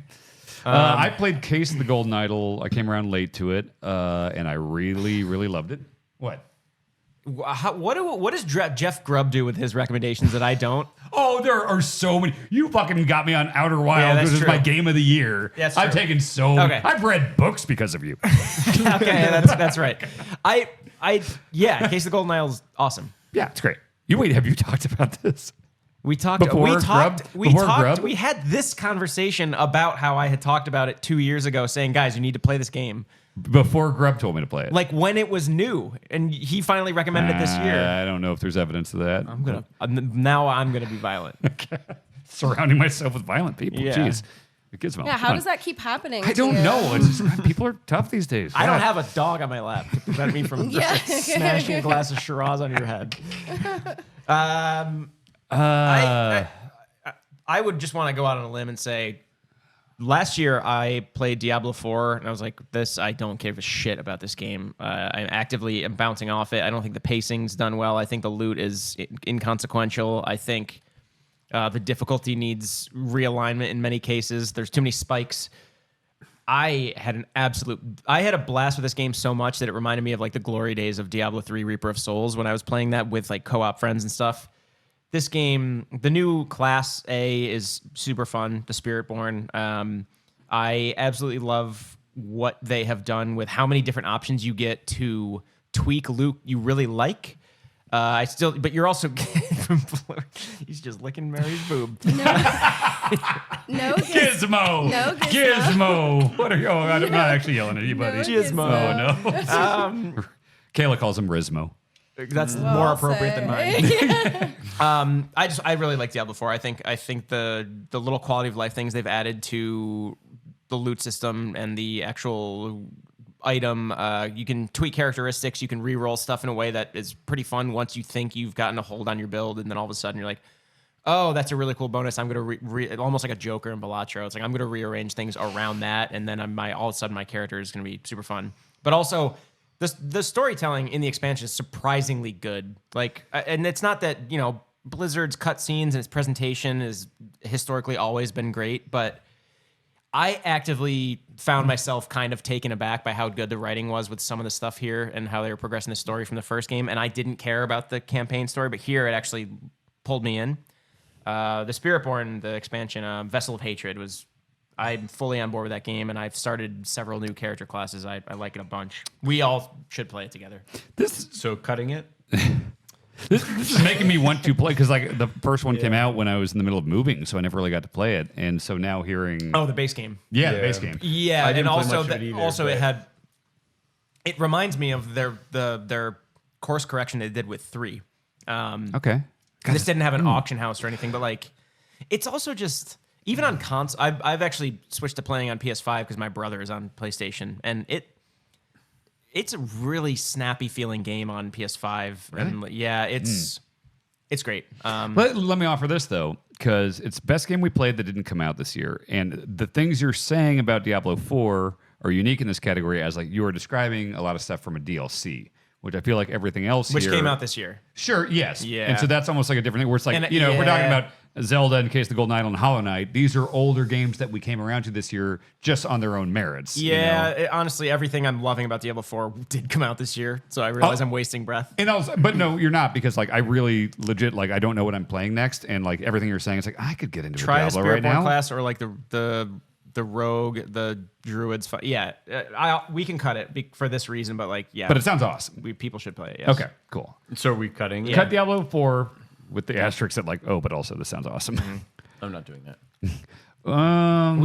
There's a category down lower actually. I should have just saved. I should have saved all that for what I was saying. You think with Hollow Knight is like it's all just kind of the same enemies, and really it's just kind of like every Metroidvania has done these things a million times before. It's not really. It's an okay Metroidvania. It kind of looks like if you played like Flash games back in the day. You remember that? On Shockwave. He's fucking getting after it. He does that. He won't stop unless you stop it. I won't save him. No, Hollow Knight's very good. Came around on it. And I feel like if Jake 2 came around on it this year, that's a pretty solid argument for it this year. I've tried to play it multiple times, but this year was the year, and I was thankful I did because it's very good. Boy, that sounds like a winner to me. We still have to cut one. Yeah. Is it Outfox? the Outfoxies? No.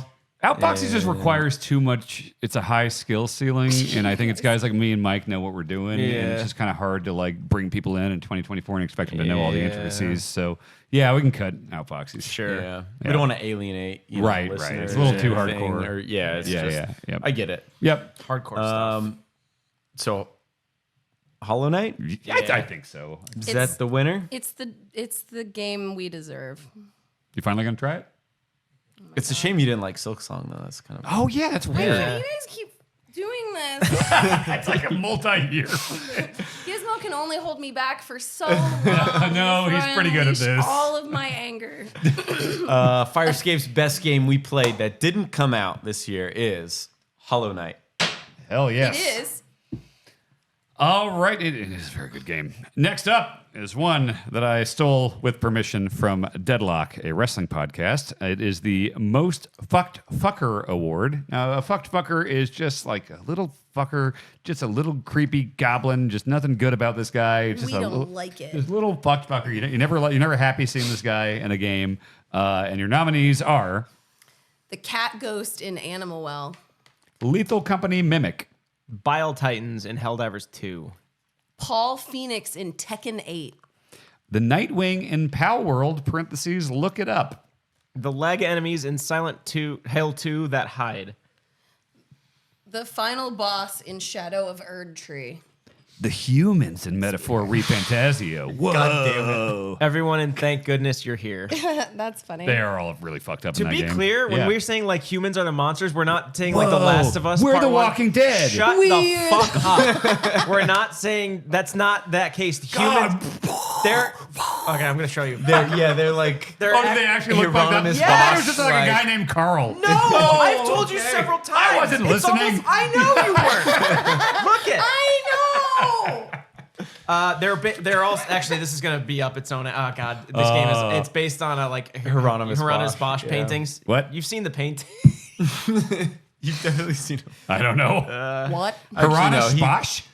Like, look, it's a This is guy. Dutch, right? It's a guy, and you're What the fuck is that? Yeah, there's like a bagpipe heart. Oh. And there's people going around up top. There's, That's a human? there's a bunch of like frogs at a tavern inside his body, Oh. which is an egg. Okay. Yeah, see? That's kind of rad looking. I know. There's so much in this game. This game cool. That's like seeing that in a game was so cool. See, it's because I from was this never fucking painting. on that. It's like a Renaissance painting. Whoa. Okay, that all looks cool as hell. Look at this, another human. Whoa. Sword feet This is and cool. and wings and ribs and apples. Holy shit. Yeah, these are the bosses. There's some weird ones. should play look this at this game. fucking. Look at this fucker. It's got a- it's okay, got- look, I'm unironically sold on the humans in Metaphor Refantasio now. Yeah, Kind it of is- makes me want to play it it. is Why didn't anyone tell me there was cool stuff in it? It is unfortunate that it does sound like The Last of Us. Like, oh my god, humans are the I monsters. legit thought that's no, what you were trying to humans say. are actually like monsters that are in this world. They just call them. But they're humans. fucked up looking monsters. They look awesome. Yeah. Okay, Yeah. cool. Their word for them is humans, though. But then there's like 8 other tribes that. Okay. Well, that's awesome. It's like the angels in Evangelion. Yes, like biblical angels. Yeah, okay. Yeah, All right. Okay, well, you just told me it was cool. All right. Man, Paul Phoenix is fucked up looking in Tekken 8. He's just big, and his hair went from being like a weird flat top to just kind of like a weird comb over thing. I think it's just funny taking a character. It's like taking Liu Kang, like, you know, a super iconic character from a famous fighting game, and then just over the course of time, just making him kind of just age weird. And I think that's a funny thing. It's like Paul Phoenix was like one of the poster boys of the first Tekken. It was like him and Kazuya, and I think Paul looks like a fucked fucker in a good way in Tekken 8. So is that? You should I stay? You should like stay? I like him. I mean, I want to hear the arguments for the other ones. Well, I put on the leg enemies in Silent Hill 2 that hide because Yeah. They are really fucked. they're motherfuckers throughout that entire and game. they're probably gonna have more like fidelity in this new version. They're Yeah. probably gonna be They- like grosser. well, You can probably the- see the leg hairs. so there's. I don't want to necessarily spoil this, but like you come across so many bathrooms in that game, and you're always opening them, seeing if there's anything inside. You're looking for toilet ammo. Toilet ammo's Gross important. holes. Yeah. Yeah. Ugh. And like you're safe 90% of the time. And then one shows up at some point and it fucking ruined me. Like I was done. I threw the controls like I can't play anymore. And stopped. Like it's fucked. I will say I put the final boss of Shadow of the Erdtree on here, but it's been patched since then. And I also think that's a Oh. little different. Like a pain in the ass. Like, are you coming at it from the angle of like this is a pain in the It was ass a pain in boss, the or ass. this guy like the It's whole? a fucker, not a fucked fucker. Yeah. Yeah. Okay. It's a fucker, but not a fucked fucker. Okay, and I think we can take that. But I agree. I did You everything. You could. It's not a spoiler at this point if you want to talk about the boss. I mean, if we're just gonna cut it, we might as well not. Sure. say I mean, what it is. we'll I see think the- everyone knows, Okay. but Yeah, I did every single thing in that DLC except beat that boss. Yeah, it's a fucker, that's for sure. I'm trying to remember how the Lethal Company mimic works. It looks like your friends, so it Right. mimics like they look astronauts, I guess. And then they like morph into a monster and eat you. That's But you cool. think it's your friend. So you'll turn around, you'll see your buddy. Will it have a name above it? Yeah, but they don't talk. And so you might be like, Dan, come over here. And it'll just be staring at you. You'll be like, Dan, come over here. And then it'll like morph. It's like the thing. Like that's cool Yeah. as It hell. is like the love thing. that. And that's why I really like it. Another fucker in that game though is that mask that like possesses you. Yeah, that's Where you pretty fucked Oh, up it like too. doesn't always possess you. You like put it on, and then it possesses you and kills everyone. And it's like, good All right. God. This is a stacked category. I think we can cut Paul Phoenix. He just put on some weight and had a weird haircut. I don't think that tracks with like these weird human demons and stuff. What about Nightwing and Power World? I didn't play. I don't it. know what the deal is there. In Pal World, the Nightwing, I believe, steals eggs, and then once they hatch, it eats them, and like feeds them to their kids. Seems unpleasant. I just think for a very sweet game called Pal World, where you're basically playing Pokemon, it's like the one that like eats other Pokemon's babies. Okay. Yeah. I see the argument. But I think there's probably more fucked fuckers, but the reason I thought it warranted a nomination is because it like eats children. It doesn't look like a fucked fucker, but maybe that makes it more of a fucked fucker. Oh, that you there's know? a fucked fucker It's underneath. like a bird. Yeah. It's a bird that looks like they stole from Pokemon, And I think- to be fair. And I think like there's like a more evilness to it. I don't think that's like the complete story. Like it doesn't just take children. I think it like takes care of them as like a faux parent. And then once the child is like big enough, it hunts them. Sounds kind of cool. Boy, this is really stacked then, because like I see that's a good argument for this. And like Yeah. everything I'm looking at here, like Cat Ghost and Animal Well, I think we like that's the one that chases you when you grab the thing. Yeah, like, that chases one- you that across one's the map. That like, one is a fucked fucker. But yeah, it's super yeah. fucked Yeah. fucker. Yeah. I will say like the Nightwing looks normal and cute. And so it's like aesthetically, it's a very normal thing. It's just the fact that like in an adorable game for, I think, kids, it like basically takes children. Don't you and, also have guns? Isn't like you like put these Yeah, you animals shoot to them. work? Yeah. So yeah. is it for kids? I think it's marketed towards children. But I think the ideal fucked fucker is something that if it just scurried around the corner here, we'd all be like, oh, fuck. It's You know, and, the like, thing that comes through the flap, and I think you should and leave. then you just want doggy door. Yeah. There's monsters on Earth, on the world. Yeah, I agree. So I kind of think because that you have to learn more about the Nightwing to realize how fucked it is. I then think it probably doesn't count. so. I think we cut that, and then I think we also maybe cut everyone and thank goodness you're here, because it would be weird if an animated person walked in here right now. But like they're just kind of like weird. He's showing me the humans again. Jesus Christ. I would say showed him the the thing that first would boss, make me or the second boss. like recoil in horror would be the humans in Metaphor I mean, Fantasia. those are like I hell- would struggle seeing something like that with my eyes. Yeah, That would really stress me that's out. What did we That's cut? a major boss too. There's minor things you run into. Let me see if I can find it. There's like I told you about it. They're in an egg. Well, there's a lot of eggs in this game actually. Now that I think about it, they're actually like I've got to find one. They are a bird's egg, and there's a human head like an actual human head popping out of it. But then there's a spear through it that comes out the bottom, and it looks like a dick between their legs. Jeez. Great. All right. They're pretty fucked. Yeah, fuckers. yeah, no, you're Mike, selling we me. get Oh, it. right here. They Look at- have swords for dicks and dicks for swords. Yeah, all right. It seems like there's like multiple. They have swords Oh, you coming fight out of many their humans, dick. yeah. Okay. And you have to when you crack the main egg on that big boss, then a bunch of like frogs in soldiers' armor will come out of the tavern that was inside, and you'll have to like knock them all out at once. It's weird. All right. It's a weird. What game. about Bile Titans and Helldivers? They're kind of a pain, but They're a pain, but I also think like they're terrifying. Their scale of them. Bile Titans are one of the biggest bosses in the game. I want to say they're 3 tentacly legs on like one sphere, and Yeah. it pukes. Oh yeah. They're like the mist style. Bile you know? at you. They're very difficult to kill. Not only can they spit bile at you that will kill you, they kill you by stepping on you.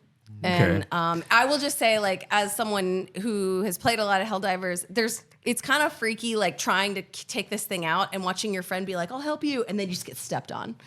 Like they just crush your friends. They sound unpleasant to look at, but I feel like this is more in the fucker category.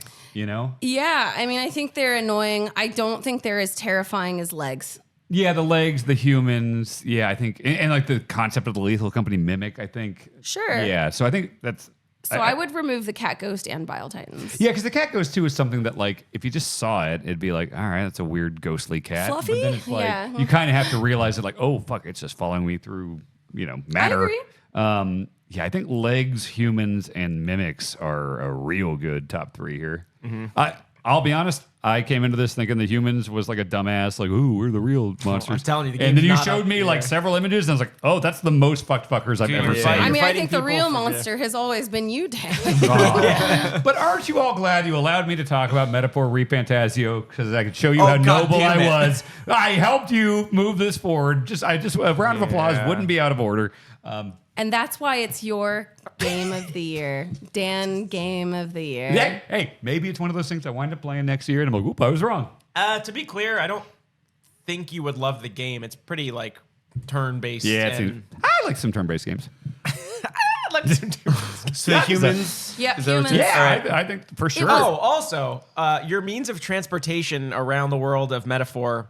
How do you even describe it? Imagine a big like airship zeppelin, but it right. walks around the Oh, yeah, plains it's on kind two of a giant. fuck- All right, this is sounding pretty cool. You Yeah. suck. I suck because I'm willing to open my mind and try new things that I once closed off because After I you assumed they'd be closed bad. it, yeah. I think it shows growth. Judge. I think it's a noble thing. The most fucked fucker of 2024, according to Firescape, is the humans in Metaphor Refantasio.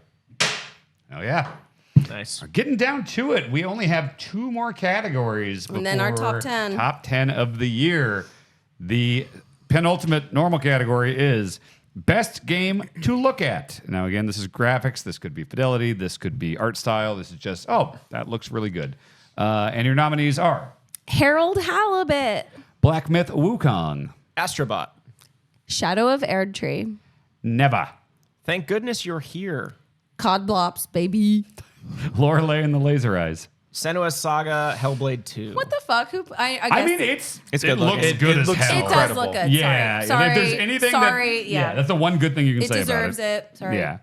Ooh, okay. I think I Black think- Myth was good looking, but it also struck me as slightly rough around the edges in some cases. Maybe it was just like performance over like Yeah. actual. I think I added it, and I kept having screen tearing that I couldn't solve, which PC? I don't know. Yeah, PC. Yeah. I don't know if that could have been a me issue. I will say Lorelei and the Laser Eyes has a very striking style, but I don't know if I'd say it's the best game to look at. There's at no least. way No. this is winning or getting top 3. Yeah. Like, let's just No, pull. no. Also, Let's pull the Band-Aid. Black Ops 6. I think it's good looking, but I don't think it's like I don't remember if I added this or I might have. it's a very good looking Black it looks Ops. great, but it is definitely just that hyper realistic style they've always used. It's just the modern. Yeah. I'm with you. There are parts like when you're back at the house in between missions Yeah. where it's like, oh man, like woods looks good as hell, like Bulgaria or whatever. yeah. But it's very predictable, good looking, yeah. All right. Shadow of the Erdtree. Like, here's the thing. Like, on a fidelity level, it's mostly what Elden Ring looked like. They're definitely like there's some parts that look better, but I think it's like the world design, art design that really kind of. yeah. What was the cerulean where it's all the blue flowers and Yeah. stuff? I saw that and I was like, that looks gorgeous. Holy shit. Like enemy design, boss design, the fucking dancing lion, all Very that stuff. pretty. Like it's just on a different level. I think we can cut Thank Goodness You're Here. I think it is cool looking. I don't think it's beautiful, and I don't think it's going to make top 3. It's a beautiful animation style that extremely fits with the vibe of that game. Yeah. But there's just some other stuff that's I would not put it on my wall. Halibut. Harold Halibut looks amazing. 'Cause Really? It is everything in that game is like done physically, like it's all clay. Like they built all those characters, did all the animation through that, and it looks incredible. They made every scene by hand. Yes. Stop motion. Yeah. This game took like 12 years to make. Like, Yeah. It is, and it's because of like this. Oh, I don't know if it's entirely because of it, but the style itself is, I think, is so good. It's an advancement in art. It's not stop motion. It's a mix of mixed media and handmade dioramas. So imagine really like cool. making a physical set. It's a Wes Anderson video It's game. a Yes. Wallace and Gromit, but like a game. But I think what's important about it, because this category is about best game to look at, this game excels in visual art telling. It is a point-and-click adventure game, and it has an excellent concept of a society that has been in space for stranded on a ship essentially for like a really long time, and you're playing as, I want to say, like the custodian. You're also like the fixer of a lot of things, but in many ways you're basically treated as a custodian, and there's a lot of growth in this game, but that's not what this category is about. This category has incredible visual examples that scale drastically in ways that I've never seen. I really do think it pushes the medium of video games and art, and I think for that alone, it is a top contender here. Yeah. It really is. Yeah, I feel like that is the thing that I've heard about that game, and I've seen some images and video and stuff like it. It's one of those like almost like Cuphead things. It seems where it's like just seeing it, it's like holy shit, that's a game. Similar, Like, yeah, it's very similar to that. where People it's just- should be shocked that this game exists and the amount of hours that it put into it. I see the argument. I will also probably fight very hard for Neva for this category. Yeah. That is what this game does best. Every frame of this game is a painting. God, I'm gonna have to be the noble guy again and sacrifice Astrobot. You heard him, Judge. Yeah. Especially the dessert world. Right? That The was sprinkles? that was the first time I was like, oh wow, The sprinkles. The sprinkles are crazy. sprinkles are nice. That's a great looking game, It is, right? yes. Right? I don't think anyone questions it's a great looking game. We kind of decided to cut Blacksmith too, right? Yeah. Yeah, I think You're great. What just happened? Nothing. I missed something. Astrobot's an incredible looking game. What the fuck are you doing? It's a great looking game, dude. I'm gonna watch the archive of whatever the fuck you two are doing behind my back here. Okay. We do a lot of things behind your back. That sounded weird. Does sound weird. I have to say, anytime I hear halibut, it reminds me of It's like a fish, right? the Seinfeld bit when he Well, this was based on. writes down that he woke up in the middle of the night, he thought of a joke, and he wrote it down, but he couldn't read his handwriting. Sure, and so couldn't remember someone's it. like reads us, fax me some halibut? Can someone argue for Senua's sacrifice? Senua's saga. like- Whatever the fuck. Yeah, Whatever. It It's looks obviously great, but a it's like pretty I don't game. really care. It's though. obviously a pretty game. That's why it's nominated. Can someone argue for why it should be top 3? No, and in fact, what I would say is that it is on a fidelity level one of the most striking of the year for sure. But I would also say it is just kind of like if this is best visuals technical, this would be a contender. Okay. It's undeniably incredible looking. But I'm looking at these other ones and what Halibut is doing with the just art design and Shadow of the Erd Tree, what you're saying about Neva. I will take things that are like great art design and something new over just like, wow, these faces look really good. Yeah. And which undeniably, like that's a beautiful game. And that's something they're known for too. And I think that the first Senua, everyone was like, holy shit, like your motion you did capture this is with so A obviously small, well done. tiny team, like limited budget. They deserve praise for that. But I think like this year, a new year, let's give praise to people who are pushing the advancement of a way that we classically cannot make games anymore because it's way too expensive, and the personal cost of building sets by hand and making them work for an interactive medium is nuts. It's not feasible to do unless you dedicate your life to it. Harold Halibut is a classic example of like, we did this because we love it. We didn't do this to make money. We didn't do this for any other reason besides we're just like obsessed with making art, and that's what they did. Also, to that end, I think like Neva, these are the people who made Gree. These are people who are notorious for essentially making stunning pieces of art that you get to play. Neva, every minute of it, you are playing a painting. You are playing something so beautiful, and it takes you through all the seasons. You start, I think, in fall, or do you start in summer? I think you start in summer. And then you play fall and winter and spring. It takes you through every season. They're all stunningly colored, and just the scale of it all. It's really incredible. You're just this tiny person in this massive world when you're doing these like puzzles.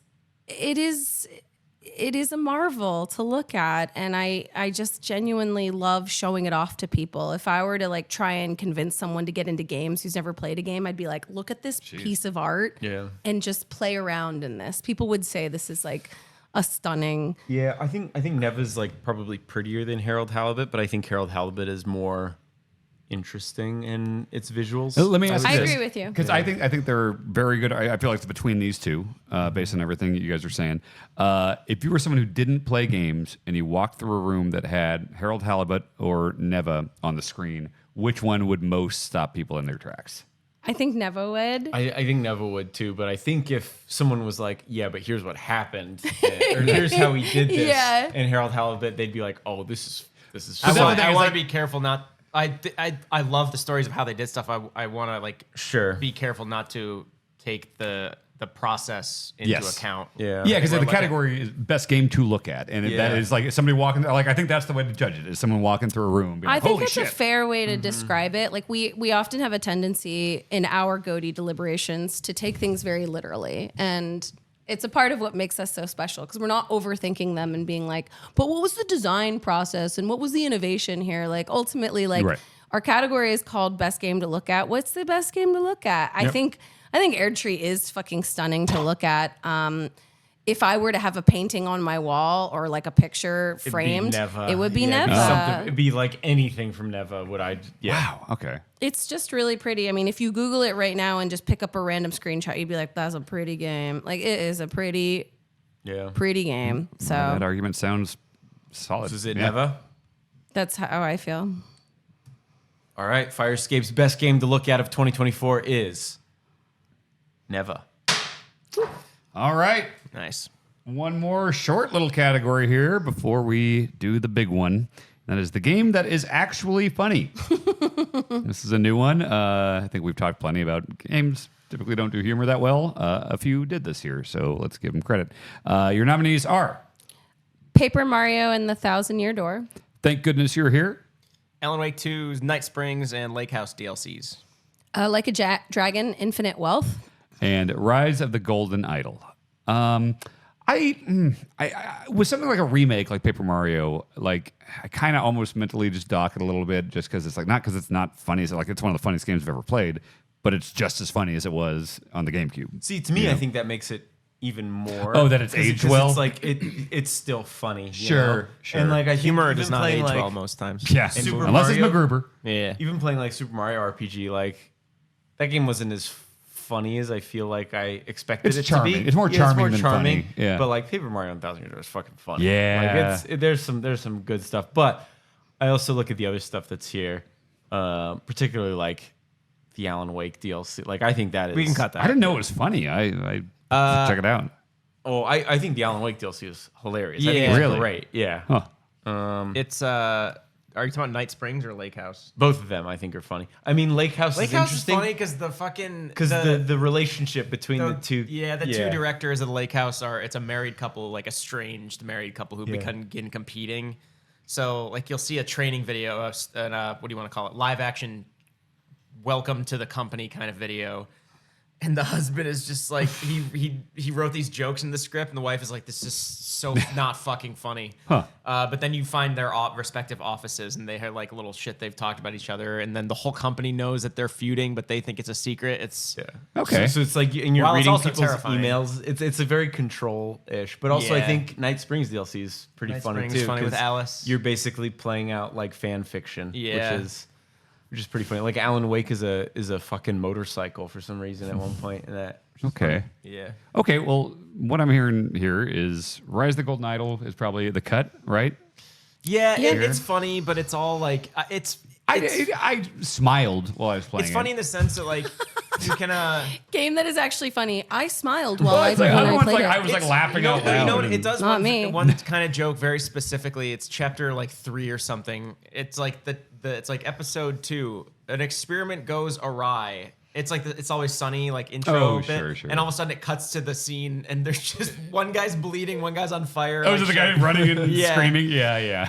Yeah, That is a good it's one. funny. It's like timing funny. Yeah. but then you start digging into it. Everything's really grim. But those men died. Yeah. Oh, yeah. Eugene Marmot. What a piece Yeah, of I like shit. Eugene Marmot. Oh, he's a fucker. No, he's a dumbass. He's a He's a we dumbass. cut dumbass because Yeah. we couldn't think of enough Eugene is dumbasses this hilarious, year. though, yeah. We needed more dumbasses this There's Yeah. a lot of dumbasses in that game. Yeah, there really are.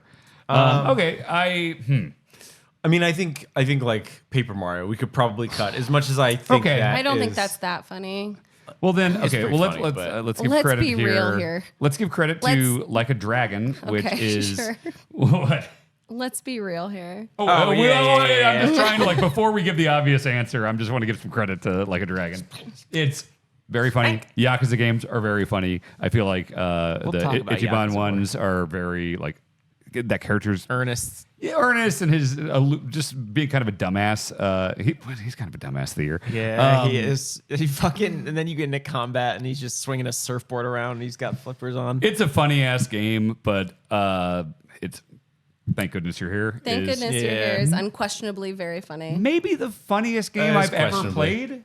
I couldn't believe Aside from it. Hitman, yeah. Oh, and that's such a different like Yeah. Hitman's like Three Stooges, and thank goodness you're Yeah. here is like Monty Python. Yeah. You know, Yeah, that's It's- a really good way to describe Thank it. you. Yeah. Thank you. It Thank was goodness okay. you're here is slapstick. It is character comedy. These people are weird. They are little freaks in a jar, and you're watching them. You get to see slice of life of all these different people. There's this like It's a very village full of iconic fuckers. fucked fuckers. Yeah. There's a very iconic like flower scene where you're asked to mow, and these flowers was are like, really fucking I good. Oh, the back and love forth. you. Yeah. And you can see the lawnmower in the background, and she's like, I love you. And they're just saying I love you back and forth, and you know the lawnmower is You're slowly coming. getting back, or like closer and closer to the camera. That is very good And then she comedic doesn't. timing. She turn to the once that flower's dead. She turns the other like on the other side of her. Is like I love you. Oh yeah. Yeah. It's just weird, like visual gags, like when you go into a pipe and you've got this weird Hey Arnold football head, and you're like going through the pipe and it's squeezing the sides out, and you're just moving the stick to move them through. Like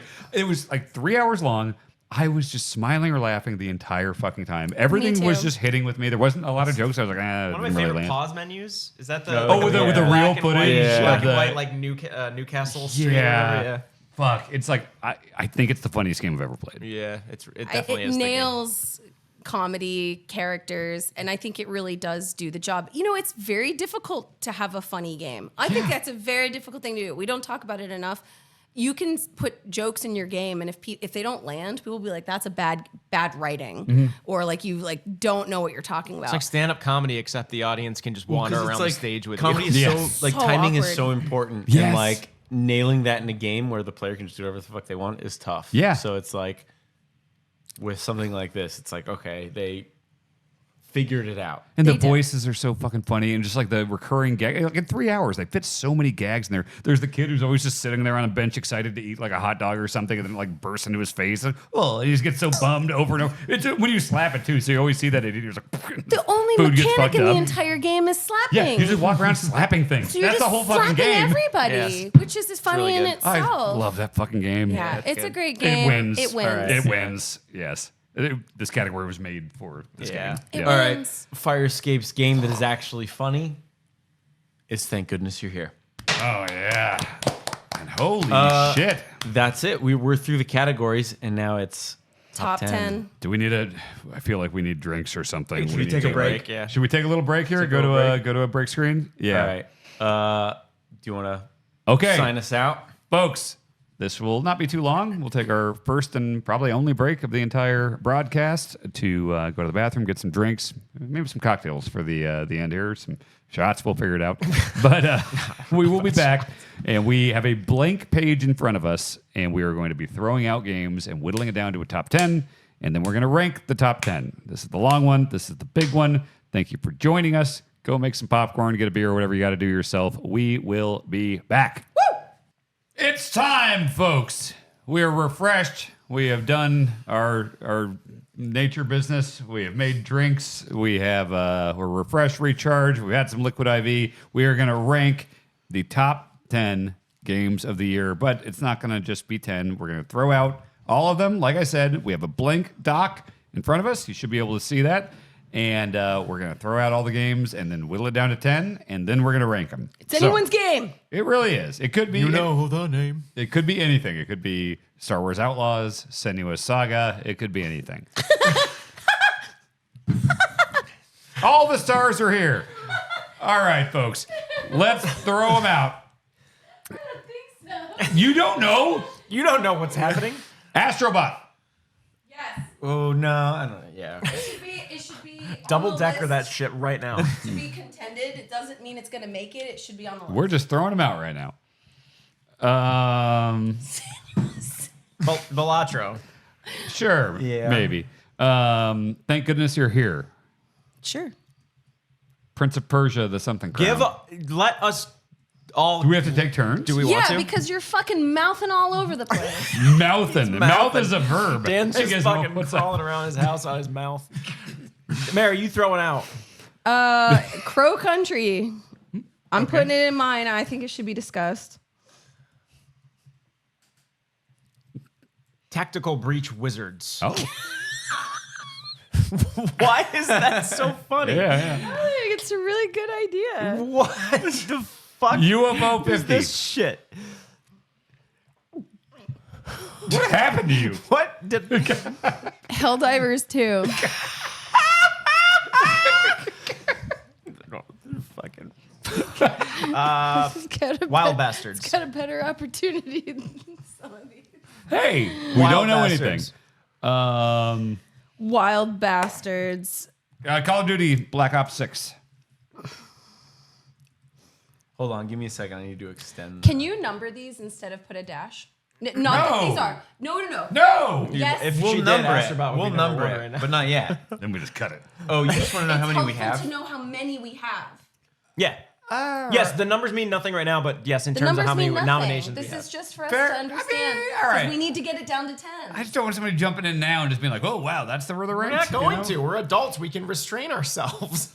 Not, I'm saying the folks. Oh. Like, if somebody joined in right now and they're like, whoa, they've got Oh, I see what you're saying. this at 3? Could just Yeah. do the But it's numbers like- below it then. But it's like, do you want 20 in this list? No, right? I think we just bullet point it. We throw out all the ones we want to, and then we'll whittle it down until there's obviously 10, and then we'll start moving things into slots. you want to Animal put Well. next to top 10 games of the year, you could put parentheses like numbers are pending or something for all those. Whatever. I'm gonna get rid of the numbers. Yeah. I think the numbers are I think it's gonna confuse people. Thank you. The judge is very smart. He's already S-ing the judge's D to get some. He's been doing it all night. I've Let's been be in fucking real. trouble with the judge. I got banned from talking about games. Oh, that You aren't on mean this- games that- you didn't play? aren't- Zelda, Echoes of whatever. games that aren't on this list, even though we've named 12 already. But anyway, yeah, Zelda should go on there. Underlined. Are they hyperlinks? Bizarre. Lorelai. and It's always the Laser hyperlink to the store page for Astrobot. Do people say hyperlink anymore? Eyes. You did. I think so. Oh yeah, that's true. Silent Hill 2. Sure. I guess I'll pull out my list here. Metaphor. Let's see. Refantastic. Make sure I'm not forgetting anything here. Mary, do you have another one? I think Mini Shoot Hell should yeah. at least be Adventures. mentioned. Yes. I think that's possible.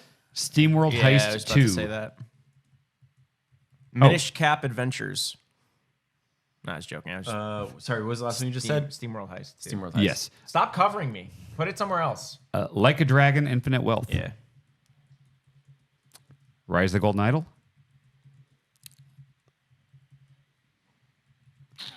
Trying to think of. Dragon's Dogma 2. I don't think Echo Point Nova has a real chance. Mario Party doesn't. Neva. What's that? Neva? Neva. Should we throw Shadow of the Erd Tree on there? I think so. I think so too. it absolutely deserves a mention. Yep, Yes. Yep. Let me check my list. Yeah, we got Thank Goodness. Yeah, Thank Goodness. Do it now or hold your peace. Yeah, we got to get the list together here. No Mario and Luigi. Tekken 8's really good. I just don't see this group pushing Tekken 8 at all. Children of Sun, not going to happen. Echo Point's not going to make top 10, right? No. Okay. No, I like the game, but No, I'm demeaning you. Oh, yeah. All right, sure. I will accept this insult. No, bud. Oh, But you did real good for her. Thank you. You got her in a lot of stuff, Thank and I'm you. proud of you. thank you very much. I think that's the big ones I got. Thank you. What's you giggling at? Nothing. Nothing. What? It's just, the list is big, so it's covering me. What are you doing? The list on the stream is big, so it's covering me. Oh, I see. So I'm just not in picture right now. Erdry. Erdry. Shadow of the Erdry. Erdry Plaza. Elder Holes my rim. Elder Holes. I'm very proud of that. Yeah, we'll add it. Elder Scrolls 5 my rim. Elder Holes. Elder Hole. That was a joint effort. I said Elder Holes. You and said you yes. said that's right. Myram. You said Elder Holes, and then I started with Rim, and then I was like, wait, my rim is Elder funnier. Holes, Rim is also Yes. I like holes. You guys fell asleep before I like holes last night. It is the Elder Holes, not right. Elder Holes. I gotta Yes. make sure that's right. Elder Holes Rim. That was the original one. Yeah. All right, we're grown ups. We got to do this. All right. And now for real games. Yeah. How did we do this last year? How do we? Well, we're just like we're so gonna. we have to have 10, and so I think we need to start moving things into 10. And the easiest way to do that is also to like You know start what? saying things that we think will genuinely not make Yeah, I feel like we start with cuts. cuts. Okay. Well, and then so here's what I think.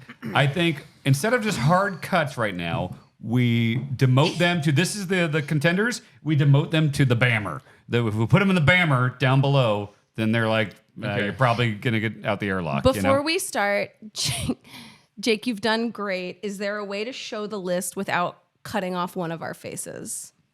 No. Can you just make it a little smaller? No. Okay.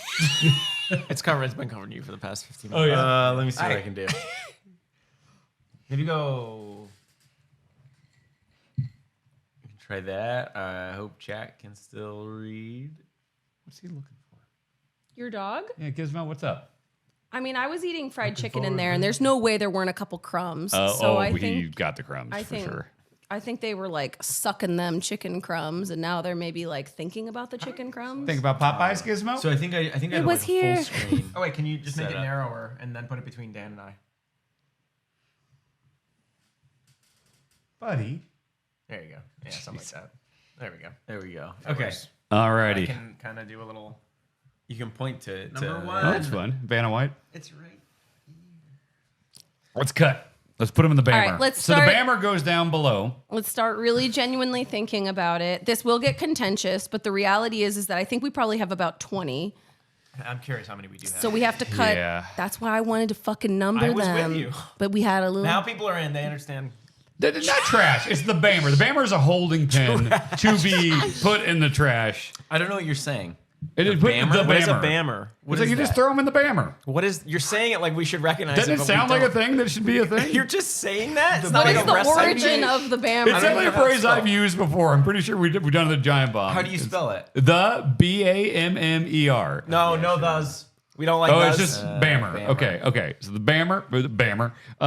We put him in there, and then if it gets locked Bammer in, Margera. that's good.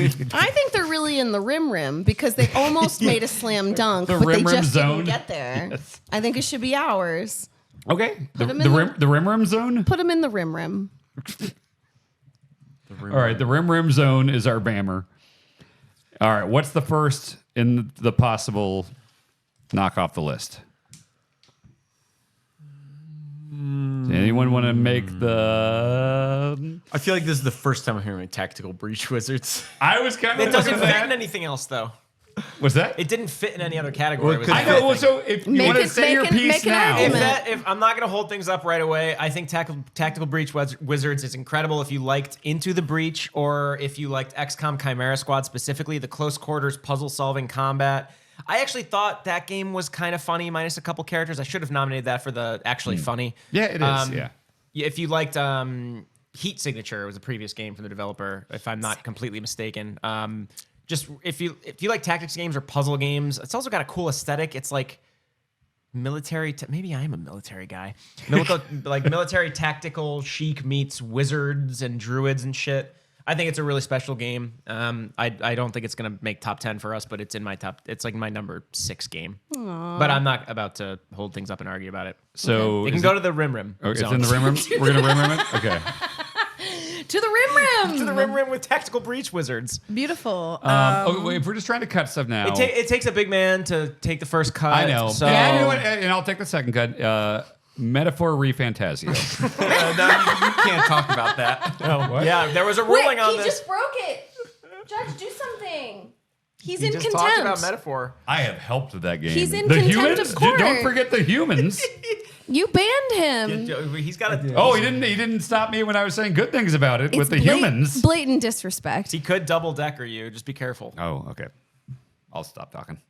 Metaphor, we can't cut it yet. No, Yeah, we that can't cut stays. that yet. Slightest. Astrobot, though, is probably one that. Make your peace about it. It's not pure. I don't need. It's not pure. It okay, doesn't what get It's about- not untouchable. It doesn't get a golden ticket, bud. It's one of the few games in history I would call perfect. It's absolutely not perfect. Tell me the ways it's not perfect. Okay, I think the boss fights are just kind of phoned in a little bit. Boned, and there's so many stages, and you look at the level of care and love and the animations and how they all utilize the fucking the is gimmicks early of each for stage. Astrobot. What? I'm saying this is early to be doing this, and I appreciate it. Yeah. It's- All right. Let's hash Mike. it out now. Okay. SteamWorld Heist 2. Okay. Should that be Yes, on top 10? I think that game is incredible. Okay. I think. Oh, Mike. That loud fart. What about, Did okay. you fart again? No, you fucking did. It smells like farts Yeah, it in sounds like here. I heard it. What about Call of Duty Black Ops? That's It's really good. fucking good. It is, but is it top 10? Yeah. It's like number SteamWorld 4 Heist for me. is top 10? Yeah, I would put SteamWorld Heist up there. I love SteamWorld Heist 2. I might put it in the Rim zone. It's very good. I appreciate both the overworld stuff it's doing and the team building stuff it's doing. And then the actual combat stuff is great. You know, it's just a lot of angles and figuring out who's the right person to take out what enemy and what order. It's good tactics. It doesn't really add that much over the first one that made me like it more. It's got the overworld thing, which I like like the overworld stuff is interesting. It's not the overall stuff is inconsequential, honestly. I think it's the ability how freely you can swap between your classes is like really flexible. It's almost like a job system. It's thing. also one of the like, few games I've talked about this at length on the show before. I really don't tend to respec. I also, if I can, Metaphor is good about this too, but the flexibility with which you can assign different classes to different characters and then take bonus skills from their past class and bring them over, I think that actually was a huge game changer. It is, but realistically, looking at this giant list right now, there are. I already cut one of mine. I'm defending SteamWorld Heist 2 out of principle right now. Okay, I'm going Dragon's to continue. Dogma 2 is not going to make it. Dragon's Dogma 2 is incredible. I liked some stuff it was doing when I played it. Does anyone want to argue that it's going to be on our top 10? I feel like I didn't play yeah. enough to argue, but what I played, I loved. I thought it was great. I love the fact that you can load that game up, not even have an objective in mind, and then all of a sudden one of your followers is like, oh, I found this fucking thing because I had played with like Jake or something. I know where this treasure chest is. Then you go searching for it, and all of a sudden you run into this new monster. And I love that is one of those games where the like journey to the destination is the whole fun of the game. Yeah. I appreciate that there are no like quick shortcuts to get from place to place. I think that game also satisfied my... I play a lot of games like Balatro, Helldivers 2, a lot of these games that are just satisfying in the short term. I love that I can sit down and then like this long, arduous journey becomes kind of a story unto itself. If we have to cut one of those, I would keep Dragon's Dogma over SteamWorld Heist 2. I love SteamWorld That's Heist fair. 2. It's helpful though to hear which one you would fight for because Dogma 2. we're gonna have to keep I fighting. think Dragon's Dogma 2 is more on a much more profound level, a That very is- good game. That is helpful. Yeah. I mean, at some point we're gonna Put have to SteamWorld eat our in the children. in the So like, Rim zone. pick the one that you feel most strongly about. We can move Yeah. SteamWorld in the Rim. I've personally been playing a lot of Zelda and I've really liked it. I don't think it has enough love in this room. We didn't even put it on there. I said it Yeah, out loud. Mary did say it. Mary Okay. said it, yeah. All right, well, fuck you. Put it in the rim. Wow, the fact that we didn't even say it. Jeez. Mary I know. said it. I said it Oh, no, out yeah. loud. I didn't realize it, and it was in my top 10. Okay, well, here's the thing. You keep saying games that aren't ones that you said before. I've put 2 in the Rim zone. It's Dan's Oh, turn. I got to throw one of my. Yeah. It has to be one of yours. All right. well, not necessarily, but you just he's going to do Crow Country. I played Crow Country, and I think that it does some really good things, but I do think it's not going to hang in this top 10, so I'll sacrifice Crow Country. Okay, let's sacrifice Astrobot. Brah, that's you're just saying ridiculous things. Jesus Christ. Yeah. Shit again. Hey.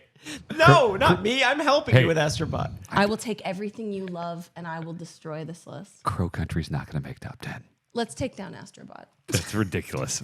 No, It's not going to make top 10. Let's wait before we go for some of these heavy There's a hitters, lot okay? that's not going to make top 10. I know. We got to figure that out. God. Pick I one thought of this was gonna be yours. But that's easy. that's not how it No, works. no. It is how it works. I was joking because then we could start eliminating something we might be really passionate about. That You we might, have to pick other things that you're not obsessed with. Okay, You have to let pick me say some of your this. children. No, you got one. We can cut Persona 3. Okay, thank you. What a good person. We're all so noble except for Dan. Okay, can my rim go to the rim? My rim can go to the It's rim my favorite rim. game, guys. I know. It's my You game little ass, weirdo. Mike ass game of the year. Who's Okay. fighting for Erd Tree? It's incredible. It's fucking another masterpiece. I just feel like we're being redundant because everything I would say about it, I said about Elden Ring, the base game, which is not. I'm not saying they're the same. It actually does a lot of cool new.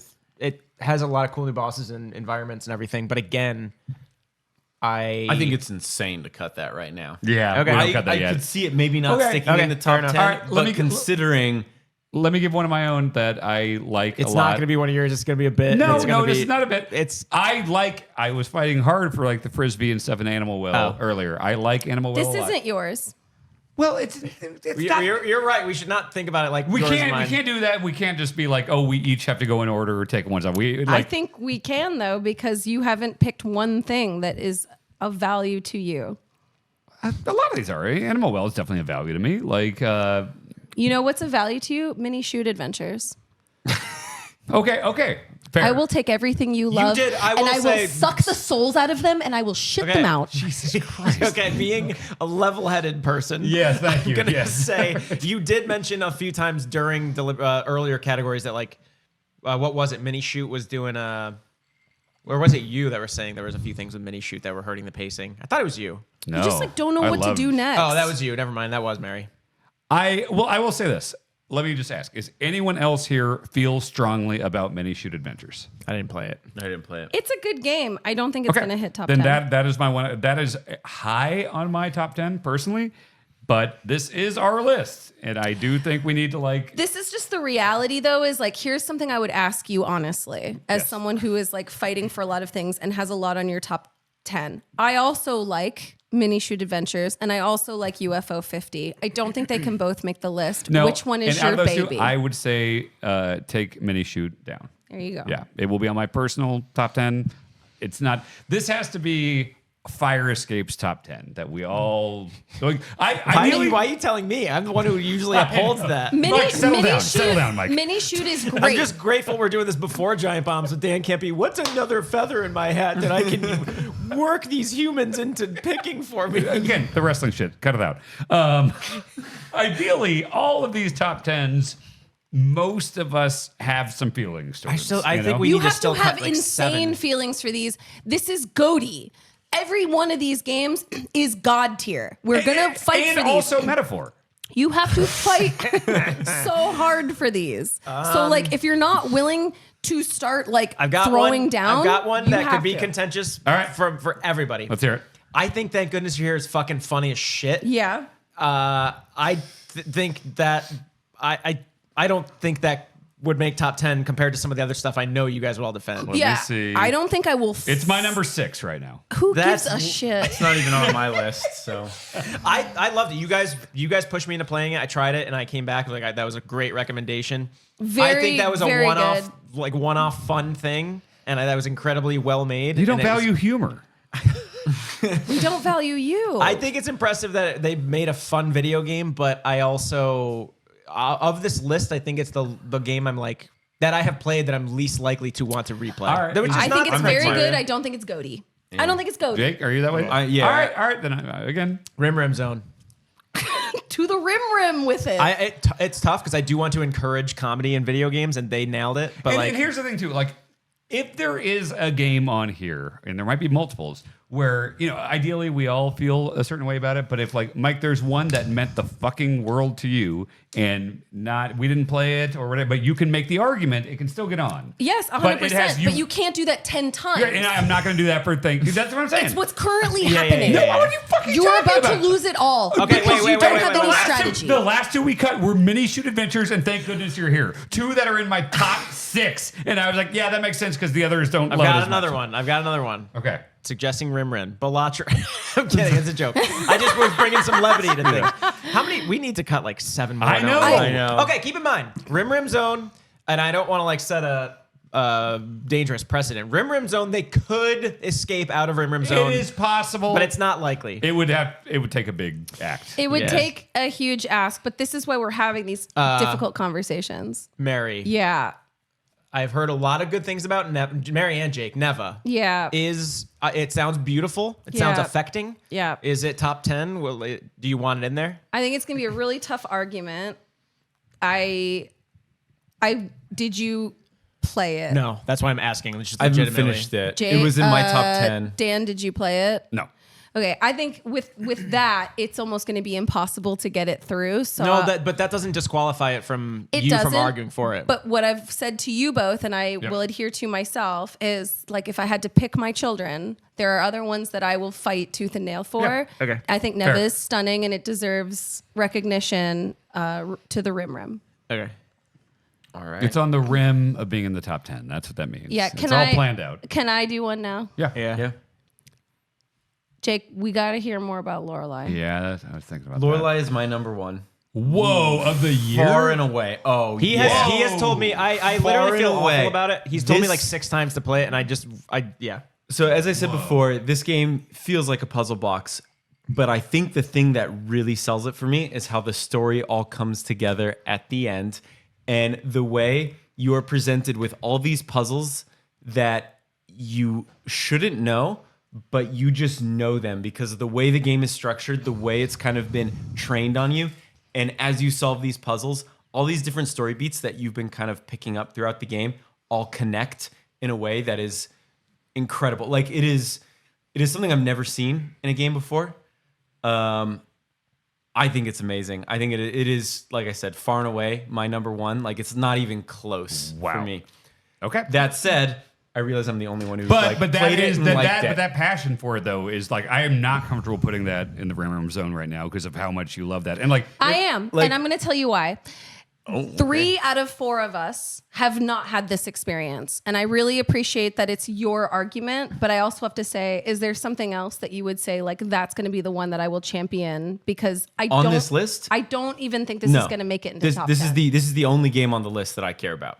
whoa. I don't think it's going to make it into top 10. Wait, I'm just being realistic. But I'm also going to say like, okay, look, I didn't like Helldivers, barely played it. That is Bob. not even in my top 10. Crow Country, didn't care much for.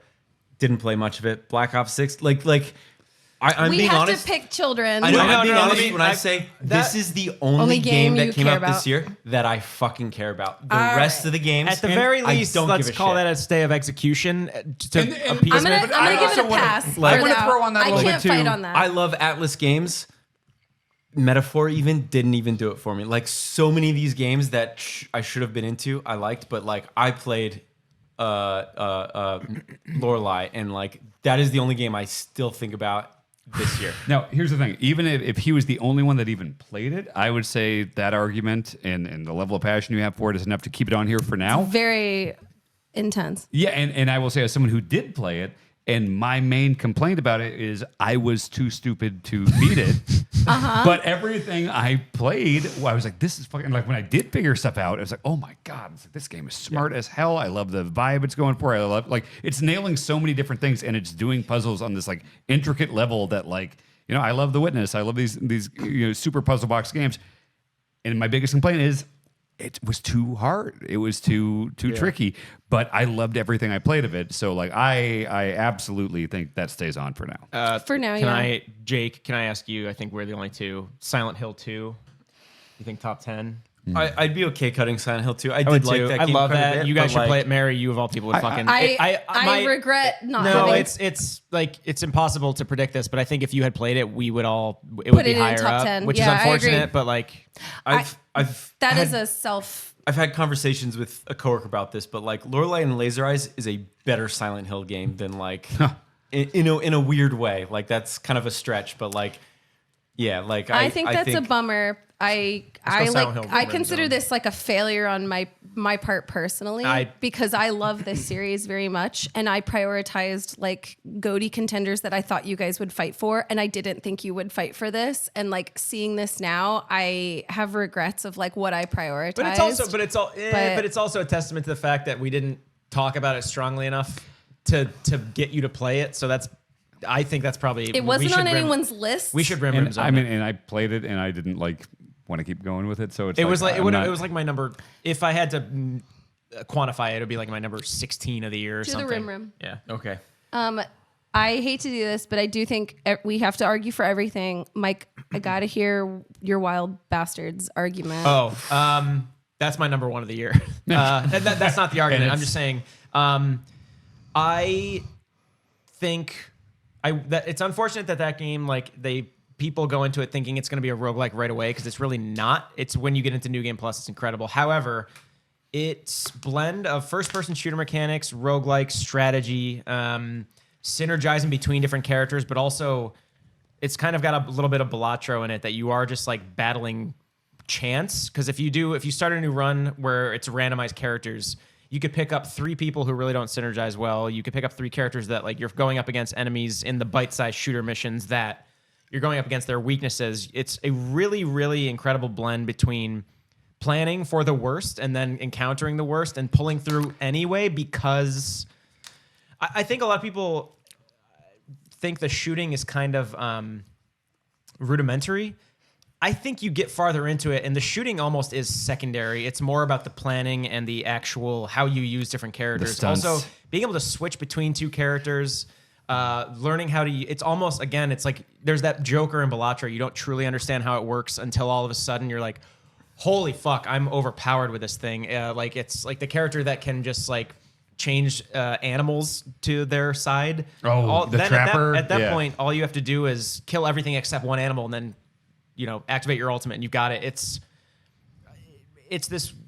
like you're jumping in and out of these like really quick-fire Doom shooter arenas, but then also once you get on harder difficulties as well, I would say the roguelike stuff comes into play where you're actually making really tough decisions on how to move across a map, which is all to say I really, really appreciate how much just like what was the Void Bastards, I think it blends several genres in a way that like Dungeons of Hinterberg tried to blend several genres, but they just fucking fell on their face when they tried to do more than the thing they were good at. I would say that with Wild Bastards, they're just as good at the strategy of it all as they are at the shooting, as they are at the roguelite elements. And they're trying so much. There are 3 different levels of this game where it's like you've got the top level kind of roguelite map, and then you've got the board game element once you're down on the planet. Then you've got the little bite-sized first-person shooter segments. You are juggling a cast of characters that is pretty huge, all with different stunts that play completely differently. Yeah, and each of the characters feels like they are the star of their own first-person shooter game. Mm-hmm. And again, I think the fact that the actual shootouts are like 2 minutes long, I think people get down on it because of that. I was like, oh, that's what's great to me. Like that is the quick fire, not even Vampire Survivors pacing. It really does just pull you in and out of several different ways of thinking. That it's crazy how smoothly you can transition between those 3 layers. Yeah, and the way that the things you do on one, like you can get bonuses on the board game level a bit, like on the planet, where it's like, oh, there's a bunch more juice for like stunts or whatever. So you can go down there with was it Casino, the guy with the fire thing? No, he's Scorch. the one that Scorch. Scorch. Casino's the shotgun and the gamble. That's right. And Scorch has the one where he sets 3 guys on fire. So you can go down there in a level that because of decisions you made on this other level, you're getting tons of stunts and stuff. So you just collect a bunch of them and you're just boom, boom, boom, setting everyone on fire. You don't even see an enemy and you just hear them screaming and they're all burning to death. And you know, because of the decisions you made here, this is much better for you. Yeah. And it's also the last thing the fact that they have 3 layers, like XCOM has 2 layers, like Tales of the fuck ever. No, I'm thinking of Valkyria Chronicles has 2 layers, but like to have those 3, the Interstellar map, the board game once you're on the ground, and the shooting. When you get to certain difficulties and certain points in on the star map where you're actually in a shooter mission, considering, okay, what is the best thing for the board game layer? I might get this character killed, but that would let me get the beans to solve that dispute because they're my last 2. I can't afford to have them feuding when I get to the end. Like the decision making that comes into play. The game is flawed in the way I don't think it starts off on the best foot. I wish they started it as a roguelike and made story optional almost. But I in terms of games that blend genres, the Blue Manchu guys just continue to blow my mind. I mean, you're arguing really hard for this. I think like I respect to keep it because this is something that you feel really passionate about, and I don't think we should push you further on that. But I do think like there's several other games that are towards the bottom of the list that we have to start like really hacking away at here. I will Wild Bastards. I would get. Oh, sorry. I know. I'm just saying. I'm with you. Finish your thought. No, you were gonna cut in. I was gonna say, first of all, Wild Bastards. I just want to put my hat in the ring of like keep it for sure because I feel strongly about it too. But I do have one that I cut to keep it. But we need to start making one of mine. cuts. I'll cut. No, what's yours? Golden Idol. Okay, I was going to ask you about Golden So Idol. here's my thought. I just beat this a few days ago. Loved it. Really, really enjoyed it. But like there were complaints I had where, it's the same one that I think you have, where it's like you can know everything, you can understand everything about the story, but then when it's just a giant block of blanks and it's like, oh, okay, I put correct stuff into all of this, but it wasn't the exact thing the game wanted. And because of that, I have to like, okay, well, what do you want? You're just kind of like, you always, not always, but you frequently get to that thing where you're just kind of throwing words in there to see like, is this what it wants? No? Okay. And then some of the stuff too is also like not fun to figure out. There's stuff where it's just like, here's 8 symbols and you got to figure out, is this 1 minute, 1 day, 1 whatever. And not at its best, that game makes you feel like a genius and like you solve the mystery and put everything together. And I think it does that more often than not. Yeah. But the times that it does do stuff where you're just like, what do you want, game, is frustrating enough to make me like, I love this game, but I could see this dropping off. This is my like number 11 game because the first game had the same problem. It's like, I have solved this problem. I've done everything you wanted of me. I just need to know what you want me to say. Yeah. It's like, the one you were texting me about. It's like, we had the right person in these slots, but they didn't want the alias, which is the whole point of that mission. Yeah. They wanted the actual person. Yeah, the mission, they're calling him this guy, and you want the like real identity here. It's deflating to do all the intelligent work to get to a solution, and then the game gets in the way. You're like, dude, I'm right there with you. Just let me finish. Deflating is the word, because then when you finally get there after a bunch of fucking around, it's like, oh well, yeah, I had that. It's like, so instead fun, of aha, and I got that reward. It's like, oh, fuck you. It's an improvement on the first game in that respect, and this game's incredible. And I'm curious how much recency bias is playing into how much I love it, but like people should play this game. But I'm fine moving it to the Rim Zone. All these games are great right now. Like to get here is an honor. What about like a Dragon Infinite Wealth? I didn't play this game. Before that, I like the Yakuza or the Like a Dragon series, but sorry, what were you? No, if it's simplified, let's definitely do. Oh, you moved it. Let me at least say my piece for Dragon's Dogma 2. That's the most. Honestly, if we're like seriously speaking, not about the bit for that section, that is probably the most Mike-ass game of the year. It's an immersive sim in an open world. They did more of what the first game did. I absolutely love that I could go into the game and not know what my pawn was gonna like suggest that we go do. I'm also like a State of Decay 2 mark. I love shit where the game doesn't like pound me over the head with this objective. I can just go off into the wilderness with a few characters. I get attached to them more than I get attached to anybody in any like scripted game. I love Dragon's Dogma 2. It's so unfortunate that the frame rate fucking sucks on consoles. They still have not updated it correctly. I don't think. If they have, that would be awesome. I'm happy moving that. That was like my number 4 game of the year, but we can move it out. I know that's going to be an uphill battle. Dragon's Dogma 2 for me is like one of the most interesting games that like AAA games that I feel like came out this year. Fun. Yeah. Yeah, where it's like okay, it's doing all these interesting mechanics that a lot of them they did 10 years ago, 12 years ago, or whatever. But like I didn't play it that much, you know. We can move it out. I'm fine with that. But do we want to talk about Infinite Wealth while we're on the subject? Yes, but let's make sure we're removing things while we can. Let's talk about Infinite Wealth. Actually, out of curiosity, though, how many do we have now? Is that like 13? We're at it looks 14, like? I think. 14. Oh, shit. Okay. Did you beat it? It's 13. No. That's- Chapter like 9. You went back to Japan? Yeah. That's- I'm in the dual party thing now. Okay, I think Like, I'm a little- like I might be a little Hawaii and before that. I Japan. just went Kiryu to Japan. I think I might have gotten past where you were, which is funny because I was Yeah. shitting on the game first. No.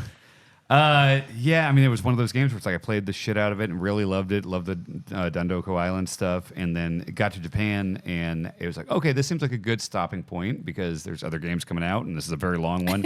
And It's long, yeah. I fully intended and still do, frankly, to go back to it. But the fact that I did not and that I was comfortable bouncing off of it and then never quite got back to it, I don't want to say it's telling because the game is fucking awesome. But I think if I was super gung-ho about it, nothing would have stopped me from coming back to it and finishing that story, you know? It's funny. People use the phrase kitchen sink approach as like a demeaning thing. I think this game embraces the kitchen sink approach. It's like, sure, we'll have an Animal Crossing. Sure, we'll have a Pokemon with like creeps. Sure, we can. Yeah, you can go do these mini games where you're delivering pizza and jumping through hoops on a bike. My problems that I had that first episode I talked about it have not been erased. I still think the pacing in the first like 8 hours is awful. It really is. The game does.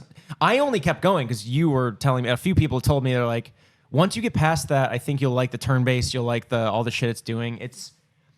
It's also the most. Even on this list almost, including UFO 50, including Animal Well, there's no other game on this list that is like happier to be a fucking video game. Yes. So like I really am hesitant to cut it, but I don't want to move it immediately right now. I like that game too much. Here's what I think there needs to be an argument for to stay on right now because it does seem like it's a one-person operation here. Crow Country. Yeah, I think Crow Country is probably going to be. I haven't made my top 10. It's going to be my champion for this. I think it is a quintessential like must play for horror. I think it is better than UFO 50, and I think UFO 50 should go. But I think... Damn, turn that around. Well, Yeah, but also, because like, you've been a little mouthy, and I think you've said a lot of games that you don't think should be on. Mary, I think we've all cut more than you at this point. Yeah. Just by your logic. I don't know. I mean, I would look at it. I liked a lot of the games that are on here. I was also a champion of SteamWorld Heist, and I think I liked. Yeah, you talked about it a lot on the episode. I think like there's a couple things that we each champion personally because they're just naturally like our game. I think Crow Country is extremely special, but I also think it's just extraordinarily well done. What bothers me is like the idea that we're all saying quality things about a game, but I don't think that Dan is really talking about like the games that he wants to champion. He's been kind of like cutting other games from other people. I mean, if you want to put me on spot with any of them, I'll defend them.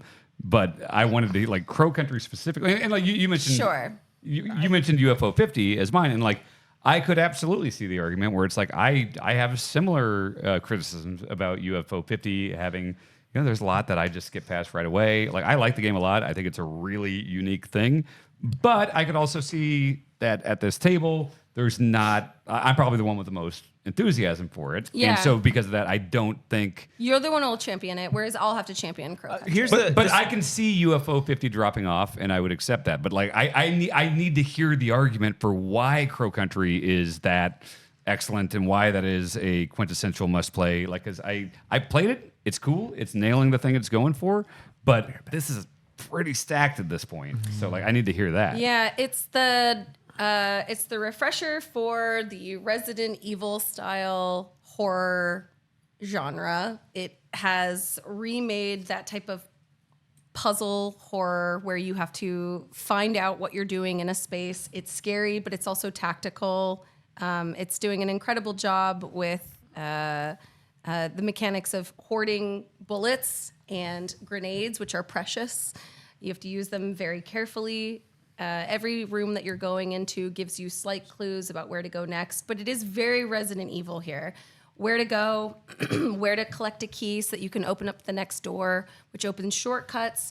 Everything allows you to save. There are save rooms, which reminds you back to like old horror days where you can't just save whenever you want. You have to get to a save room. You can lose it all if you're not being thoughtful of where to go and where to save. Conserving ammo comes back. Management of items and how to utilize them. And the puzzle design is actually really good as well. And they take you to a space and they say, this is broken and we need you to fix this machine. So you have to find the right chain or you have to find oil or you have to find an item in order to fix it. It's very interesting and well balanced. I just think it's extraordinarily well done. But I understand this is a good game and everything, but like, what is it about this that everything you just described, I feel like you could have said about Resident Evil when it came out in 1996. So like, what is the thing that makes this such a must play now, other than being a very faithful callback to PS1 survival horror? I think that Crow Country is revitalizing that genre, which is hard to have like a brand new version of what these are doing. I think it's doing it in a new way. That's what I need. Like that's what I need to be sold on. Is like, what is the new way? Because it feels like a faithful callback to me. I think it's a complete and whole solid game that someone gets to enjoy. I think just to like toss it back though, my problem with UFO 50 is that no game is Yeah, he asked you what is the new thing it's doing is I think to But kind of is add that to what it. we're saying? Is that it needs to be new? Well, no, I think no, Crow but you Country claimed like, it was bringing things in a new way, and he Well, asked you what it was. And I you, feel like Crow Country does a lot to like modernize that genre, a genre that I feel like like people have tried, but I feel like it's never been It falls flat a lot when people try Yeah. and redo these types of because it genres. feels so dated. But I think Crow Country manages to make it feel modern, even though it is so grounded in that original. It works right, for like, young what is audiences. it doing to make it feel modern? Is I think the I question. didn't play enough of it to answer that That's question. what but, I'm asking. 'Cause I'm up. I fucking love survival horror, but I'm trying to. Who played it again? I played like an hour and a Damn it. half or so. I played like about a half hour. A half hour? yeah. I'm sorry, just to be clear. Was it 12 minutes or was it 15? it's a half hour. Well, we can't. I'm gonna- but also, 25, 30 we're- minutes. No, But we're I giving, actually don't think that warrants that's as valuable as a opinion as No, Metaphor we left Fantasia. Jake Lorelei on there because he was like defending in a way that we're But like, okay, I played 6 hours of Lorelei. Like I we can't- but, understand like- what it's doing. right. So that's what I'm trying to give you the chance. Like, oh god. I think we move on from Crow Country for now. And there's a couple games here that I think we should talk about again. Okay. Shadow of the Erd Tree is one. I know I said I think it'd be crazy to cut Are we it. at 13 now?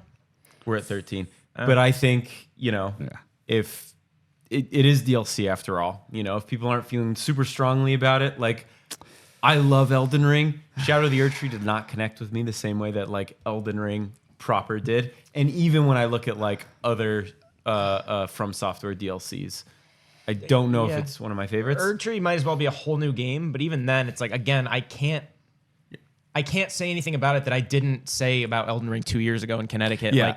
And that's not a disqualifier, but compared to other stuff, compared to how much Mary cares about Crow Country, compared to how much you care about Lorelei, I'm like, Shadow of the Erdtree was an awesome 40 hour. I didn't even finish it, 30 hours, whatever I played. But No, I'm it like, could be like 40, 50. I mean, there's a lot in there. Yeah. no, sorry. I played like 30. I didn't finish it. I'm just saying, like, it was incredible. It was beautiful, but it might as well have just been a new area in the base game that I just didn't get to explore. Yeah, I was very happy to have more Elden Ring to play, but Yeah. it wasn't like there were I know there's a bunch of new classes and items and stuff like that, and bosses Yeah. obviously but it did feel like Elden Ring for sure. It's a tough one. Yeah. The other one that I want to point out is like, I know you guys really like Black Ops 6. Yeah. I like Black Ops 6. I love the Call of Duty games, but is it really like top 10 material? Like, It's close, but Like, it's close, but I don't know. I'll let you go first. I mean, I fucking love it. It's probably like my number 4 of the year right now. But I don't think the enthusiasm is here among the entire team. And like, I am not going to go to bat for it in a way that's like, look, it's just a really fucking good Call of Duty game. Yeah. Like that's, there have been a lot of Campaign's good Call of Duty awesome. games. Big swings all over the place. The campaign, the zombies is back in an awesome way. The Omni movement, like, I stand by. I still. What did we give best mechanic? The Animal Well stuff, which is it sounds very Right. well deserved. But I it stand sounds by like Omni your movement Omni being movement like was important. yes, I stand by that. I'm fine. I'd be fine with Call of Duty not being in here. I also realize it's not a whole like fire escape group thing, and I also don't think me and you are. We both like it a lot, Yeah, but it's like awesome. not in a way that like I like it in the same way that I have liked a lot of my favorite Call of Duty games. It doesn't like Yeah. completely reinvent the wheel. It just makes some pushes in ways that I appreciate. Where it's Yeah, like I like that it's less hoorah, military stuff and more kind of like James Bondy, like Mission Impossible stuff. I know Cold War tried to kind of move in that direction, but this is the one that really super clicked with me and. Yeah, I'm loving it right now, but again, it's not like this is a revolution in about- Call of Duty or anything. What if we put Black Ops 6 and Erdtree in the Rim Zone, and we had one more? Between those two, It doesn't have to be between those two, though. Like, we both, me and you, just said, like, we would. Everybody who played Erdtree is all like, it's incredible, but again, it might as well have been that region we just never got huge. Yeah. Let me offer something here because I think we need to get some tough decisions here. You bring up the UFO 50 thing with Yeah. me, and I accept all the criticisms and things, and I like it a lot. But I would be willing to say no to UFO 50, bring it down if you'd be willing to concede Crow Country. So that we can have blobs. I would take Blops over either of those. Yeah. Yeah, I just don't. I think that removing Crow Country is a disservice, whereas like I'm hearing you about Call of Duty, but I think that that's a tough one for our top 10. Dan, I'm sorry. I like Call of Duty a lot, but like. First, just to make progress, could people who played a lot of Erdtree, I'm up for This moving is that your out. time to raise your hand I am and not fight for it. super duper passionate about either Black Ops 6 or Erdtree making it on this list, but I also still don't feel like I understand what Crow Country does to deserve. We'll come back to that. I also am not sold on it, but I would say I'm more willing to. In a few years, I'm just gonna look back on Erdtree and it'll be like all this big Elden Ring blob. And same with Call of Duty. I'll be like, oh, it's another good Call of Duty. That's what I'm saying. It's, Those they got good again. Okay, we still need to cut one more after those two. I know, think I know. that's a start. These are hard decisions here. So at how this about point. we get rid of Black Ops 6? Put that in the Rim Zone, or are you not sold on that? I mean, it's my number 4, but again, I'm not going to give the argument for it the way I would for like an Astrobot or something. So I'm fine with that. Okay. and Erdtree. We're at 12 now. I loved it, but like, Yeah. it didn't scratch. Like, I don't know. It just wasn't Yeah. like Elden Ring was a revelation. Erdtree was like, Yeah. it's more. Yeah, I'm glad to have more of that. Yeah. Elden Ring is one of the absolute best games of all time. Yes, Yeah, this was more of that. Yeah. I'm fine moving that to the Rim Zone. So we need So one how more. many? Mary, I'm with Dan. I'm Sure. trying to. I want you to make the argument. What both of you, or no, you said like what are the new ways it's like keeping survival, pushing it, or not even pushing it forward, but like I don't know if new is like the angle I would go. Yeah. I don't think it's because it's I just want to say, like, one of the things you said earlier was that like you introduced this to your niece and she got super into it. A genre that like But that's anecdotal. Like that's It is. Yeah, it's like, I'm but, sure I like- could show Astrobot to a Yeah. kid. that's awesome. I just want to like. I feel like I could say that about any game. I showed this to so and so and they loved it. That doesn't. I think it should stay. I want Crow Country to stay. There's Oh man, now There's- I'm like. This there's is nothing tough. horror Okay, on what this. about- This is 11, right? What about Prince of Persia: The Something Crown? Because we can't even get the name right. It's a bad The look. Lost- It's a boring, forgettable name Lost for Crown. sure. Lost, yeah. I haven't played it, but I know people really like this game. But we haven't talked about it. I much. consider it one of the all-time best Metroidvanias, which is one of my favorite genres ever. It is like I enjoy it the way I liked Symphony of the Night or Super Metroid or any of the great Shadow Complex. And the fact, like, I had I was curious about it because, like, Prince of Persia was not in that genre before. So it's like, what is their take on this going to be? And seeing them add quality of life things, like the memories thing, seeing them have maybe the best combat I was I've seen. it's the actual like acrobatic mechanical shit you're doing during boss fights does not feel like a Metroidvania. It feels like It feels like a Devil May Cry. I was gonna say it's like a 2D Bayonetta. Yeah, totally. It's- The boss You're fights and fucking stuff. sliding under the like nutmegging them to get behind them and hit them. The soccer term. Yeah, like it's the combat Yeah. is it's also crunchy. very goated. Yeah, it's really like good. the idea of all the different plus ups you get to your character's combat. I actually think is akin to like Hollow Knight or like other games that I love. It's not just about a Metroidvania. The combat is rock solid in Prince of Persia. So it is shocking that it's gotten this far, but I do actually think it's a very high quality Metroidvania. Well, and it's So it's a tough. It's a. I don't tough, think it does anybody. I think we all want to stay. I know I- you just bring I it up. super- we I've never all played played it. it. I just And I would brought say it too, up. we've already said a lot of good things about it. The exploration and the Metroidvania element of it is incredible. The combat is incredible. We haven't even mentioned the platforming. Like, I am such a huge platforming guy, and some of those like advanced challenges, the optional stuff is like, this is crazy shit that requires you to use all these different abilities to kind of warp around and stay alive. It kind of nails. It is one of those games that's trying a lot of different things and nailing it all, except for story. Who gives a shit? Writing, I don't care. Even like the That's a weak point for it is. it. Yeah, I didn't love the art style or the writing or the story. Didn't love those. But as far as just gameplay, moment to moment, holy shit, it is one of the best of all time. And I say that as someone who's like, I like Prince of Persia fine, but I fucking love this one. It's one. It's like I'm not a game designer, and a good Metroidvania seems like one of the hardest things to make, and they made a very, very good one, not just a passable one. That was yeah. This is one of the best ever. Jake, oh man, this hurts me. I'm curious. I think Metaphor is incredible. Do you think it's top 10? Because I do, but like I haven't played also- enough to like. It feels I'm weird through- I'm for me to past- fight for it when I've Yeah. only played like. I just played the Less than third a major third. palace. It's a fan favorite. No, This is us, It's though. on my favorite. This is Yeah. our list. Yeah. I don't think I've like since I last spoke about it. I played more.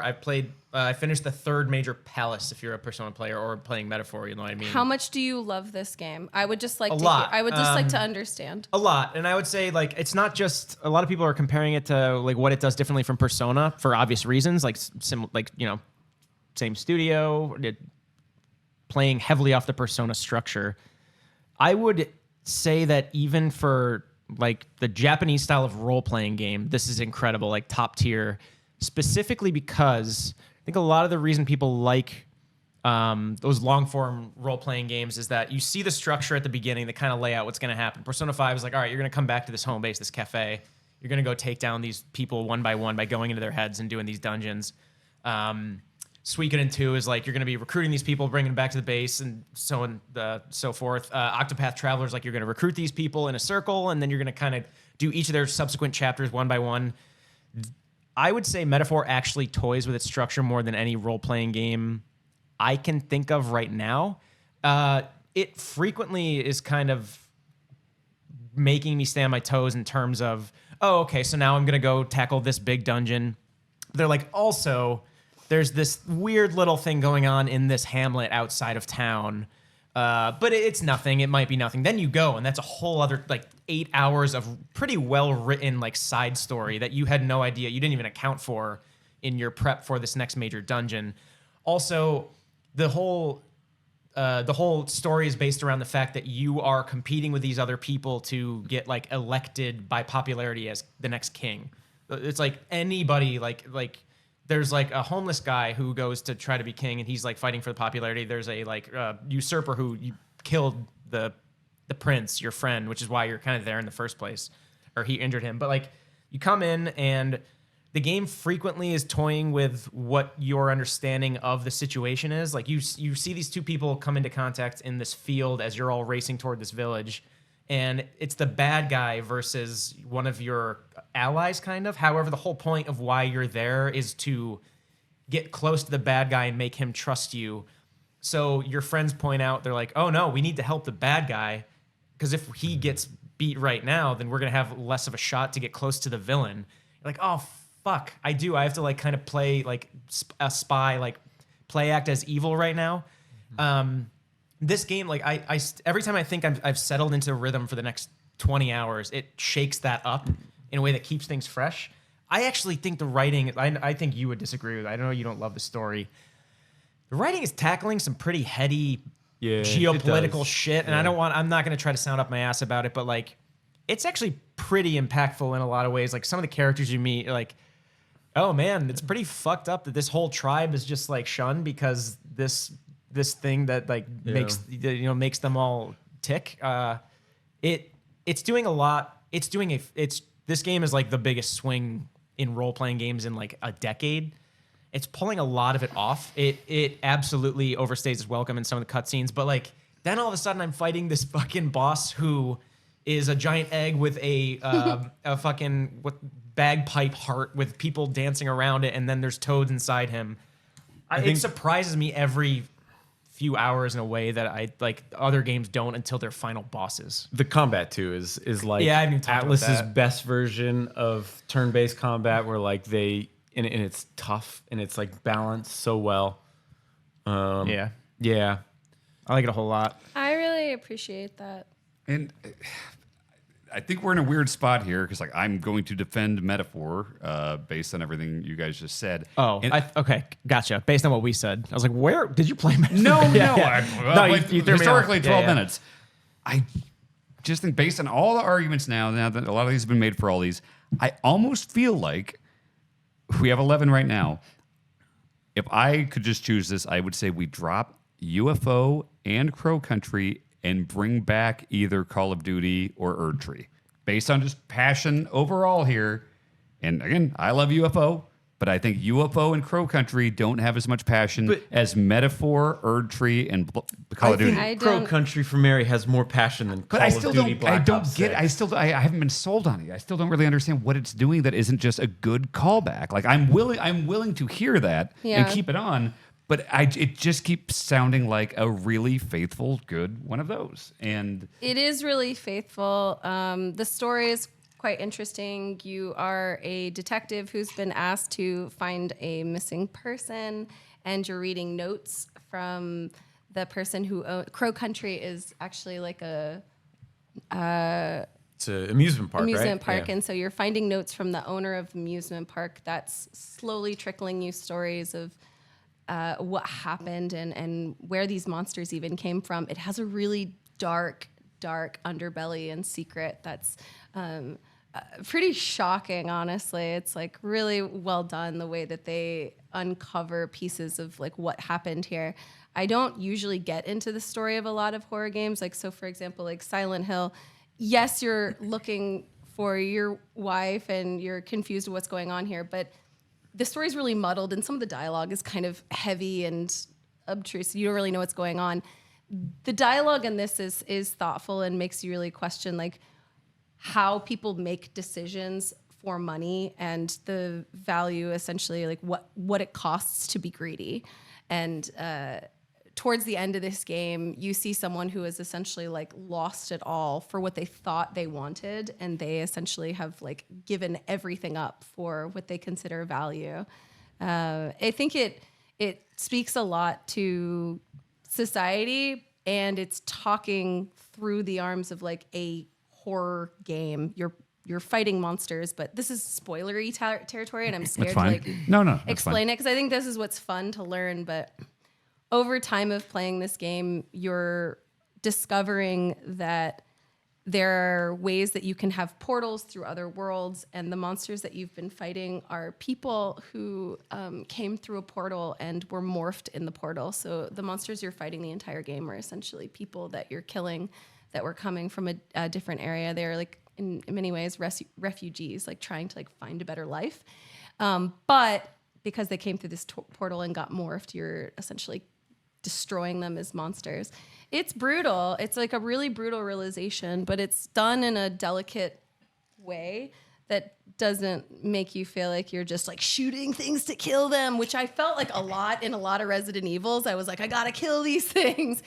But in Crow Country, there's a humanity behind it all that I think is well stated, and it doesn't overstay its welcome. There's a lot of times we're talking about stories in these games where like it's a little heavy-handed, but not in Crow Country. I think something that we haven't talked about that is important, I don't know if that helped express like some of my appreciation for it, but like I'd also like to just overview Animal Well.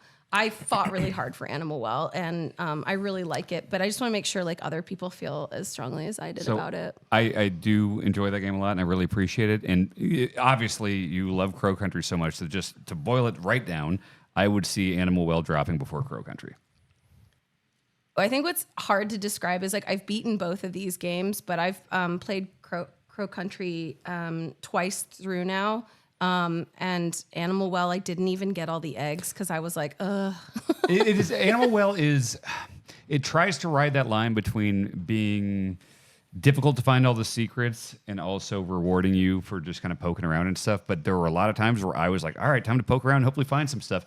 And I would just fuck around the map for a long time. Like Fez, where it's like, all right, I hope I have some aha moment here at some point, and then it doesn't really happen. And I'm like really trying. I'm looking at every pixel on the map. I'm trying to draw stuff and figure it out. And it's like, all right, can't find another egg, can't find another room I haven't been in, can't figure out how to get on that jump or whatever. I like a lot about it, and like I think we really distilled that in the best mechanic category with the frisbee, because like that is Animal Well at its best, and that is fucking good when it does that. It's really good when it's good, but it's also kind of bad when it's bad. Yeah. Something I'd love to just express. God, I really hate this because I feel like I'm like choosing between two Metroidvanias I love very much, but like this is the best time to discuss the best of the best. Prince of the Persia has really good adaptations of Metroidvania. It allows you to take photos of where you've been before. It has really good fast travel. It's smooth. Whereas Animal Well really good. Doesn't have combat. It doesn't have really convenient fast travel, and it doesn't explain it. So by the time I learned fast travel, I was like, you son of a bitch. I've been... kind of love that, though. But it's kind of badass, but it's not the most like, user-friendly. It's badass, but it's not user-friendly. So anyway, I think... I'm not even saying that one is better than the other, but I do think it's a discussion point because we have two of them on here. You sound way more passionate about Crow Country than Animal Well, and you sound way more passionate about UFO 50 than Animal Well. I'm more passionate about Prince of Persia than I am UFO 50. Oh, I don't think... Are we like we need to cut one here? We should have. I thought that Animal Well was on the chopping block. I mean, yeah, and I would be up for Animal or UFO Well. 50.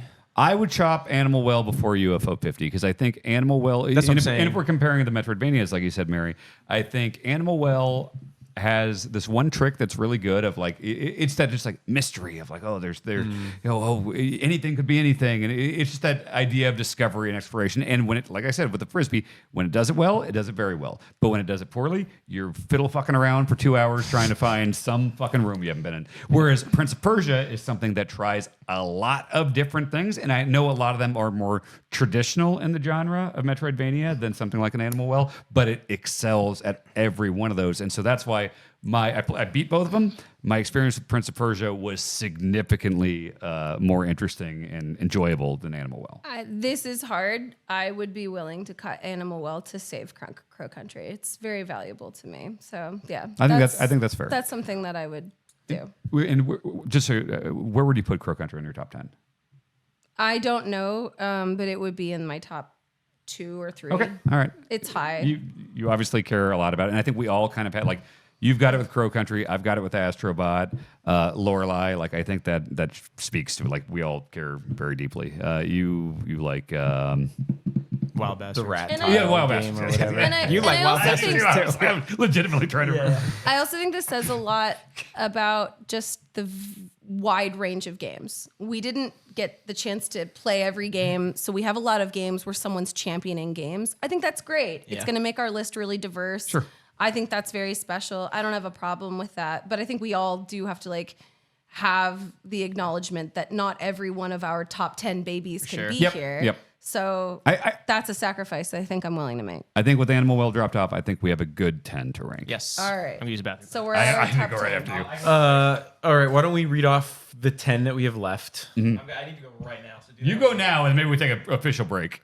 Oh, we want to take another actual break? Well, I need to No, pee, I don't so- think we should take a break. Well, I just think we'll we leave should it. go We'll one just- by one yeah, to yeah. pee. Okay, yeah. Okay, so the top 10 we have, or the 10 we have right now that we are about to rank are Astrobot, Balatro, Prince of Persia, the Something Crown, the Lost Crown. There's no way to know. Crow Country, UFO 50, Helldivers, Wild Bastards, Lorelei and the Laser Eyes, Metaphor, Refantasio, and Like a Dragon, Infinite Wealth. This seems appropriate. That does Yeah, seem it's a good list. like It's 10 a good games list. that I know we people care have about. been like, It's going to be this year contentious. sucks for games, but they're good games. I mean, why is it so contentious then? I think like these are games that we feel really passionate about. I think what's also shocking is like there's a lot of heavy hitters. Like there's some really big games that didn't make our top 10. Oh my God, yeah. Like I am. Star Wars Outlaws. Oh Yeah. God, all Yeah. the stars. Yeah, that should have been here, but you know. Yeah. Yeah, and it's like, I look at like, I'm thinking about this. You guys are all flying out tomorrow morning, and I'm thinking like, oh fuck, you know what I'm gonna do? I'm just gonna play Call of Duty all fucking day. I'm gonna pop all those double That's what I'm XPs. gonna do when I get home. I'm gonna I'm gonna fucking, play like, Call it's- of Duty. Yeah, it's gonna be awesome. I can't wait. But it's like upon this talk, realizing that like, okay, I don't think it hangs with the passion for all of these Yeah. other ones, and Call of Duty is a tough one though, because it's like it is just a really good one of those. it just yearly releases. Like I always prefer the Black Ops over the. Well, I liked Modern Warfare 1 the The Modern Warfare reboot, I thought 2019 was 2019 amazing. kicked ass. Yeah. Yeah, but like the last Call of Duty game sucks so much shit that like Modern Warfare 3. Oh, see, I didn't play that, and I also don't care about the World War II ones anymore. And so Yeah. I've just and Cold War, I felt like was a little middling in terms of how people reacted. So I really didn't even touch Cold War that much. Well, Cold War also like felt like such a downgrade after Modern Warfare 2019. Yeah, 2019 was so like, Yeah. oh shit, we're back. Like Okay. it somehow looked worse, even though it was on all the new consoles, and like they cut a lot of mechanics from it. So it was kind of yeah. weird. Whereas this is like, all right, this is what I want Call of Duty Yeah. to be in 2024. So That is the game I most want to play. I was After telling him, this. yeah, as soon as you guys all leave, I'm just saying, fucking like, playing it all yeah. day. Yeah. All right, how should we fuck up this list while everyone's gone? But Tactical Breach Wizards, SteamWorld Heist 2. It's crazy that I it's weird that I didn't want to fight for a Zelda game to be in a top 10. That is Well, weird. also I thought you were ready to like convince us to cut Metaphor, but then you like flipped and you were like, actually, I gotta fight for this, and I was Yeah. like, all right, yeah, I'm into. Yeah, it's weird. That's the most that's the biggest game on the list, so I think it has more it has more risks going for it, but it's also like Let's take off Astrobot and put Call of Duty before Dan gets back and see if he notices. I don't I'll do it. think Just as a test. Is a science can you do the experiment. Lost Crown while we're here, just so we I can just want say to it. see if he knows.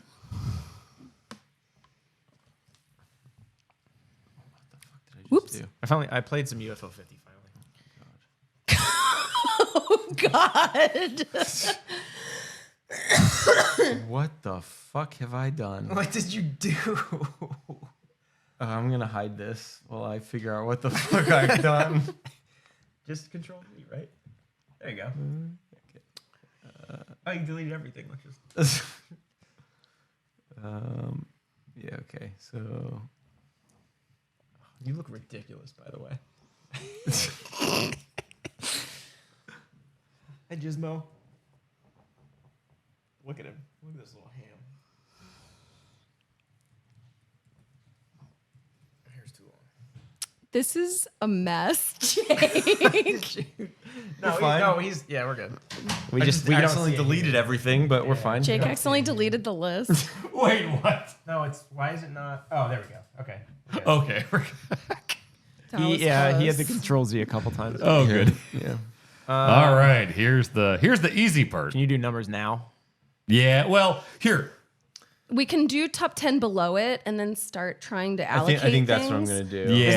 Isn't it Yes, easier to look at them and yes. say like this should move up, this should move But- down? It is, but people will It's just- make natural assumptions that come Okay, in I and be agree. like, "Oh, I can't can I believe." vote number 10 just Yes, right away since yes. I know I had to really push it? Yeah. I think Metaphor is the quintessential number 10. Two of us Wow. really like it. Two are like one bounced off hard.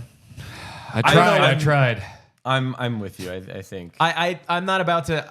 That's also just like self-preservation. I don't feel like arguing about Metaphor over UFO 50, for instance. That's just going to be apples and oranges. Sure. Yeah. And I also, yeah, I accept that. I'm sure you do. What a Can I also vote on number Brave. 1? big person. Brave is the word you're looking for. Yeah, you're so noble. Thank you. Oh, I that's just like another keep, good I word just keep for coming it. back to the word noble. Brave and noble. Yeah, you're so Yeah. noble for There's playing a word 12 for minutes it. of a 120-hour game. I'm saying Just that's like, count down you and say tell me. you say I like edging.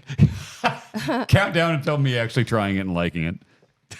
I really don't think you would. Yeah, probably not. Yeah. There's some cool shit. I think you should like, if you were to have a few hours one night, watch like Metaphor the movie. You'd see all these. Oh. No, I want to make a presentation to you. It's like, hey, here's the stuff you're missing that you don't need to play the whole game. Like you could surf around on your sword in town. I'm sure it's smart and good or whatever. No, the humans are the monsters. That shit I like. That shit looked fucked up. Maybe there's some things that we've like individually championed that probably won't get to top 5 that we can start placing. Yeah, it was- I Well, want to say first- Crow Country and UFO 50 and Okay. I think First, all of them, Wild take off Bastards Metaphor. and Lorelei, Up could here. all be in top. No, we both really like Wild Bastards. Yeah, I Oh, love, right, I sorry. love Well, Wild then maybe Bastards. that hits. Maybe that's top 5. You But just like, worse you know than what I 10. mean? Yeah. Metaphor's 10. But I'm remove fine with Metaphor that. from the bullet list up top. Here, I'll do. Yeah. Totally fine with that. Okay, Okay. Wait. Hold on a second. What? Did you put Call of Duty back? No, we did not. It's Oh, wait. why is that there? I did not. Well, I'm not mad about it. 2, 3, 4, 5, 6, 7, 8, 9, 10. Yeah, that's a good list. Oh, Call of Duty's just there accidentally, Oh. right? No. What happened? Mike, you literally said it would be funny if we did this, and now you're confused by it. I didn't. Did I? You both were like, let's remove Astrobot and put Call of Duty there, and now you're Oh, confused. you took it. Oh, fuck you. But I take that my off. God, but I'm so what the sorry. Fuck, are you me? That wasn't me. Oh, I'm so sorry. What? That was not me? Right? That happened. We had that conversation. It was didn't Mike's we? idea. No, it wasn't. I came back and you were This is talking on about tape. it. We can check this. I don't think it was. You were here Yeah, for I it. We don't- were like, am I let's going do crazy? it. You're an idiot and you might be crazy. What happened? I have no clue. I went to go pee and I'm you forgot a losing whole it. bit. You have no idea how much I peed. I think I like peed out all of my intelligence. Guys, I remember you talking about that. I didn't think I was the architect though. Oh, wow. It's not even you that funny, blew though, it with 'cause that bit. Jeez. I didn't think it was that good of a bit. We put one of It was your other- idea. No, it wasn't. I don't think it was. literally- Was that my bit? Yes. I'm genuinely. You like two lost told me to do yourself. it. What the fuck happened? I'm genuinely confused. You were the ringleader. Sorry. Let's move past it. Let's just move. Ringleader let's of just the blow worst past- bit in podcast history. I really don't think I was. It's not a good When bit. it's on tape, we'll figure this out very Ask- soon. Maybe chat knows. What does chat say? Because I wouldn't have suggested putting one of the games you were championing in for another one that you were championing. Did I? Mike pulled a memento on himself. It's up in the. It was Mary's idea. Thank you. I didn't. Mike is tired. Was it mine? Oh my god, I'm sorry. That was not a multiple funny bit. people. I'm like looking back at Don't it 5 believe minutes his after and it's lies. not funny. Let's be reasonable. Oh. That's not a funny bit. I think we need to take all of his picks off of here. He's not in a good I'll mental have state one. right now. Did I yeah. have a THC fucking marijuana beer on I accident? tried to make sure you didn't. Yeah, apparently not. All right, number 9. I can't wait to like Zapruder film what just fucking happened here. I think I'm like really sober. I cannot Yeah. believe that happened. I had another one Very, too. very cool, very sober. I think Like a Dragon, Infinite Wealth seems like a pretty good number 9. I'd be fine with that. I don't. Dan might have Hey, you something know to what? say. No, actually, I am going to say I think UFO 50 would be a number 9. Yeah. I would put, because I feel like UFO 50, I'm a defender of, not a lot of passion other than me for that. Whereas I feel like a Dragon, we at least us two like it a lot. Multiple lot. people So fighting. I think UFO 50 3 for me. then Crow. Crow. Crow 8. Yeah. Okay. Because I'm Those were the two that we I'm were an considering individual. chopping. Yeah. Yep. Okay. I fought really hard for that. That's fine. Now I feel like we've got the bottom 3 right now. I feel like are Metaphor, UFO 50, Crow Country. Jake, I have to say, is Lorelei Is it number time? 7? Because you were Yeah, also that's your fine. individual. You were really Yeah. passionate about it, and you made a good argument. So we don't have to do that number 7. I'm not. It's just. No, it doesn't we have do. to be that. Oh, Clean. we don't have We've to? been very generous. Okay. Well, Yeah. Could we put like Astrobot before it, maybe? Yeah.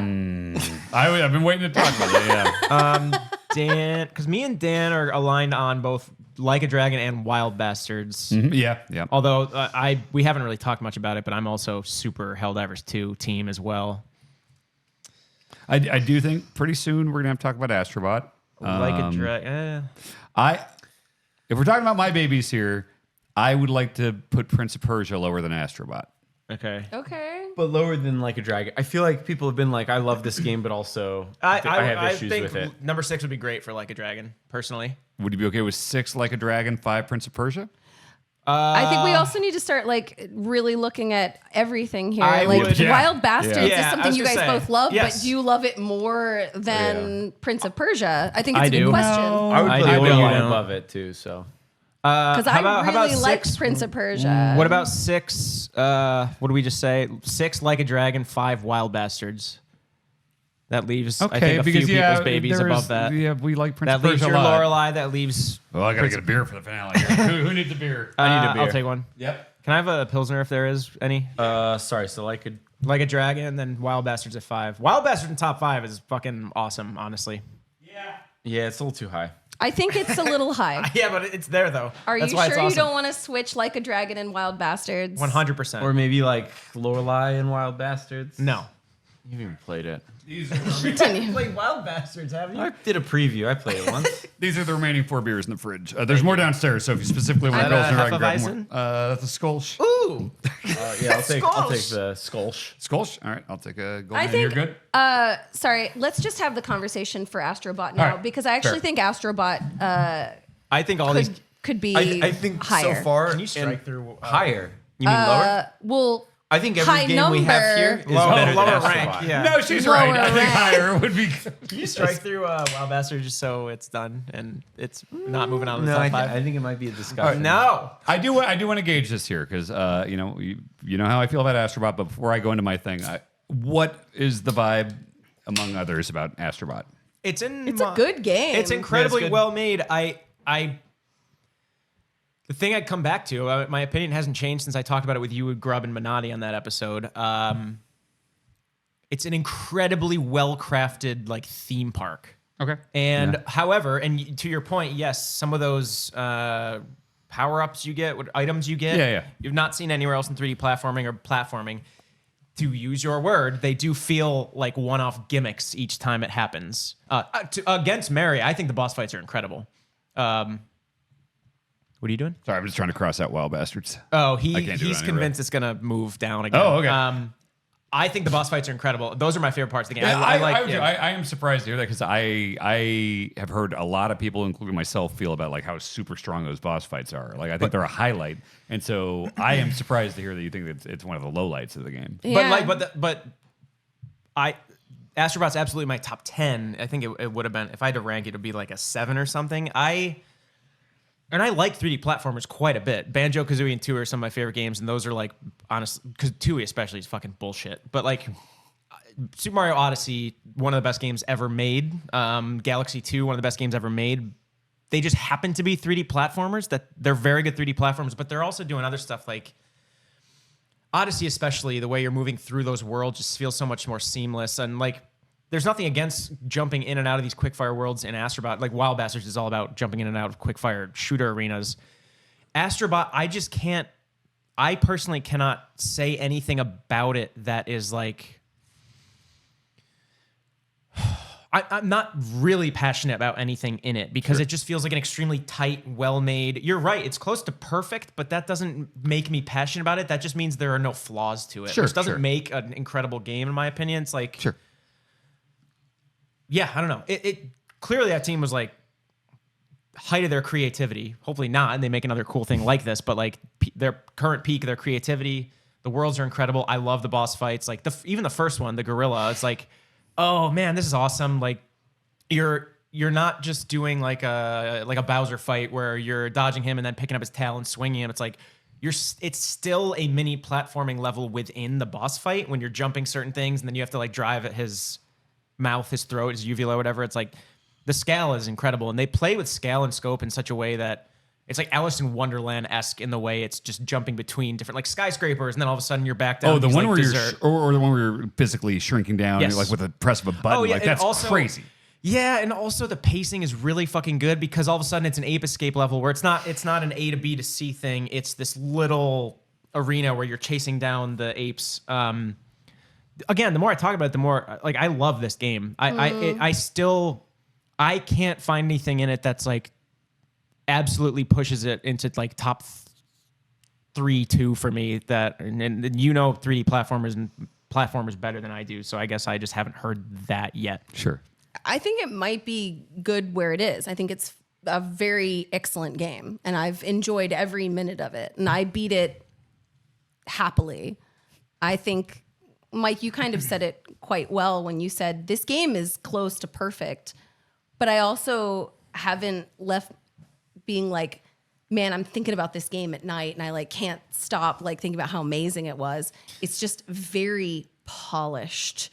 It is Feels incredible. It feels and plays incredible. And so I think that it warrants a lot of praise. And so I think it's actually in a very good spot. I wouldn't... Wait, what spot? It's in we're the number one at slot. 4, and I think it's excellent. Well, where are you saying it's at 4? What are we talking about? Well, that's we have the- 4 slots left. I see what you're saying. Okay. Yeah, if this we was have to be 4 slots left, Yeah, so yeah, like we have to so- start putting things It's absolutely. in there. I'm not surprised.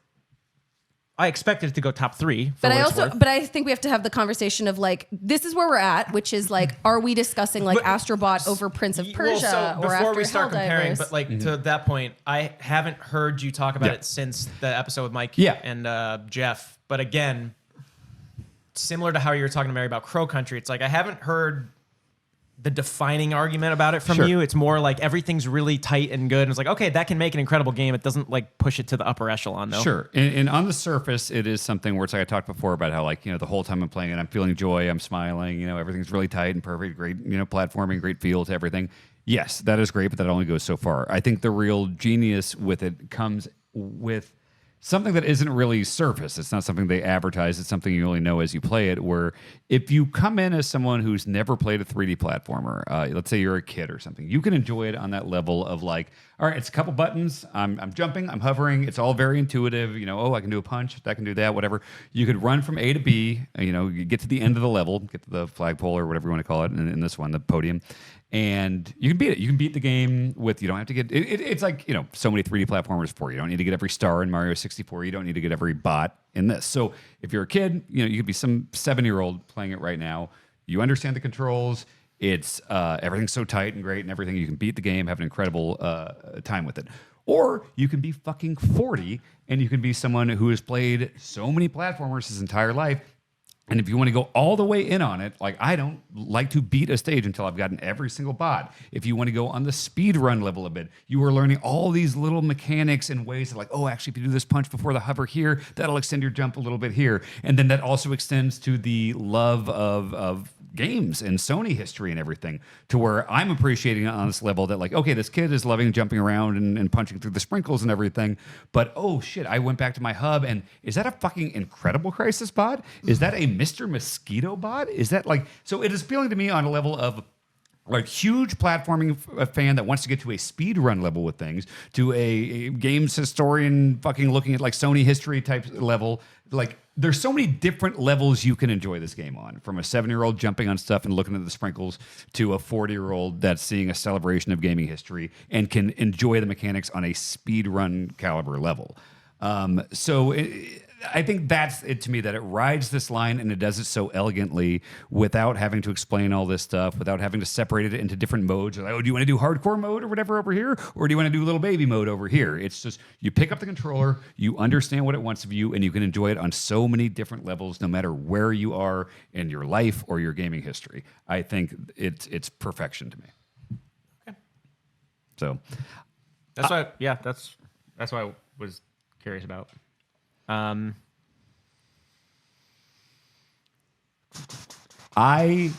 Okay. Look, we have 4 left here. We've got Astrobot. Just for like my ADD, can you strike through like a dragon on the top list? Oh, well, we haven't put it in here. Oh, we did. Yeah, it's Never number mind. 6. Okay. It just doesn't have infinite wealth next to it. Oh, sure. Thank you. So we're down to Astrobot, Balatro, Prince of Persia, The Something Crown, and Helldivers 2.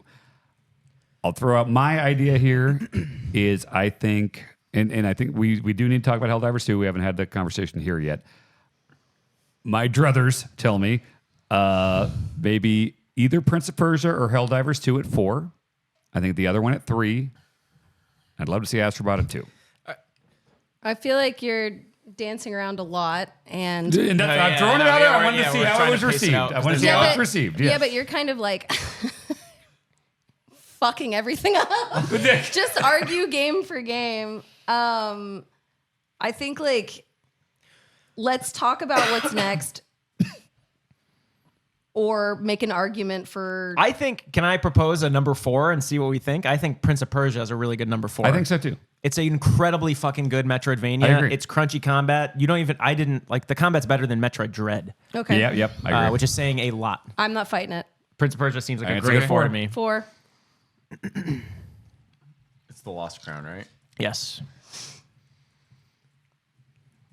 That game was Oh, the really, Lost really good. Crown. Okay. Okay. So we heard Astrobot from Dan. That's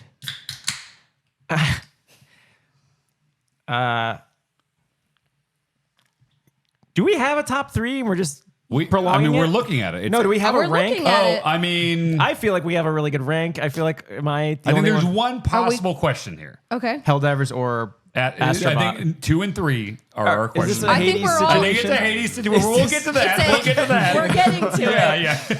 God, we there's a theme with our game. But Look, when we know, we know. but it is Four out of it is five what it is. Let's not kid All right, ourselves. so it's Helldivers 2 or Astrobot. In my opinion, it's more about figuring out, do we like Helldivers 2 more than Astrobot or not? I mean, I think this is a tough argument. Here's my call. Like for Helldivers, Astrobot, we're making a really good argument that it is constructed in a way that is so polished and so perfect. But I don't think it was trying anything like new or risky. I think it plays within the role that it's making. And if it does any risks, it's like, well, we tried to let you shake the remote and like use spray water. Like it's doing some risk in that regard. But I think that Helldivers was putting all of their eggs in the basket of, we are making really extraordinary, intense fight sequences that are very difficult to construct. The idea of how many bugs you can throw at people to make every battle seem like you're about to fucking die right before your ship comes to save you is quite incredible. They've found a great way to balance the game so that most of your fights felt like it was life or death, and you would scream for like any stratagems or any bullets that you could scrape by. The ability to save your friends at the very brink of death and hurl them into the ship and get out. It was memorable to me. Yeah, that I cannot recall another game that has tested how calm I can be under pressure like this before. Like you can see, it very much is Aliens. Like it tests how well each of you holds up under pressure. Yeah.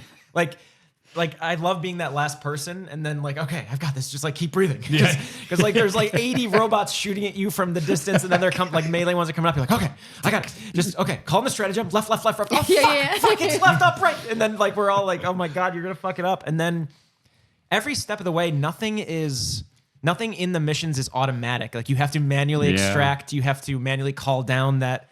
An orbital strike can straight up miss if you don't like aim it correctly, or you just kill your teammates. The game is really fucking funny too. It's I don't know. I nothing in it is like taken for granted. Like every single step, like there could be very well a bug catching up to you right behind you. I don't want to turn around, or you don't have to turn around. It's a third person camera, but like it's such an intense game, and like there's no other shooter I can think of that does it like that. Like you think of like Doom Eternal, it's like, oh, just keep moving forward, you'll generally be fine. Like Halo, it's like, okay, just go take cover, let your shield recharge. There's a pretty easy hack to all this. Helldivers 2 really does just like, when shit hits the fan, you see what your people are made of. It's so fun. But and yeah, I also like the game has so much more depth than it initially lets on, because like you don't realize the stratagems, how powerful they can make you. You don't realize like, oh my God, I didn't like. Now we need to. It's the extraction shooter question of like, do we go for that bunker over there? Is there something valuable there? Or do we just get the fuck out of here because we did the objectives? Helldivers 2 it's incredible. I think so. Where we're at right now is this thing where, first of all, I think there's no losing combination here of the top three. This is very good. They're all fucking good. I think if we're talking between Astrobot and Helldivers 2, it's this thing of like, okay, do we take this very polished, we've used the word perfect, thing we've seen before, a 3D platformer, and like me as, Astrobot guy number one, I agree that it's just the best version of like one of those you could play. It is not like, but I also think like, a lack of risk isn't inherently a bad thing. I think that just doing things that have been done before, but just perfecting them. It doesn't have to be innovative in order to be quality. No, it really is apples and oranges. Or fun. It's the whole like I made this same comparison during Polygon deliberations a couple years ago. It's like, do you like the Wire that is pretty consistently great almost every single episode? Or do you like The Sopranos, which can dip really low, but its peaks are super up here? It's almost in this case, like Helldivers 2 is it's taking bigger swings. I think Helldivers peaks are way higher than Astrobot's, but I do think Astrobot is way more consistently great than Helldivers 2. And it's like almost like one's not necessarily better, which is tough that we have to rank them. And that's the Helldivers credit, is that like it can sometimes be messy and uneven and stuff, but like it's trying some stuff that's weirder, and I appreciate, and that can be a little more exciting than like super polished version of what you've seen before. So like I have my complaints about Helldivers, in that like I really, really enjoyed my times playing it, but I didn't quite feel like, I know I didn't keep up with like DLC or new season pass type stuff or whatever. I didn't find a lot of the like stuff to keep you going in terms of cosmetics and unlocks and stuff like that. I liked buying the things that were like, oh shit, I have this new strike I can call down and stuff like that. That's really cool. But there is a tone to that game. There is a certain vibe. Like when you do a mission, it's all like, okay, we're launching the missile here, we're doing this thing here, but it's all that like, that's the tone of the game, Yeah, it is. And it does it really well, but it's uneven, but that's not necessarily a bad thing, so it's like, do I want this like super perfected, polished thing? Or I think he's having a dream. Oh, he's having a dog dream. Okay. He's dreaming about Helldivers 2. Yeah. I think they both nail their tone. Yes. And I know my preference. My preference is Astrobot. That's my game of the year. But also, I fully understand everything we're all saying about. I've played Helldivers with you. I played Helldivers with you. It's fucking fun as hell. I mean, it's I think we awesome. should look towards democracy, which is a theme of Helldivers. That's true. That's the thing. It's also a funny game. It's very funny. Helldivers is funnier. Oh, we should have put that in the funny category. We should have. We that's we kind of blew a it with miss, that. yeah. We really should have. Yeah. Well, that's what happens when you do this in November. Helldivers. Yeah. Helldivers is funny. It nails its tone. It knew exactly what it was going for, and it does it very well. it found a way to basically make you freak out at any given second that you could die or lose your friends or be the hero of this game. It knew what it was doing. It does have high highs and it did have low lows. It lost the community a couple times this last year with some decisions that it made. But that doesn't negate what it did, which is it was the surprise of the year. Fucking no one thought that we would discuss Helldivers, let alone have it be in our top 3.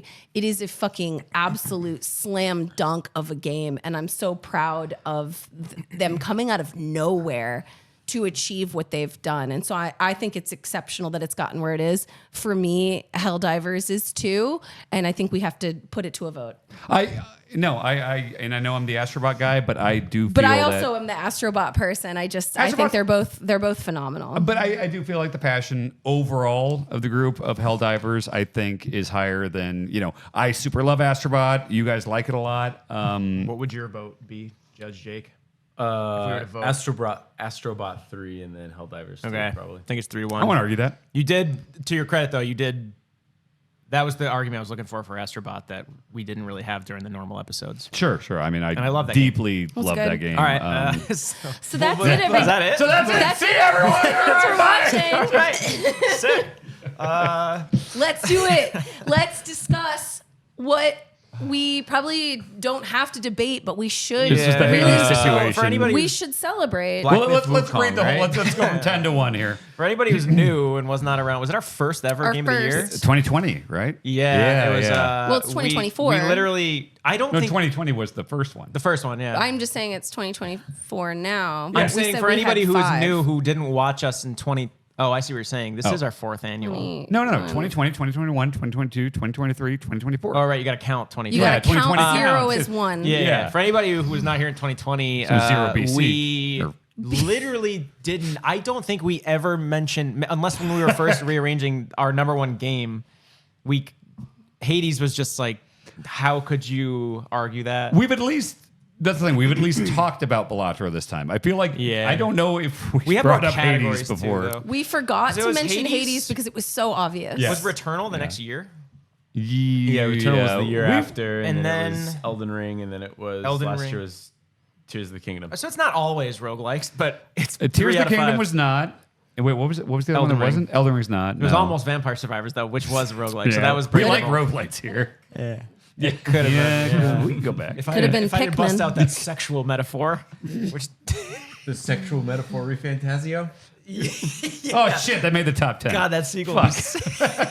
Yay! There's been Oh, look at our number 1. That's so Wow. thrilling. awards. Hold on.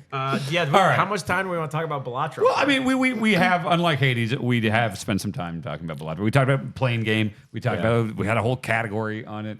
But it's just, this is the undeniable one of the year for How us. the fuck do you squeeze that much I also think incredible gameplay out Gameplay. of math?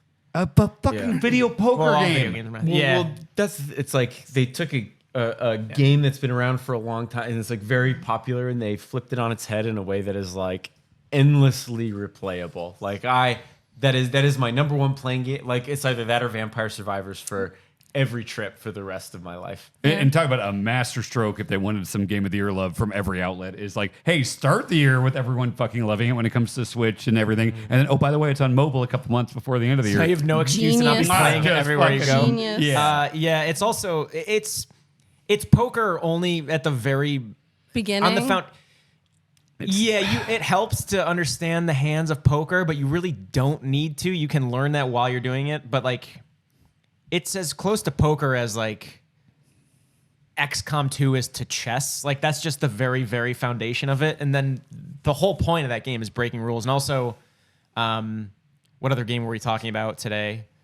Whereas like I love when games are like, oh yeah, no, you can break it immediately. Like they're okay. Here's poker, but also your first Joker is going to completely upend every rule of poker, basically. Oh yeah, it's you don't even really need to know the rules at all of poker. Like as long as you can look at that like run info and see like, okay, that's more worthwhile than that or whatever. But I just there's something about a game that makes you feel like you're getting away with something. Where it's like when you have a certain combination of jokers, I'd we're like to is imagine- this supposed to? I like to imagine an alarm Shouldn't. going off in the studio. Like, oh my God, someone, what did he do? Oh, he used the blueprint with the like. He's not allowed to put those three DNA. jokers together. These numbers are really DNA. big. We didn't want him to hit 1 million. Shortcut and smear joke. What the fuck? Someone get over there. It makes it's really good game design to make you feel like you've broken something. Yeah. And I think that actually is what Zelda did when it first came out. Was we were like, I can't believe you can just break Animal the game World, like this.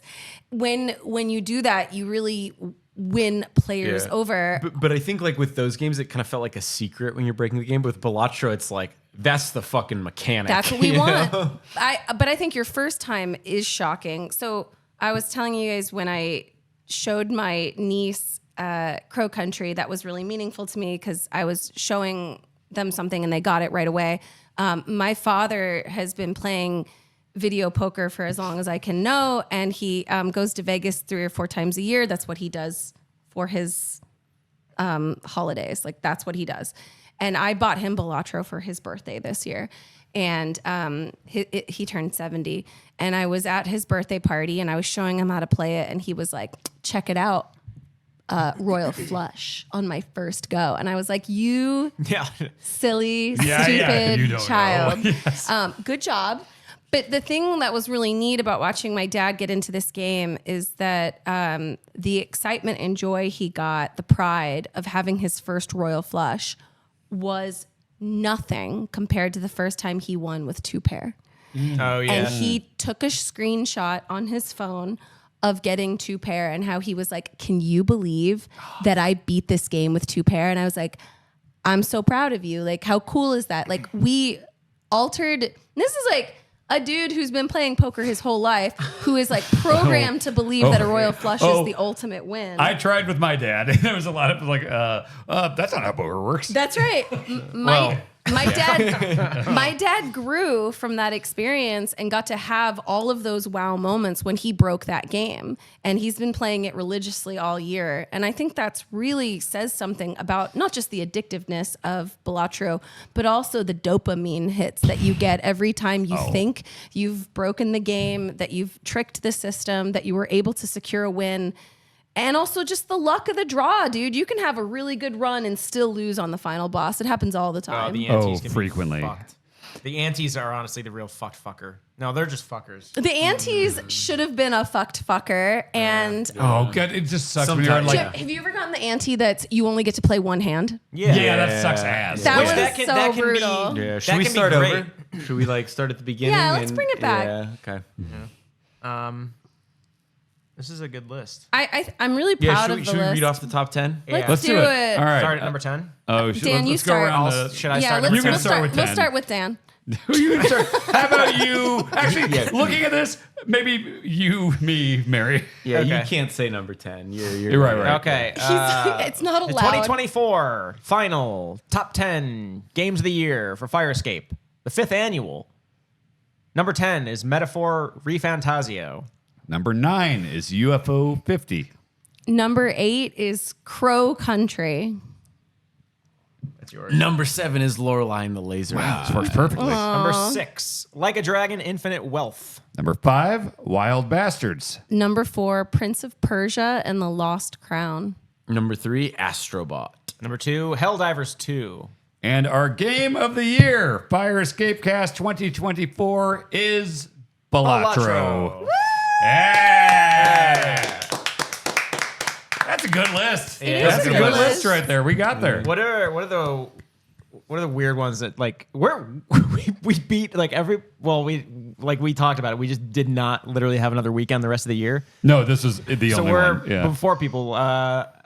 What are some on here that we're not going to see anywhere else? Wild Bastards, I feel like, yeah, because you and I were playing that pre-release and we were over the moon about it. and then it was mixed. And then it came out and it's like some the people reviews were love. like, People either loved it or hate. Like I could see like maybe PC Gamer having that or something. Sure. Um, We fucking loved it. I know.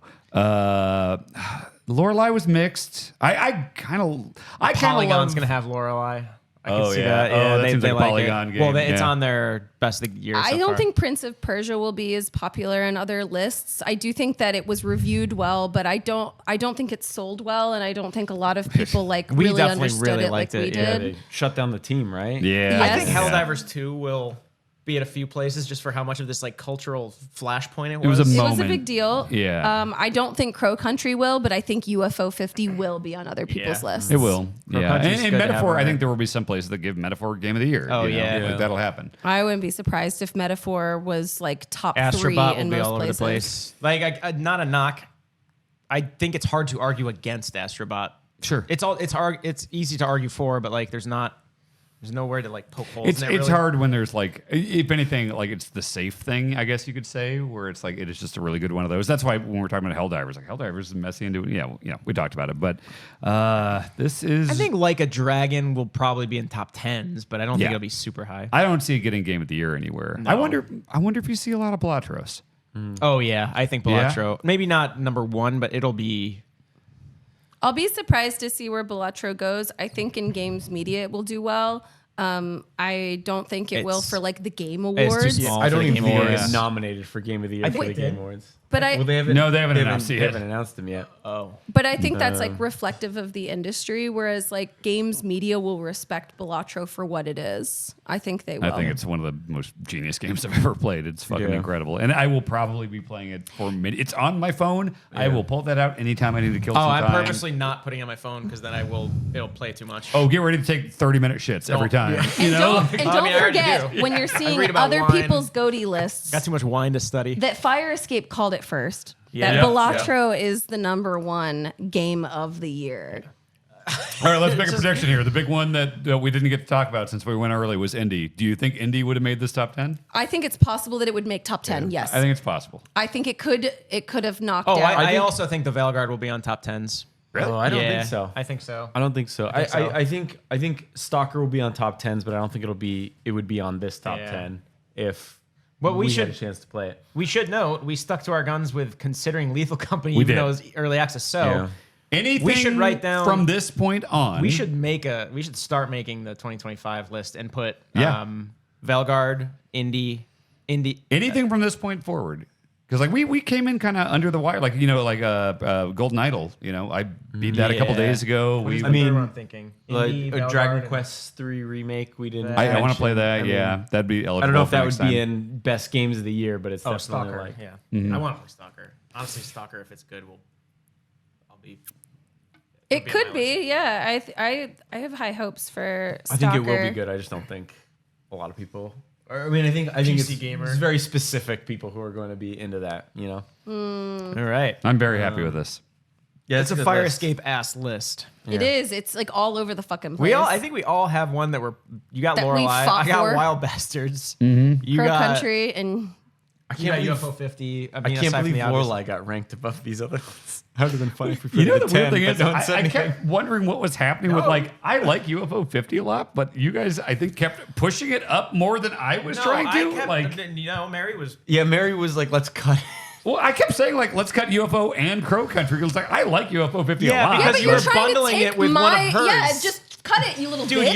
you're like an He NBA was like, coach. I'm such a good person. You know what I'll do? I'll take Mary's favorite game and Yeah. I'll sacrifice Yeah, my and- game too. I'll tie it to a You're game not I a like. good And Mary's saying, "I person. don't care a lot about it." He's like, "Yeah, you know." Dude, Yeah, you well, were I'm a starting big to guy you here. were starting to theory craft like how NBA coaches and scouts do. You're like, all right, we'll trade. Like Jimmy Butler will come here, but you get Andrew like Wiggins and Moneyball. Jonathan Kuminga, and we get a 6th-round pick in 2026. This is exactly what I was But thinking. then this team gets I've just been Using it that's as a exactly what you guys are negotiation thinking, yeah. tactic. A game that I think will be on lists is Black Myth Wukong that we didn't talk about. I still want to play that. I, No I, play. played it. I like it a lot. I but do need to play but it, I yeah. fell off pretty hard because one of the chapters I think is just paced just terribly. Oh, really?